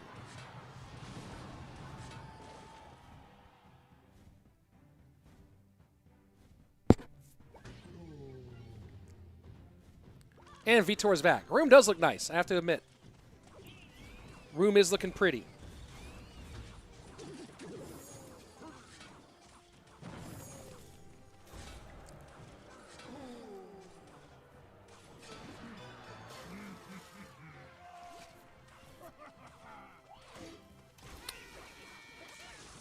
Electro Spirit. I think you have to eat these. Ooh, that's not... Yeah, not the play Vitor wanted. Tried to rage that off. Man, I wish I had Evo Archers. That giant GY deck is savage good. Better play the AQ one I play sometimes, yeah. DarkAngel back in it. Oh, Goblin's tanking for the Phoenix Egg. So it does pop. Helps a little bit on the back end, but that's going to be a connection again unless Fireball comes out, and it does.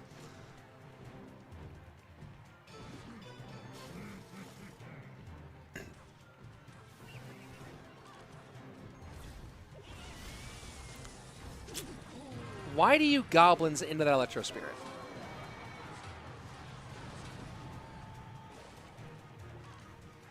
What's the reasoning behind Goblinsing into that Electro Spirit?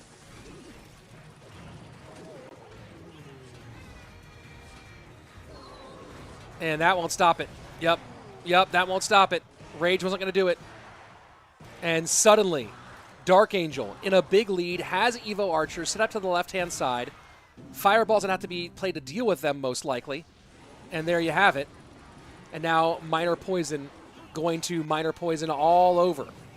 Electro Spirit to the outside does save for a moment. But Vitor has to just full send here. Does he go RG opposite lane? He can't, though. He doesn't have enough Elixir.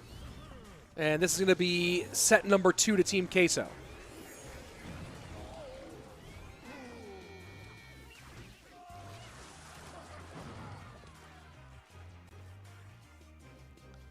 Pretty sure Vitor knows it, too.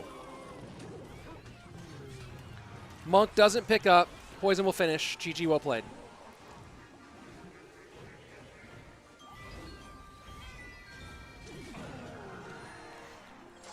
DarkAngel having a career day.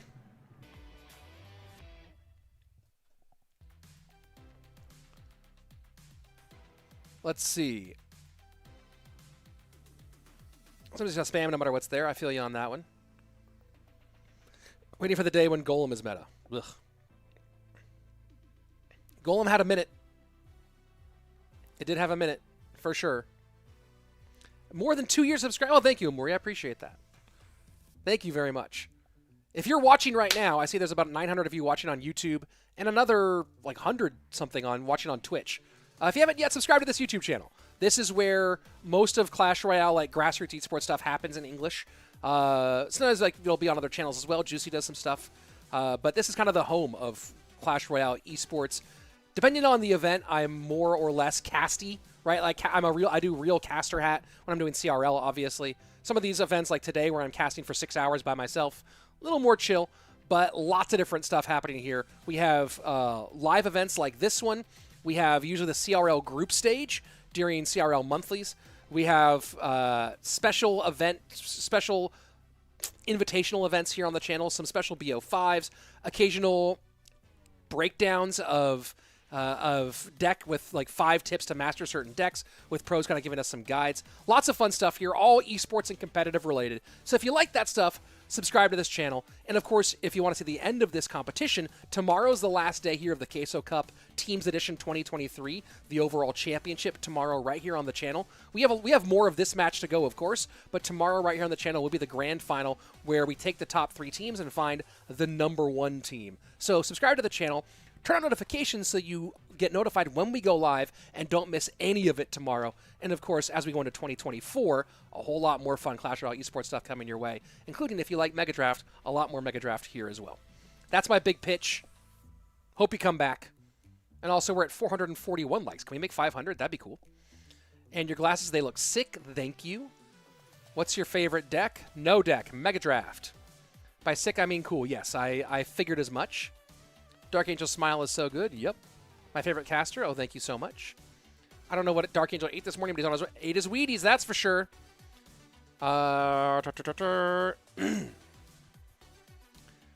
Let's see. I think I'm just about all caught up there. Expo Buff, don't hate you. Hate you.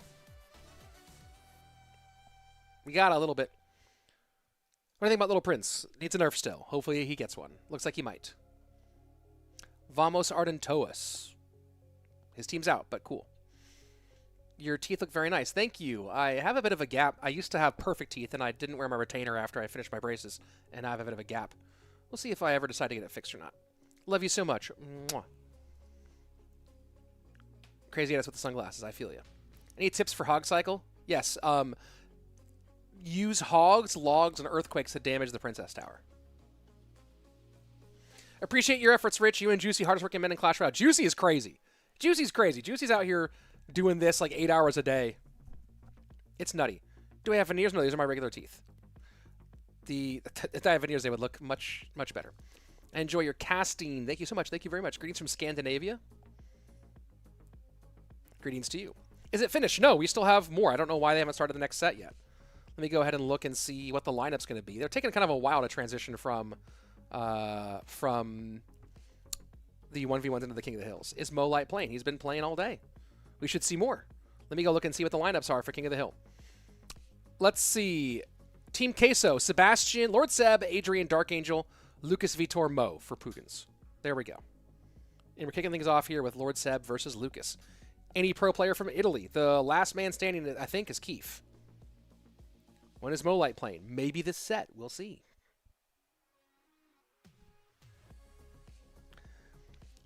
Thanks. That will make me a pro hog player. 100%. You're welcome. Where are they going to throw the game up? Here we go. All right. Bans, Goblin Giant and the Little Prince. So Goblin Giant is back on the ban list. You love to see it.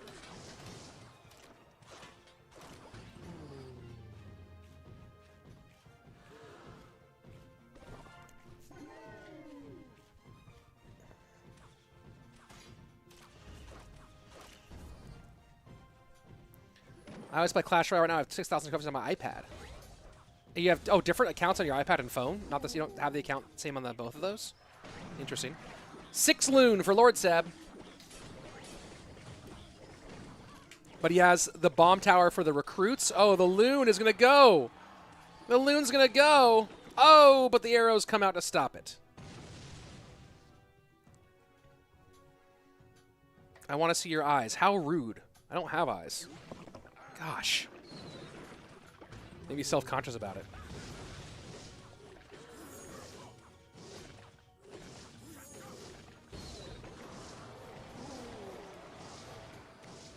A little extra rage helps fight through that and get the Skelly Dragons damage on tower.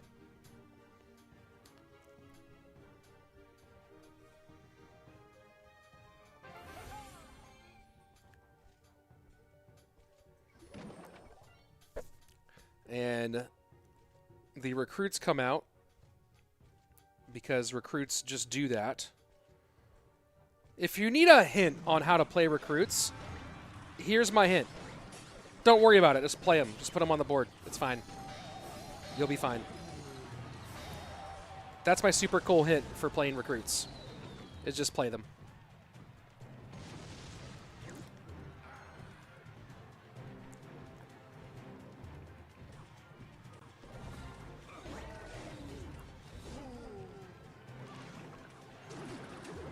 Minor to hold here to save the bomb tower for the Loon. Smart. It's just a tough spot, right? You want to play the recruits. You want to play the bomb tower for those recruits, but you need to save it for the Loon.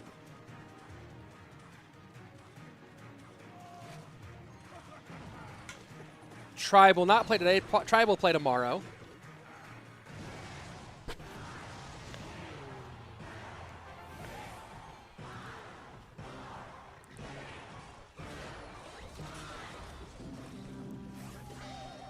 And Monk holding, Miner pulling, misses 2 recruits. Some will get on that tower. Evo Archers. Snowball should be here for Lucas. He needs it.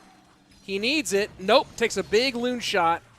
And now, Lucas going to try to respond in kind. Monk does get in front of his loon. Going to need to go some reflections of his own with the Monk. Skelly drags do not reflect off of the Monk because it goes down in time. Gonna get 1, does not get 2, death damage in. And now Lucas down to 4 elixir against a Lumberjack, recruits, Skeleton Dragons, another Lumberjack, and Lucas is just like, what the heck, dude? Lord Seb, partying. Game number 1 for Queso. The recruits. I need to make the FAQ for sure. I need to do that and pin it in the chat from now on. Let's see. How Rich, how are you today? I'm doing all right. A little tired because we've been at this since now 9 a.m. We're entering our 5th hour of this stream.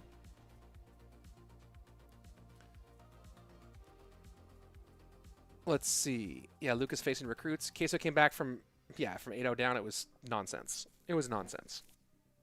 7-0 down. But yes, it was nonsense. Did I go to World Finals? Did you watch World Finals? Let's see. It's funny to do this, yeah. Can you say hi, Antonio? Hi, Antonio. Any CR players from India? I'm sure, plenty. It's a big country.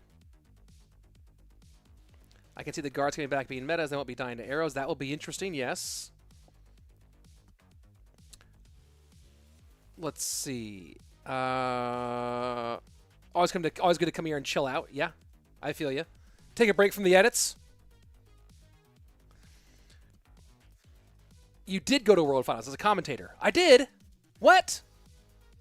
That's fun to learn. Let's see. Let me go and see how soon they are getting to our next one. They should be just about ready. They're taking their time. Vitor just didn't have his camera on, but now he's ready. Lord Seb versus Vitor up next. Your streams are always so chill. Yeah, it's kind of the vibe, especially with these long ones. I can't be crazy the whole time. How many more matches today? Well, I mean, we'll see. Depends on how these games go. Your favorite performance of players at CRL 23? It was nice seeing Ardentoas overcome his stage fright. That was nice. That was pretty cool. Here we go. Vitor up next.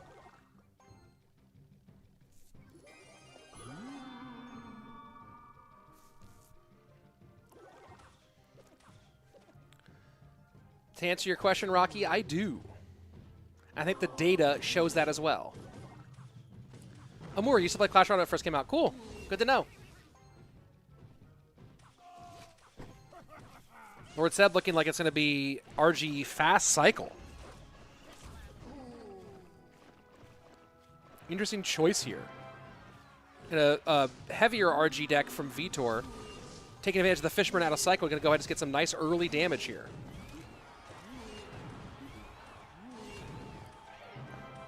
And now firing right back.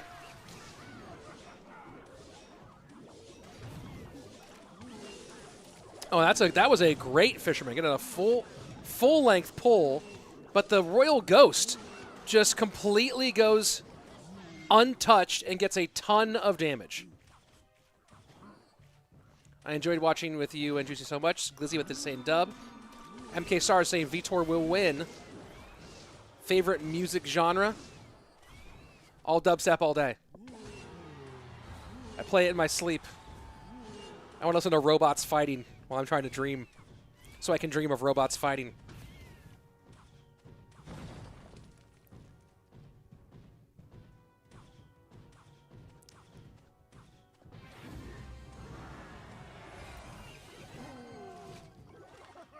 And Lord Seb very happy with the distraction, and then the fisherman after that. Oh boy. Oh boy. Lord Seb just stomped all over that. What a great interaction for him. We will take a look at that during the break. Because, come on, that was great.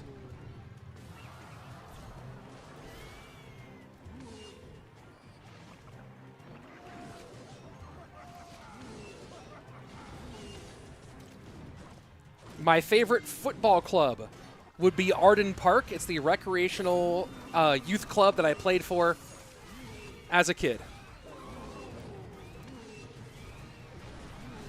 Oh, and the fireball tries to predict something and doesn't get anything.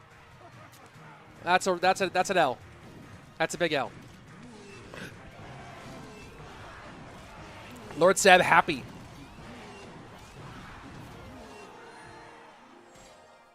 Let's take a look at that replay because it was nice. Here we go. So check out the way this thing breaks down for Lord Seb. He is in the lead already. You can see he's also up about 3 elixir here. Right? That's a really key part of this whole sequence. He's already up elixir.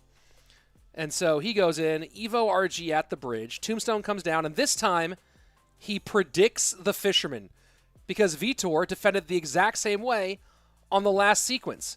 And then his fisherman to the other side pulls the fisherman so it can't even get the reset play. I mean, that was just a picture-perfect prediction, and that's why you can't play the same defense over and over again. Right? You have to vary up your defense, and it worked beautifully, the first Royal Giant that came down, but he does the same thing 2 times in a row, and Lord Seb takes easy advantage. We'll see that. Let's watch this one more time. Evo RG comes down. You see here, and look at, you see the celebration already. The fist is already coming out here because he knows he got that fish boy. Got it. Done and dusted. And then he makes the really smart play, getting this fisherman down over here on the right-hand side. That barb barrel does not get there in time. Barb barrel's late, so he's able to take the fisherman away, and that is an untouched, evolved Royal Giant slaying your tower. That was nice. I wish I could get, I want to get a full telestrator on here. Fisherman was savage. Yes, it was. Let's see. 456 of 500. Is that what someone said? Mo reverse sweep incoming. We'll see. Mo will lose, says Michael. How do you get very good at predictions? I keep trying, but I can't. Because you're trying to make predictions as opposed to predict. I don't know what to say. Like, people try to go for predictions, but you have to be keeping track of what their deck is and what cards they have in hand and what they are likely to play in response to what you're doing. Here we go. Can Mo reverse sweep? Who would win? Weakest Terminator or strongest Robocop? Like weakest Terminator before being injured? Or weakest Terminator like already beat the heck up? That skeleton was sick. Yeah, that's play of the day right there, I think. I should go ahead and go to my replays here and note that one.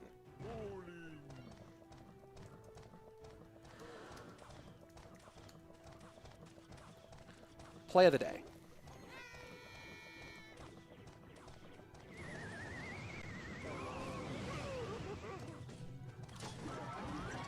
Not easy to get that King Tower activation.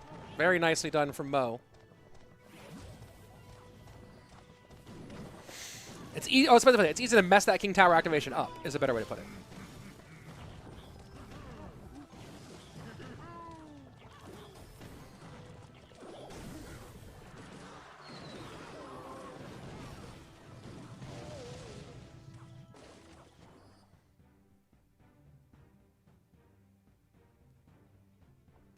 Star Ponce de Leon saying, how do you get better at CR? Drop everything at the bridge. Just do it every time. Every single time. Don't even think about it.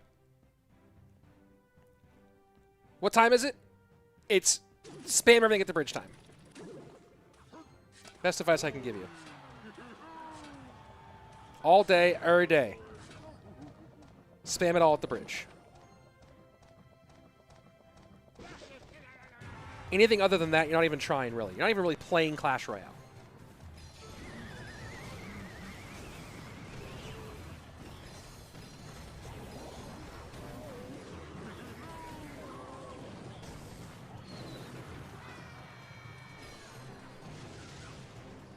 Pro tips.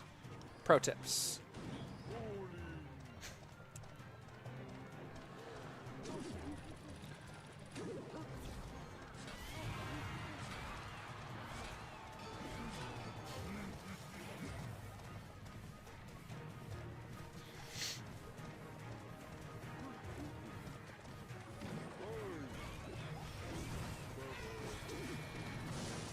Lightning on top of the already countered Mighty Miner. NATO's the archers directly into the path of the E-Giant. And Mo was like, come on, that should have gotten at least one reflection shot. Lead for Mohamed, 24-38 to 20-72.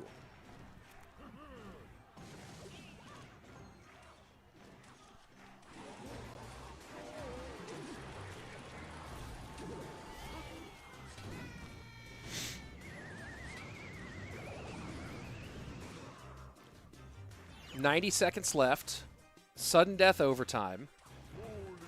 Mo is not in a position yet where he feels comfortable against Minor Poison. And that's, I think, why he was like, come on, with that one Electro Giant shot that didn't get there. Because he knows that trying to fight from behind against Minor Poison here is going to be a real tough task.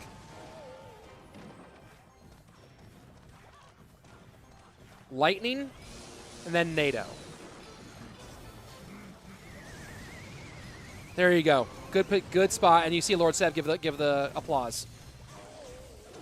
That's what Mo needed. Without that, Mo loses this game. Mo needed it to happen at least one time. Gets it done. GG, well played.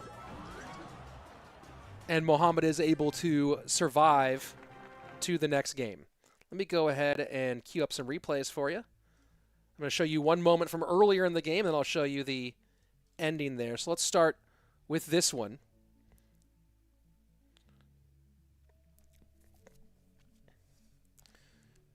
So these replays kind of start usually pretty far back from wherever all the magic happens.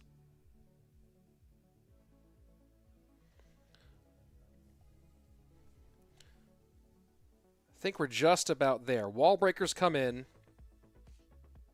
Oh yeah, this is that King Tower activation. That's not an easy. People mess up that King Tower activation all the time. That's why I grabbed this one. People mess this King Tower activation up all the time. Even more when it's split and not when they're same lane. Well, those wall breakers way to the outside and just gets it right to that spot. Bowler doesn't turn around too early. So that works out nice. And that King Tower activation, certainly important when you're playing up against Minor. And then let's go take a look at the end of the game here. Elixir's pretty even. Mo goes at the bridge, but he does have the bowler and the Phoenix already on. So that comes in, and that means the bomb tower goes down fast, and then he can just NATO everything in here, and Lord Seb can't get back to anything. That's it. That is it. Mo too good. A goat, ladies and gentlemen. A goat, ladies and gentlemen. Mo is the best. Code Rich. I also like Code Rich. Thank you. Guys, we're at 465 likes. Can we get to that 500?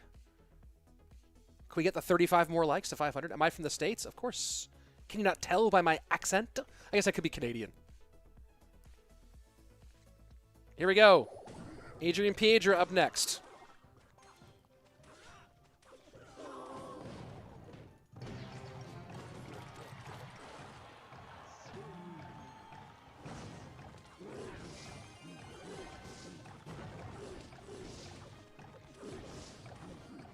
You must have some serious IQ to do good predictions like this. Follow the match, make replays, read comments, and answer them all at the same time. Mad respect, Rich. Thank you. Thank you. It's just about having enough RAM to process all the information. And, of course, I miss things all the time. But I do my best to provide an engaging one-man show all here on youtube.com/Rich Slayton.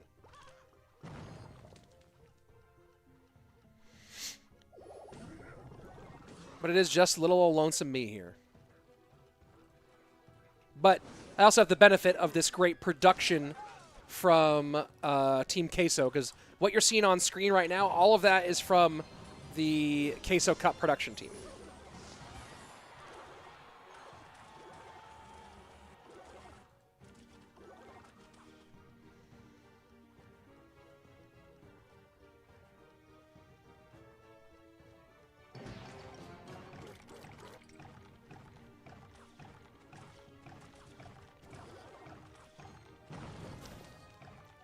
Interesting choice of graveyard deck from Mo here.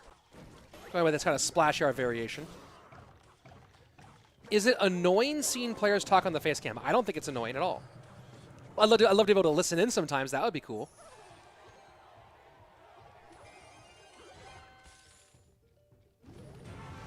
You look like Canadian man who was punching a car window. Oh. Weird.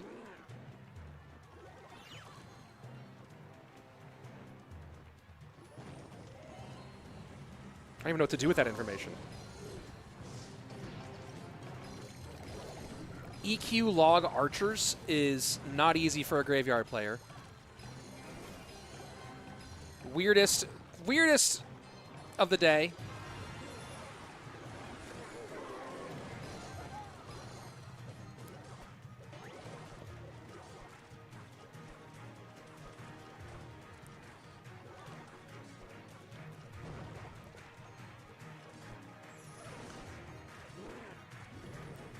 It's going to be interesting to see if Adrian just chooses to split pigs or does go all in on one lane in pigs. Because one lane could give in. This is look at this. This is Mo being smart here. Mo trying to use the graveyard to tank for the baby dragon rather than the other way around here. And he's going to get a little baby dragon splash. That's smart. Very, very smart play. Because he knows the graveyard's going to get a lot of that countered pretty regularly.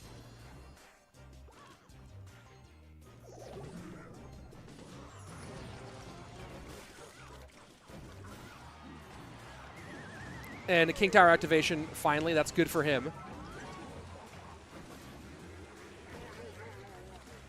Alexander saying Mo calling with Poison Cycle. Yeah, but Poison Cycle, Poison NATO versus EQ Log.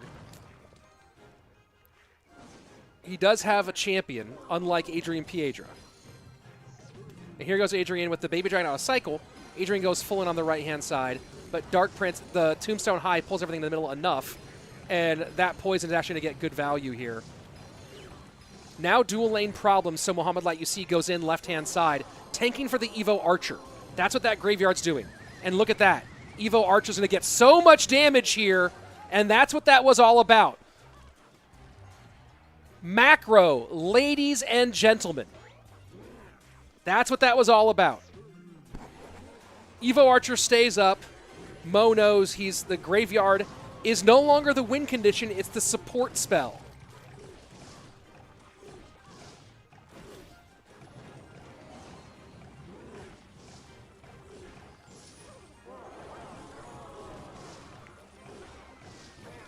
Graveyard comes in for pressure. No, just poisons here. Shuts down these piggies. And Graveyard is the tank, exactly. Exactly.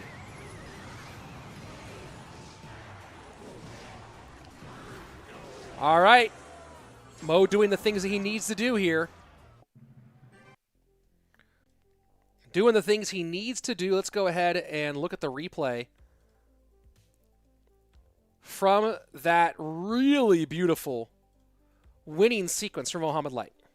And this is kind of going back to, you're talking about GY Musk, right? GY Muskie is the graveyard deck where a lot of people started really thinking about graveyard being the tank, at least in my experience. Obviously, Splash Yard had it some too.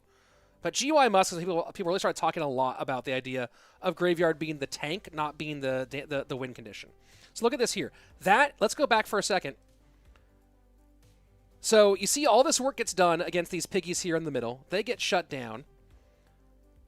This Evo Archer gets a little bit of Earthquake damage. That Earthquake, really, really suspect Earthquake. And I think he's just trying to damage the Evo Archer and get the skeletons off the board, right?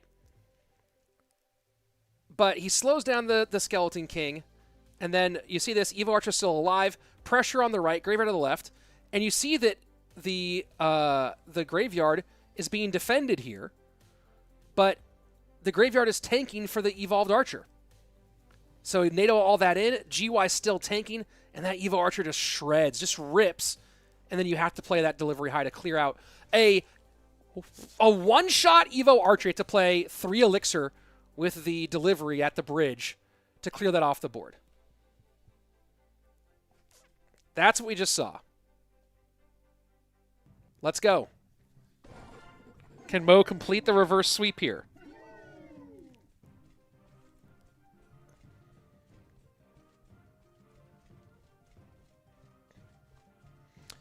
Can other players join other teams? Adrian might have been strangers earlier in the year, but I think they made a trade before playoffs. As a splash yard, players would do all the time against EQ points. That's the only way to win. Exactly. Exactly. Can DarkAngel actually beat Mo? Yeah, he can. Certainly capable.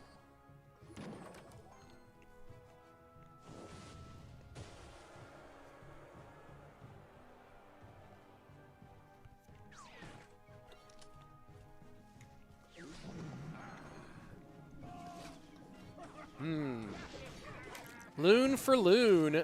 Mo has no Snowball in cycle, no Skelly Drags in cycle, no Muskie in cycle, no Hope in cycle, no Tower on the board, and now he better get some real damage here. Evo recruits come out in response. Mo's going to flood the right-hand side. He will be able to get back in it. What a crazy opening. What a bananas opening that was there.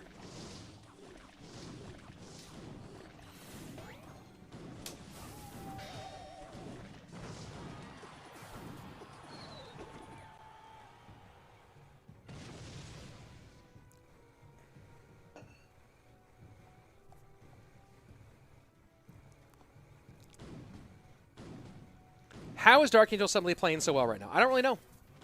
I don't know the secret. But he played pretty well this year for CRL. Didn't quite get his goal, obviously. But like a generally good performance on the year.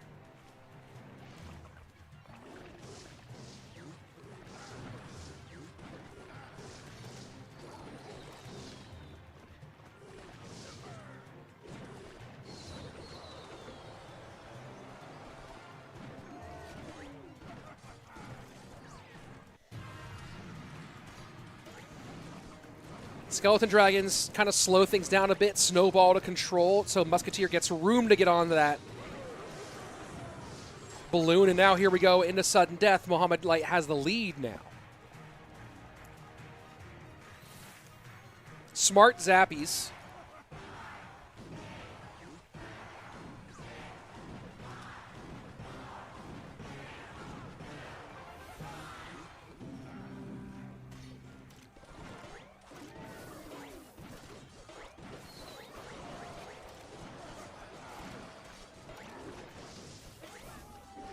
Triple Elixir. Muskie to the right-hand side for Mohamed Light.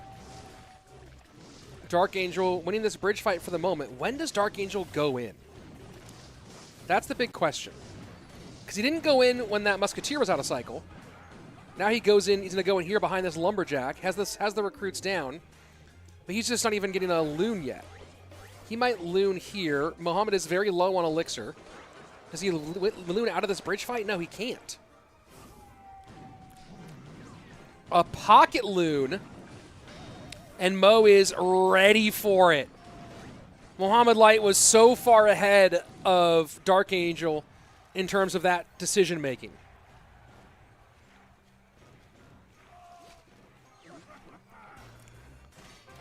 That was brilliant. That was really brilliant. Mo was just sitting on that Muskie waiting for that pocket play. Nasty push left-hand lane. Musketeer out of cycle. Snowball has to come out here, and it does. Will the Skeleton Dragons be enough to stop all this? That's a lot of damage in. That's a lot of damage on. Arrows down. Evo recruits on. 342 remaining. Mo has 4 Elixir. Can he stop these Zappies from winning? And he can't. And he cannot.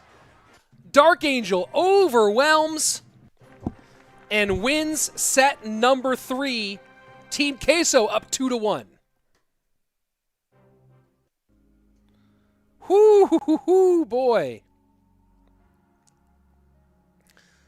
Just as we're sitting here talking about the game that Mohamed Light is playing, that happens. Let's go look at the ending one more time.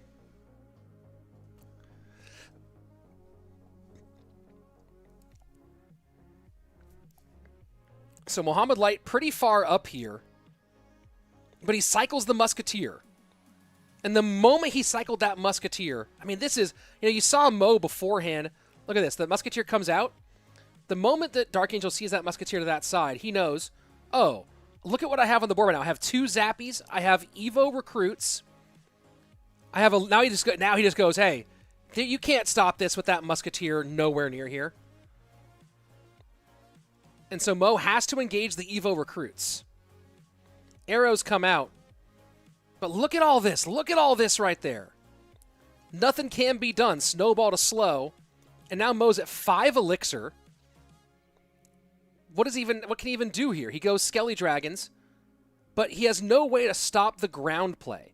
Maybe he can try to, like, play a Fisherman in the middle or down, but notice also that DarkAngel has his Fisherman in the back there. And Mo's just looking at this like, what do I do? I don't even know what did he even play right there? He must have played his Lumberjack or his Fisherman or something there in the middle. Oh, yeah, you see his Fisherman there in the middle trying to distract all the stuff in the back. But that's right on everything, so they all immediately evaporate it. Arrows come in, and, yeah, that's GG. That's GG. There we go. Let's take a look at the bracket. Team Queso up 2-1 right now.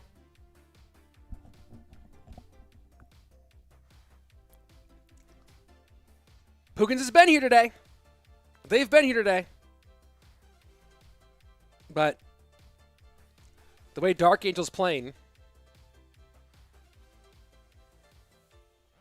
What's my opinion on the Sandbox CMG situation? I've been talking to Sandbox about it for a long time. I do hope it gets resolved money-wise, but I'm also glad to see. I think that everybody, look, everybody, if you are a prospective pro player, just be aware that a Twitter account, a Discord server, and some graphics does not an org make. If any deal you make should have your prize money go to you first, and not to the org, first of all, unless you're with a Tier 1 legitimate organization.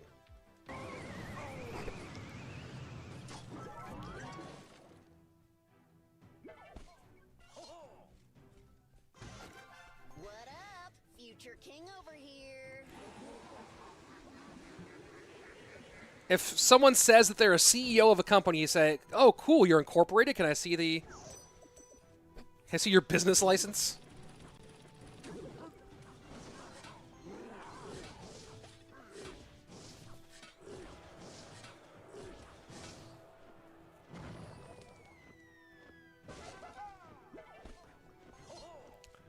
This would be the real money win. If DarkAngel can beat Mo in this duel, DarkAngel's definitely MVP of the day.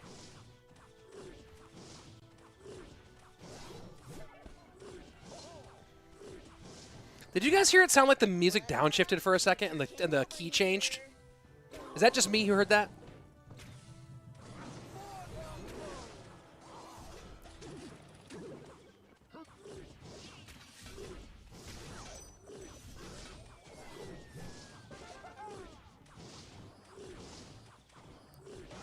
Mo holding, but look at the difference in elixir. 3 up for DarkAngel here.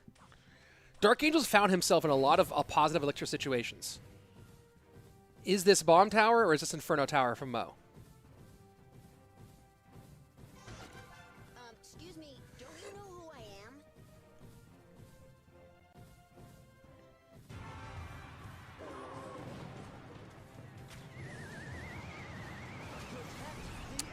That, NATO, we've seen that tried today and failed. That time it worked.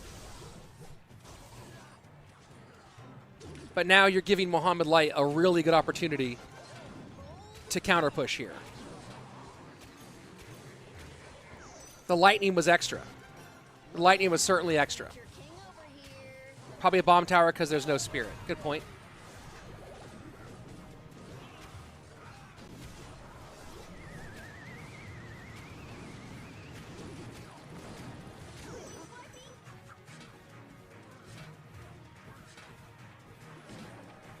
And there goes the bomb tower.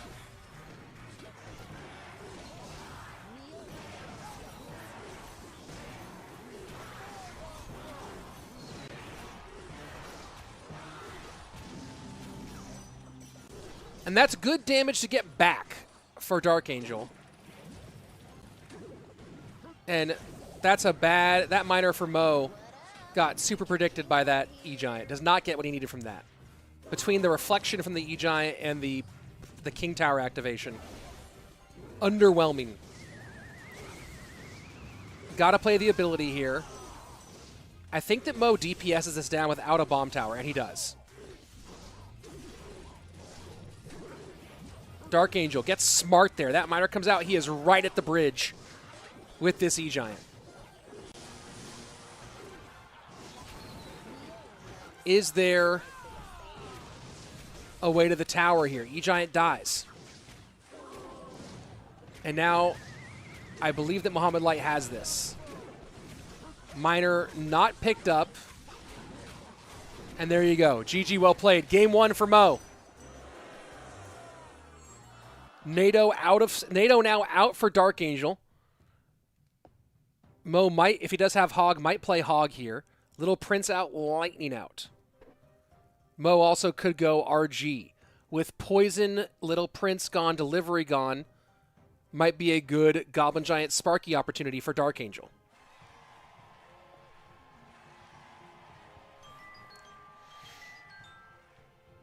But the question is, do they have them pre-built?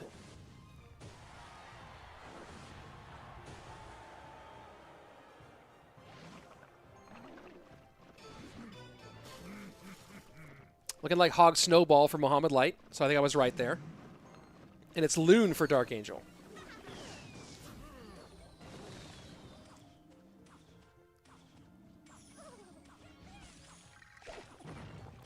And Mo's just loading up everything behind this Mighty Miner.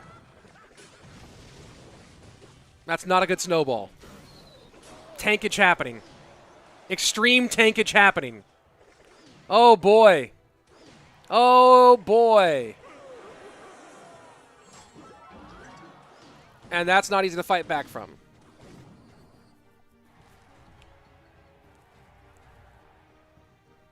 What do I think of this format, says QWERTY? I think that Teams is kind of funny in this era. But again, I think my favorite Teams format... I think this is also really long. 3 King of the Hills and 2 duels. I would rather see them take a King of the Hill out and put in a Mega Draft for instead of one of the duels. Instead of one of the King of the Hills.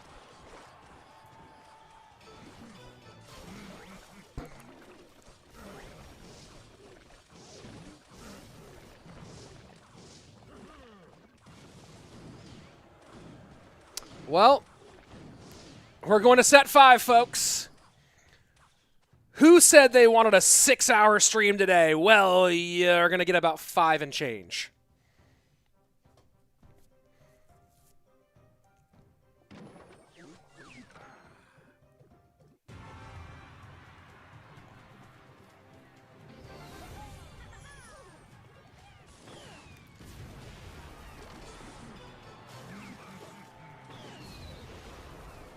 Teams without 2v2 shouldn't be a thing. Maybe. Yeah. Oh, this could I have, is it possible I cursed here?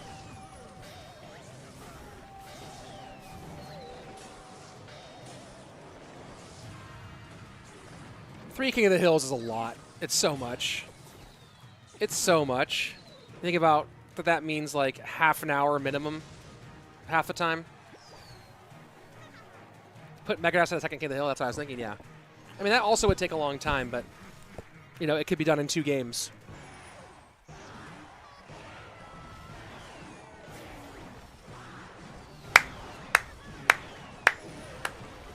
All right.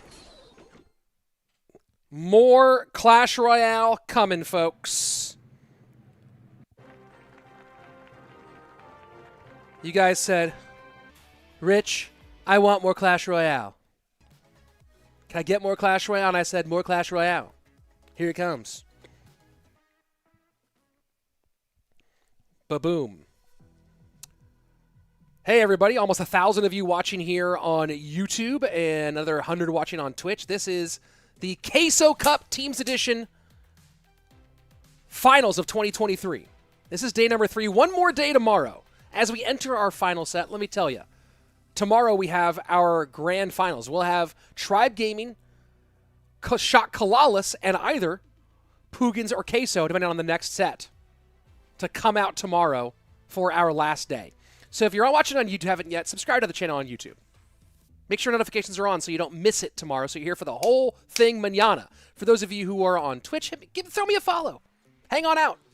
I go live here sometimes. This is the most fun place for Clash Royale esports. Unless you want someone to be super professional 100% of the time, then you might get annoyed with me, because when I cast by myself for 5 hours, things start to get crazy around hour 3, hour 4. And know what I mean? Rank your favorite all-time games. Backgammon.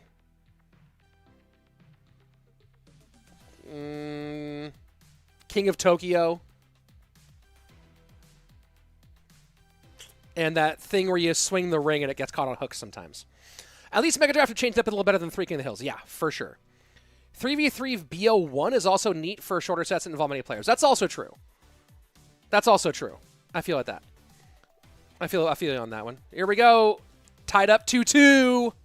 Winner moves on to the lower bracket finals. They will await the loser of Shot CALALAS and Tribe Gaming, which will be our first match tomorrow.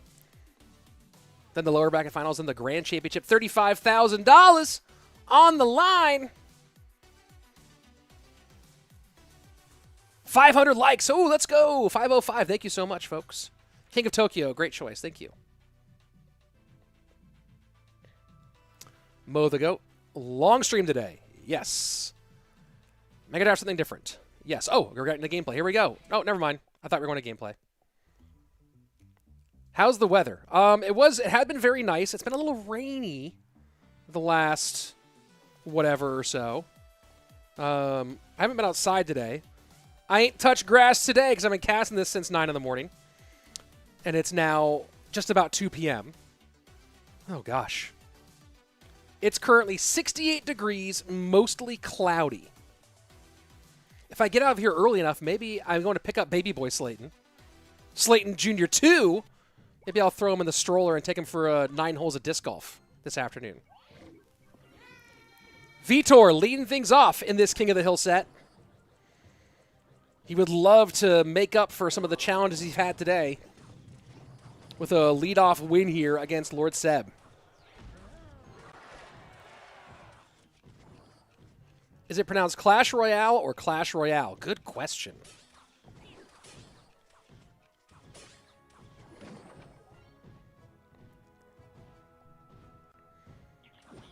None of my kids play any mobile games. And I want to get them flip phones, to be honest. I'm going to keep them very much away from most gaming stuff. They can play it with their friends' houses. The irony, I know. Is smoky barbecued pork halal? It's neither halal nor kosher.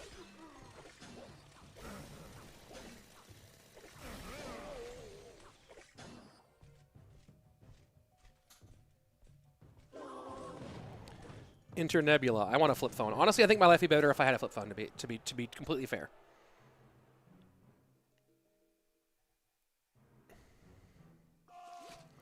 Excess Butter, how are you? Been a minute, modder.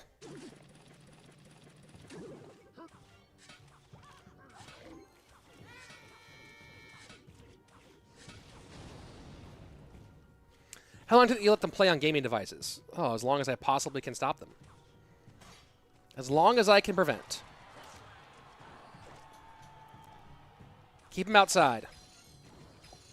My oldest does do Khan Kids Academy occasionally. Khan Academy Kids. Like, it has like some educational stuff on it.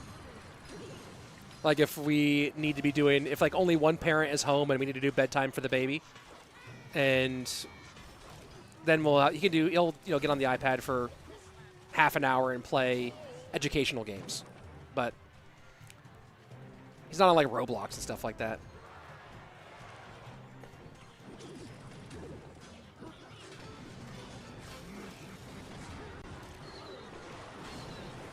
Oh boy. Oh boy.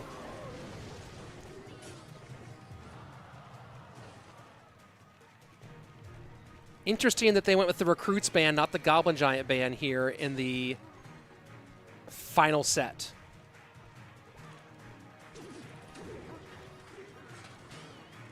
I would have thought that it would just be just about trying to snipe Goblin Giant at this point. Good ability there from Vitor. I think video games help stimulate the brain. Yes, they stimulate the same way that addictive substances stimulate the brain. Oh, will the wall breaker connect? No, it will not. Assist archers.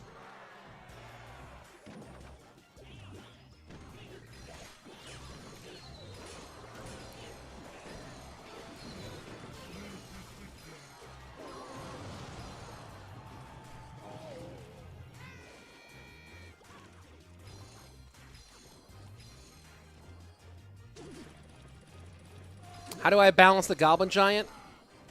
I put a Royal Giant on the other end of the seesaw. 1962, 1855. Lord Seb just playing all the broken things together, except for Little Prince.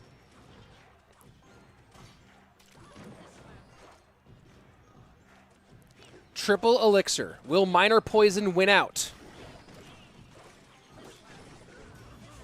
Can Minor Poison win out? Down by a lot here. And just not getting any wall breaker love today, except for that one right there. Huge wall breaker connection. Oh yeah, no Little Prince because it's a ban. That's the only reason it's not there.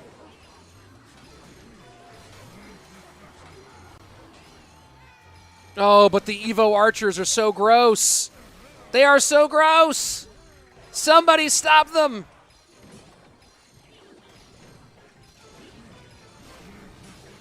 You gotta do some real magic right here if you're Vitor.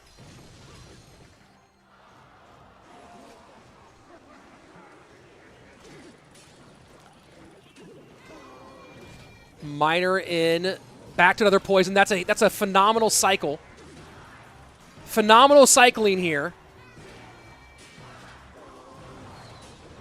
Fireball in. Oh, the tick!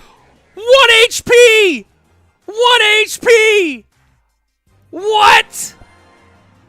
Oh, no. Oh, no. I thought Lord Seb was about to get memed when he started celebrating real early. And the tick, oh my. Oh my word. You know your boy grabbed a replay on that one. Let's see it. Oh my. Whoo-hoo-hoo. Look at this. Vitor is cycling, and he's using the 3-card cycle like a madman, right? Look at that. Boom. Wall breakers. Log. Poison again. Gets another Minor out. The Minor does get on. It's just chipping away here. Log comes in. Poison is a half. Honestly, I think Vitor had the elixir to get that poison in a little bit earlier, too. Look at this. Look at this. Minor comes in. Splits the wall breakers. Drops the god. Yeah. Oh, no, he didn't. He didn't. He hit it right when he could. Right when he could. And wow. Wow. I'll let that play for a minute, folks. Let me go ahead and put that. Let me go ahead and mark that one. 1 HP part 2. Oh, my. Oh, the file's still open. Darn it. So I can't play it. I can't save anything with it. Darn it. I'll have to do it later. Yo. 1 HP part 2. Now I can do it. Great. Wow. Oh, wow. The face cams are delayed, so we know a little who wins early by the reactions. Yeah, the face cams are... I've told production they haven't fixed it. I don't know why. I wish they would. I will... But when I edit it and put it up as a clip, I'll fix the face cam. I'll do some editing magic and fix the face cams there. That was crazy. That was crazy. That was crazy. There you go. How y'all feeling? How y'all feeling? Let me go ahead and tell the production one more time.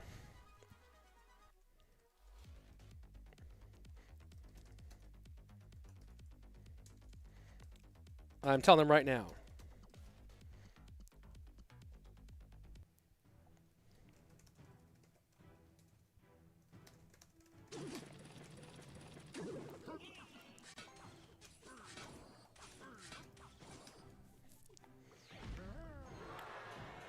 Goblin Giant to the left.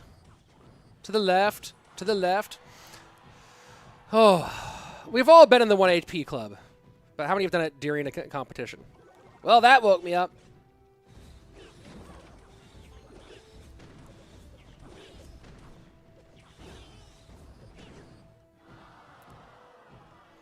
Is it pronounced Clash Royale or Clash? Well, okay, the thing is the E makes it Royale. So it mix, Steve, if you're trying to say Clash Royale versus Clash Royal, Royal would not have an E at the end. The E at the end makes it Royale. The E affects the A to make it Royale. If that's what you're trying to figure out.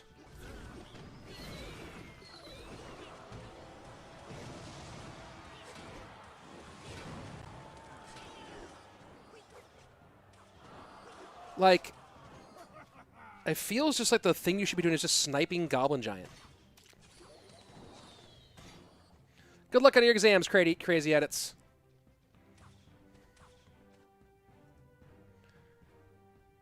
How does a finish like that suddenly 100 people leave? They're like, there's no way it gets better than that? Crazy. Lord Seb just playing this over and over and over again. Is there a snipe on this, or is it just that dumb and broken?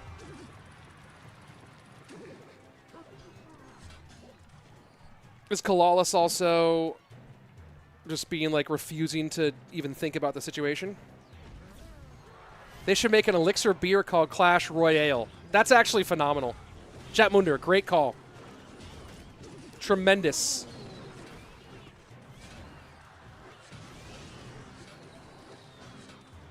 Rarely have I heard an idea that good.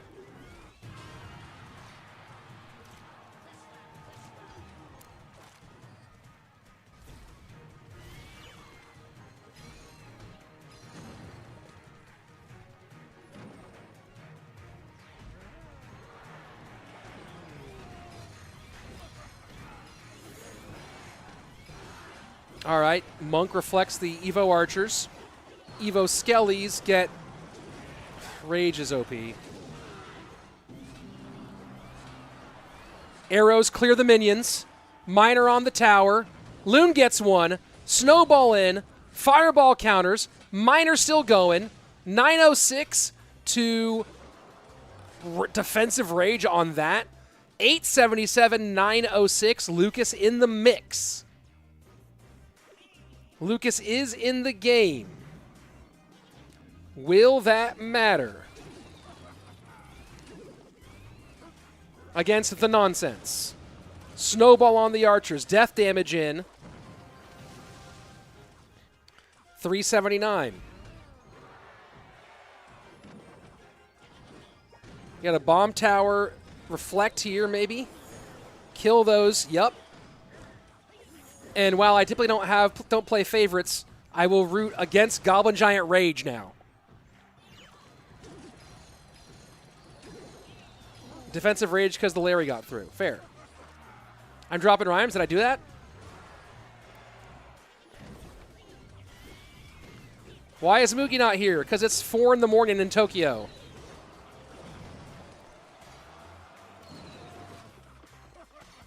That's a cheeky fisherman over here.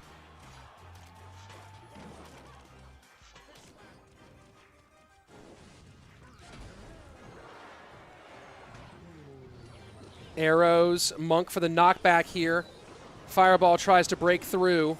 Miner going to go to the inside, I think. No, goes right to the front. Snowball prediction. And Miner arrows won't be enough. Miner comes around one more time. And I will applaud beating that silly, silly COD. I'll give it an applause. There you go. What is going on here? Why is that doing that? Why are you doing that? Oh, get out of here. There we go. Seeing Lucas ban recruits, I felt that. Yep. Let's see. All down for Clash Royale. Yeah, Clash Royale sounds great.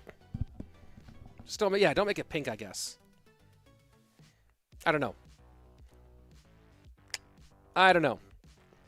Love seeing Lucas win. This guy says no because he wanted to see Lord Seb win with Goblin Giant Rage.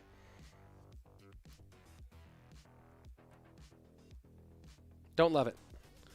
Don't love it. Have PUIGINS use Goblin Giant at all? Not much. Not a lot of it.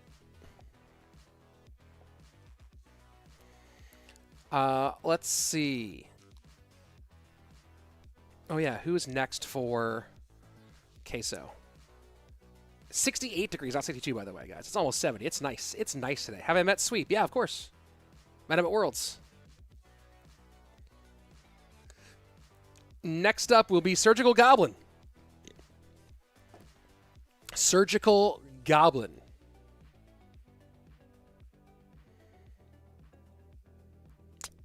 Okay. I was looking at some of the chat stuff. But we good. World champs have all agreed not to touch Goblin. Get the Green Giant. Pretty much, it seems. PUIGINS for the win. If their opponents keep playing the Goblin Giant, I'll certainly vote for it. And Surgical Goblin plays something else. Let's go.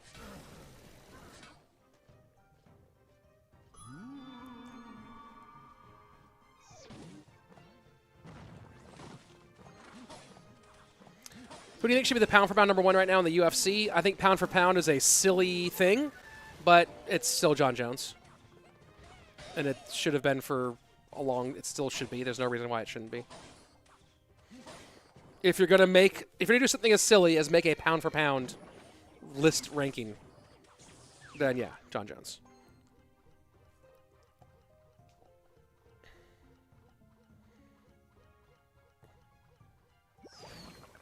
We've seen this deck from Surge struggle against Hog today.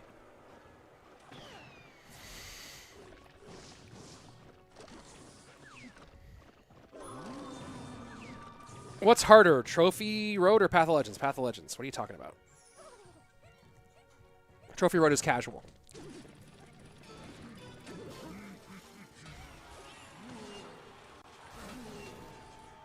Good concept out of Surge. Doesn't get the connection.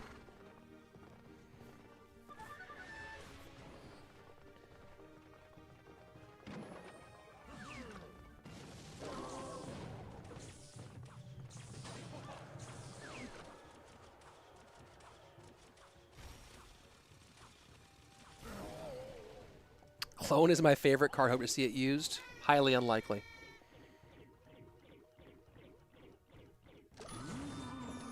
Split Breakers.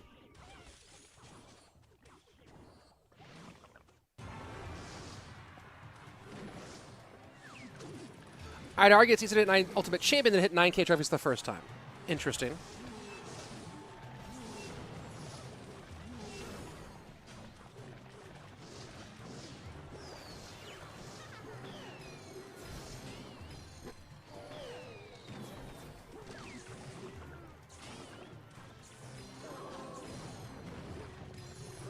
Super Mouse saying Surge is the only covenant player I've seen using Prince so often. Prince is really meta as part of this deck.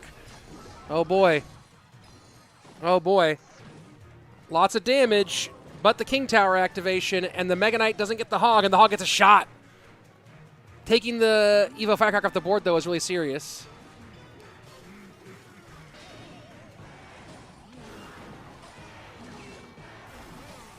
That Ghost is creating problems.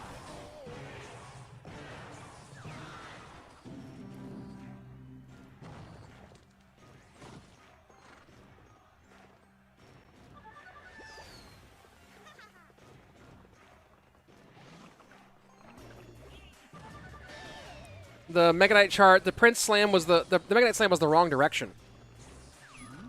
I don't even know if did the Prince actually charge, or was it too close? I didn't see. Gonna take ghost shots. Lucas gonna take 2 ghost shots here. Hog needs to get one more shot here. Does it? And it does. 350, 379. 90 seconds left. Sudden death overtime.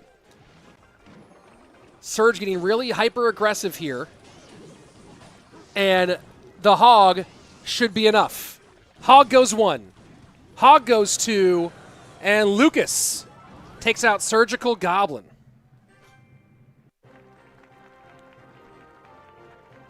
The Prince did get the charging. Good to know. All right. I guess it did. 9K was harder because of level 15. Yeah. But, I mean, here's the thing is, right, is like, what's the best way to put this? I feel like Ultimate Champion, when I can't switch decks, is more annoying to do. Whereas it didn't, like, once I had one deck that was level 15, finishing Trophy Road was easy. So, yeah, levels is what made Trophy Road harder earlier. But once you have one deck that's maxed, you're good. Ziroko saying the same thing. I love how Lucas sometimes comes here after chats after his games. Was a nice game, Butter. You gotta admit. Yeah, well played, Lucas. Well played, Lucas. You are so tired, man. Yeah, I'm dead. I'm totally dead. I need to find a co-caster for tomorrow, but it is not easy to do it. Doing this by yourself for hours though is super exhausting. Let's see. Just the log made the MK stutter. That's what the hell got a hit. Got it. Yeah. True. There we go. All right. Last game potentially coming up here. Great match, Lucas X Gamer. Call up Juicy. He's streaming anyway. Oh, here we go. DarkAngel. Does DarkAngel have it in him to do it again? Can I co-cast with you? Depends. Are you a former CRL pro / coach of renown?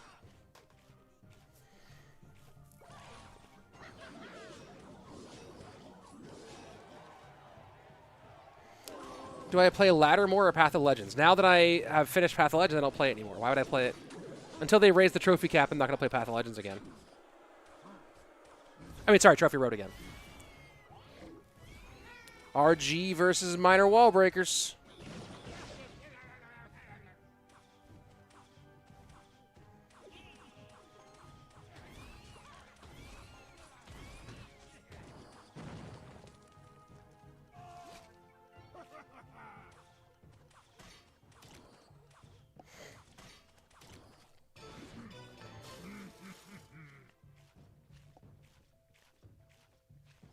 Yeah, Cage with RG. Does that mean it isn't RG? Everything else says RG.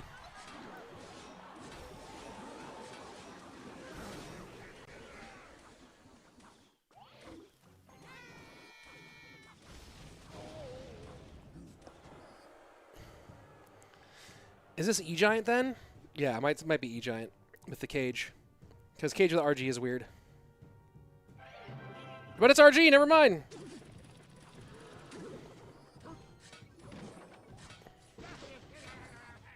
Why are we Cajun, bro?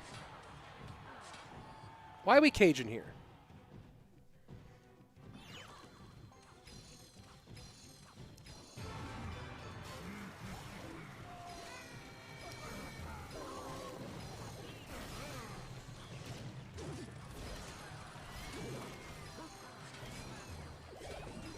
Yeah, E-Giant Fireball, of course not.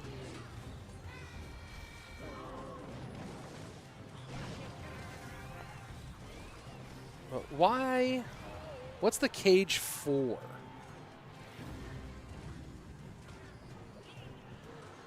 Imagine Lucas heard me talking to me to play the RG. Yeah, once the Fireball came out, it was definitely not E-Giant anymore. Oh boy, big shot.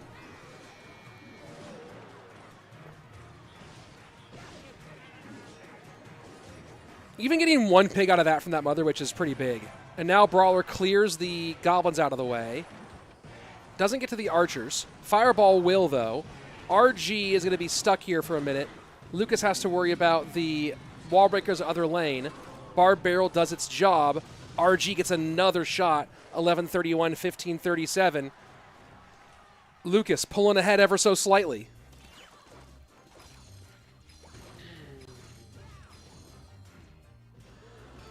Can't you do better against a Goblin Giant, I guess, but it's still an expensive building for what it does, yeah. But he's running Monk instead of running the Skeleton King, so you don't need the Skellies from the Tombstone. Gotta stop these breezies. And they both hit. They both connect. Lucas had plenty of elixir and lets both wall breakers hit. You gotta stop this. So he fireballs the miner. Evo RG gonna get picked up by the bomb tower. I am just so confused. He had tons of elixir. He had tons of elixir. I don't get it. I really don't get it. Just like assume to stop the wall breakers when they get picked up. That was crazy.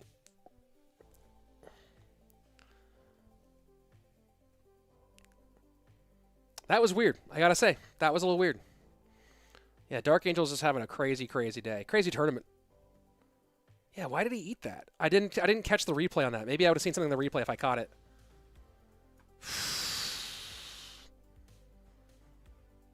Okay. Oh, they're going to show a replay here. Okay.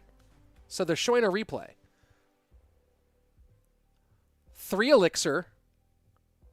Has the barb barrel in hand. There's an Evo Archer there. Mother Witch there. Phoenix there. Why not the barb barrel?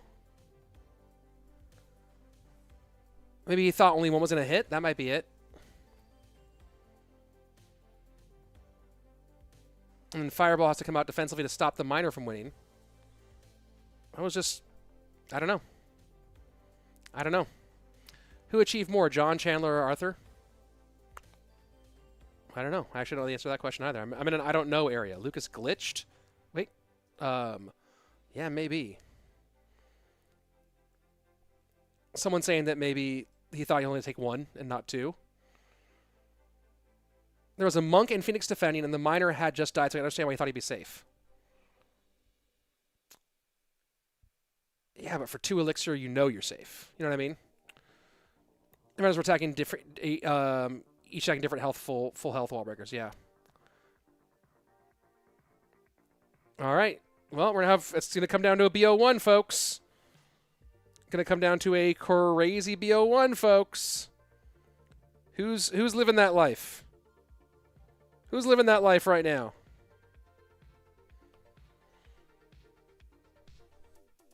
Insanity. Favorite cuisine? Lean. All down to one last game. And indubitably. Here we go. Does Queso upset Shot CALALAS? Or does Mohamed Light keep the favorites? The team that led all season alive in the playoffs. Does he have lower bracket magic once more?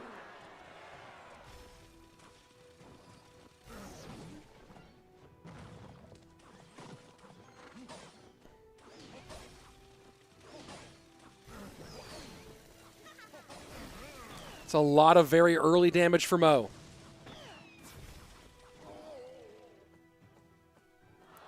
Lots of very early damage for Mohamed.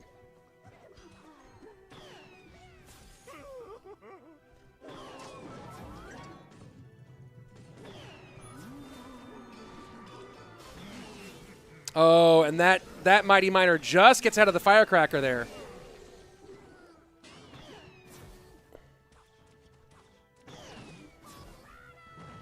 Inferno Dragon, not great for DarkAngel here, that's for sure. 2 shots. 942. So far, Mo untouched.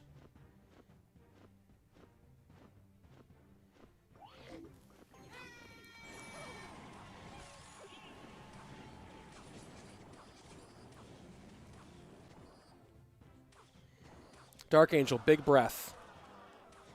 He's had to do so much today.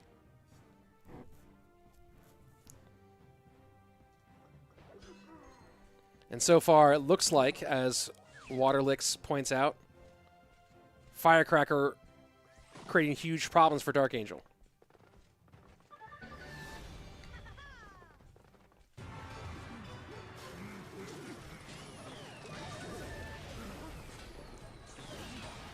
And when the arrows don't get to the Evo Firecracker there, and the Hog just runs right past the Mega Knight for 2 shots. 3:06 remaining. And this is spaghetti. Spaghetti legs for DarkAngel. And he has arrows. That's what I was thinking too, but why was he just letting himself get manhandled by firecrackers for so long then?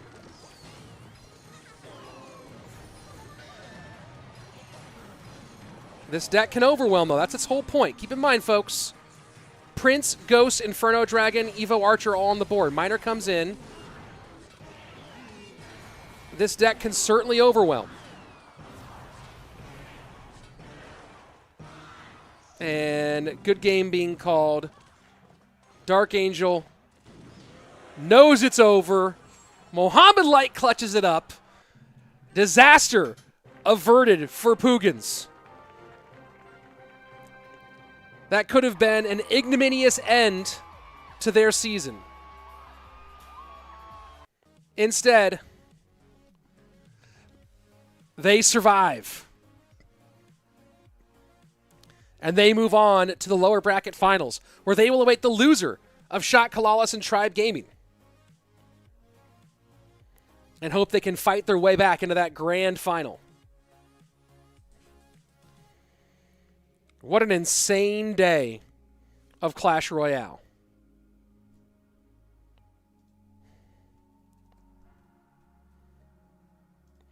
Yes, ignominious.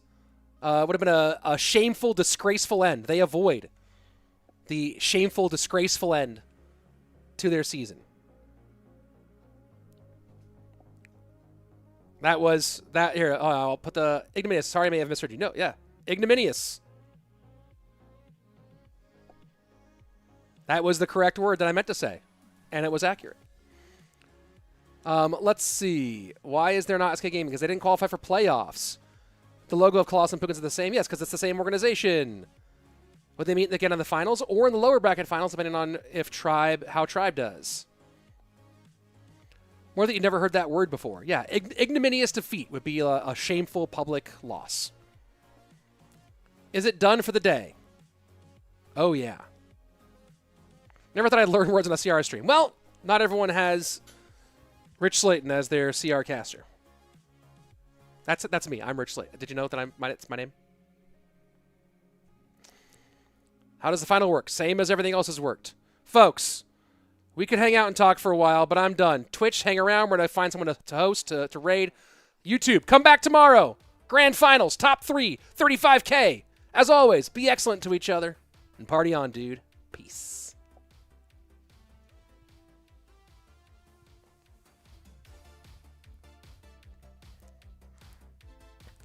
All right, let me end the YouTube stream here.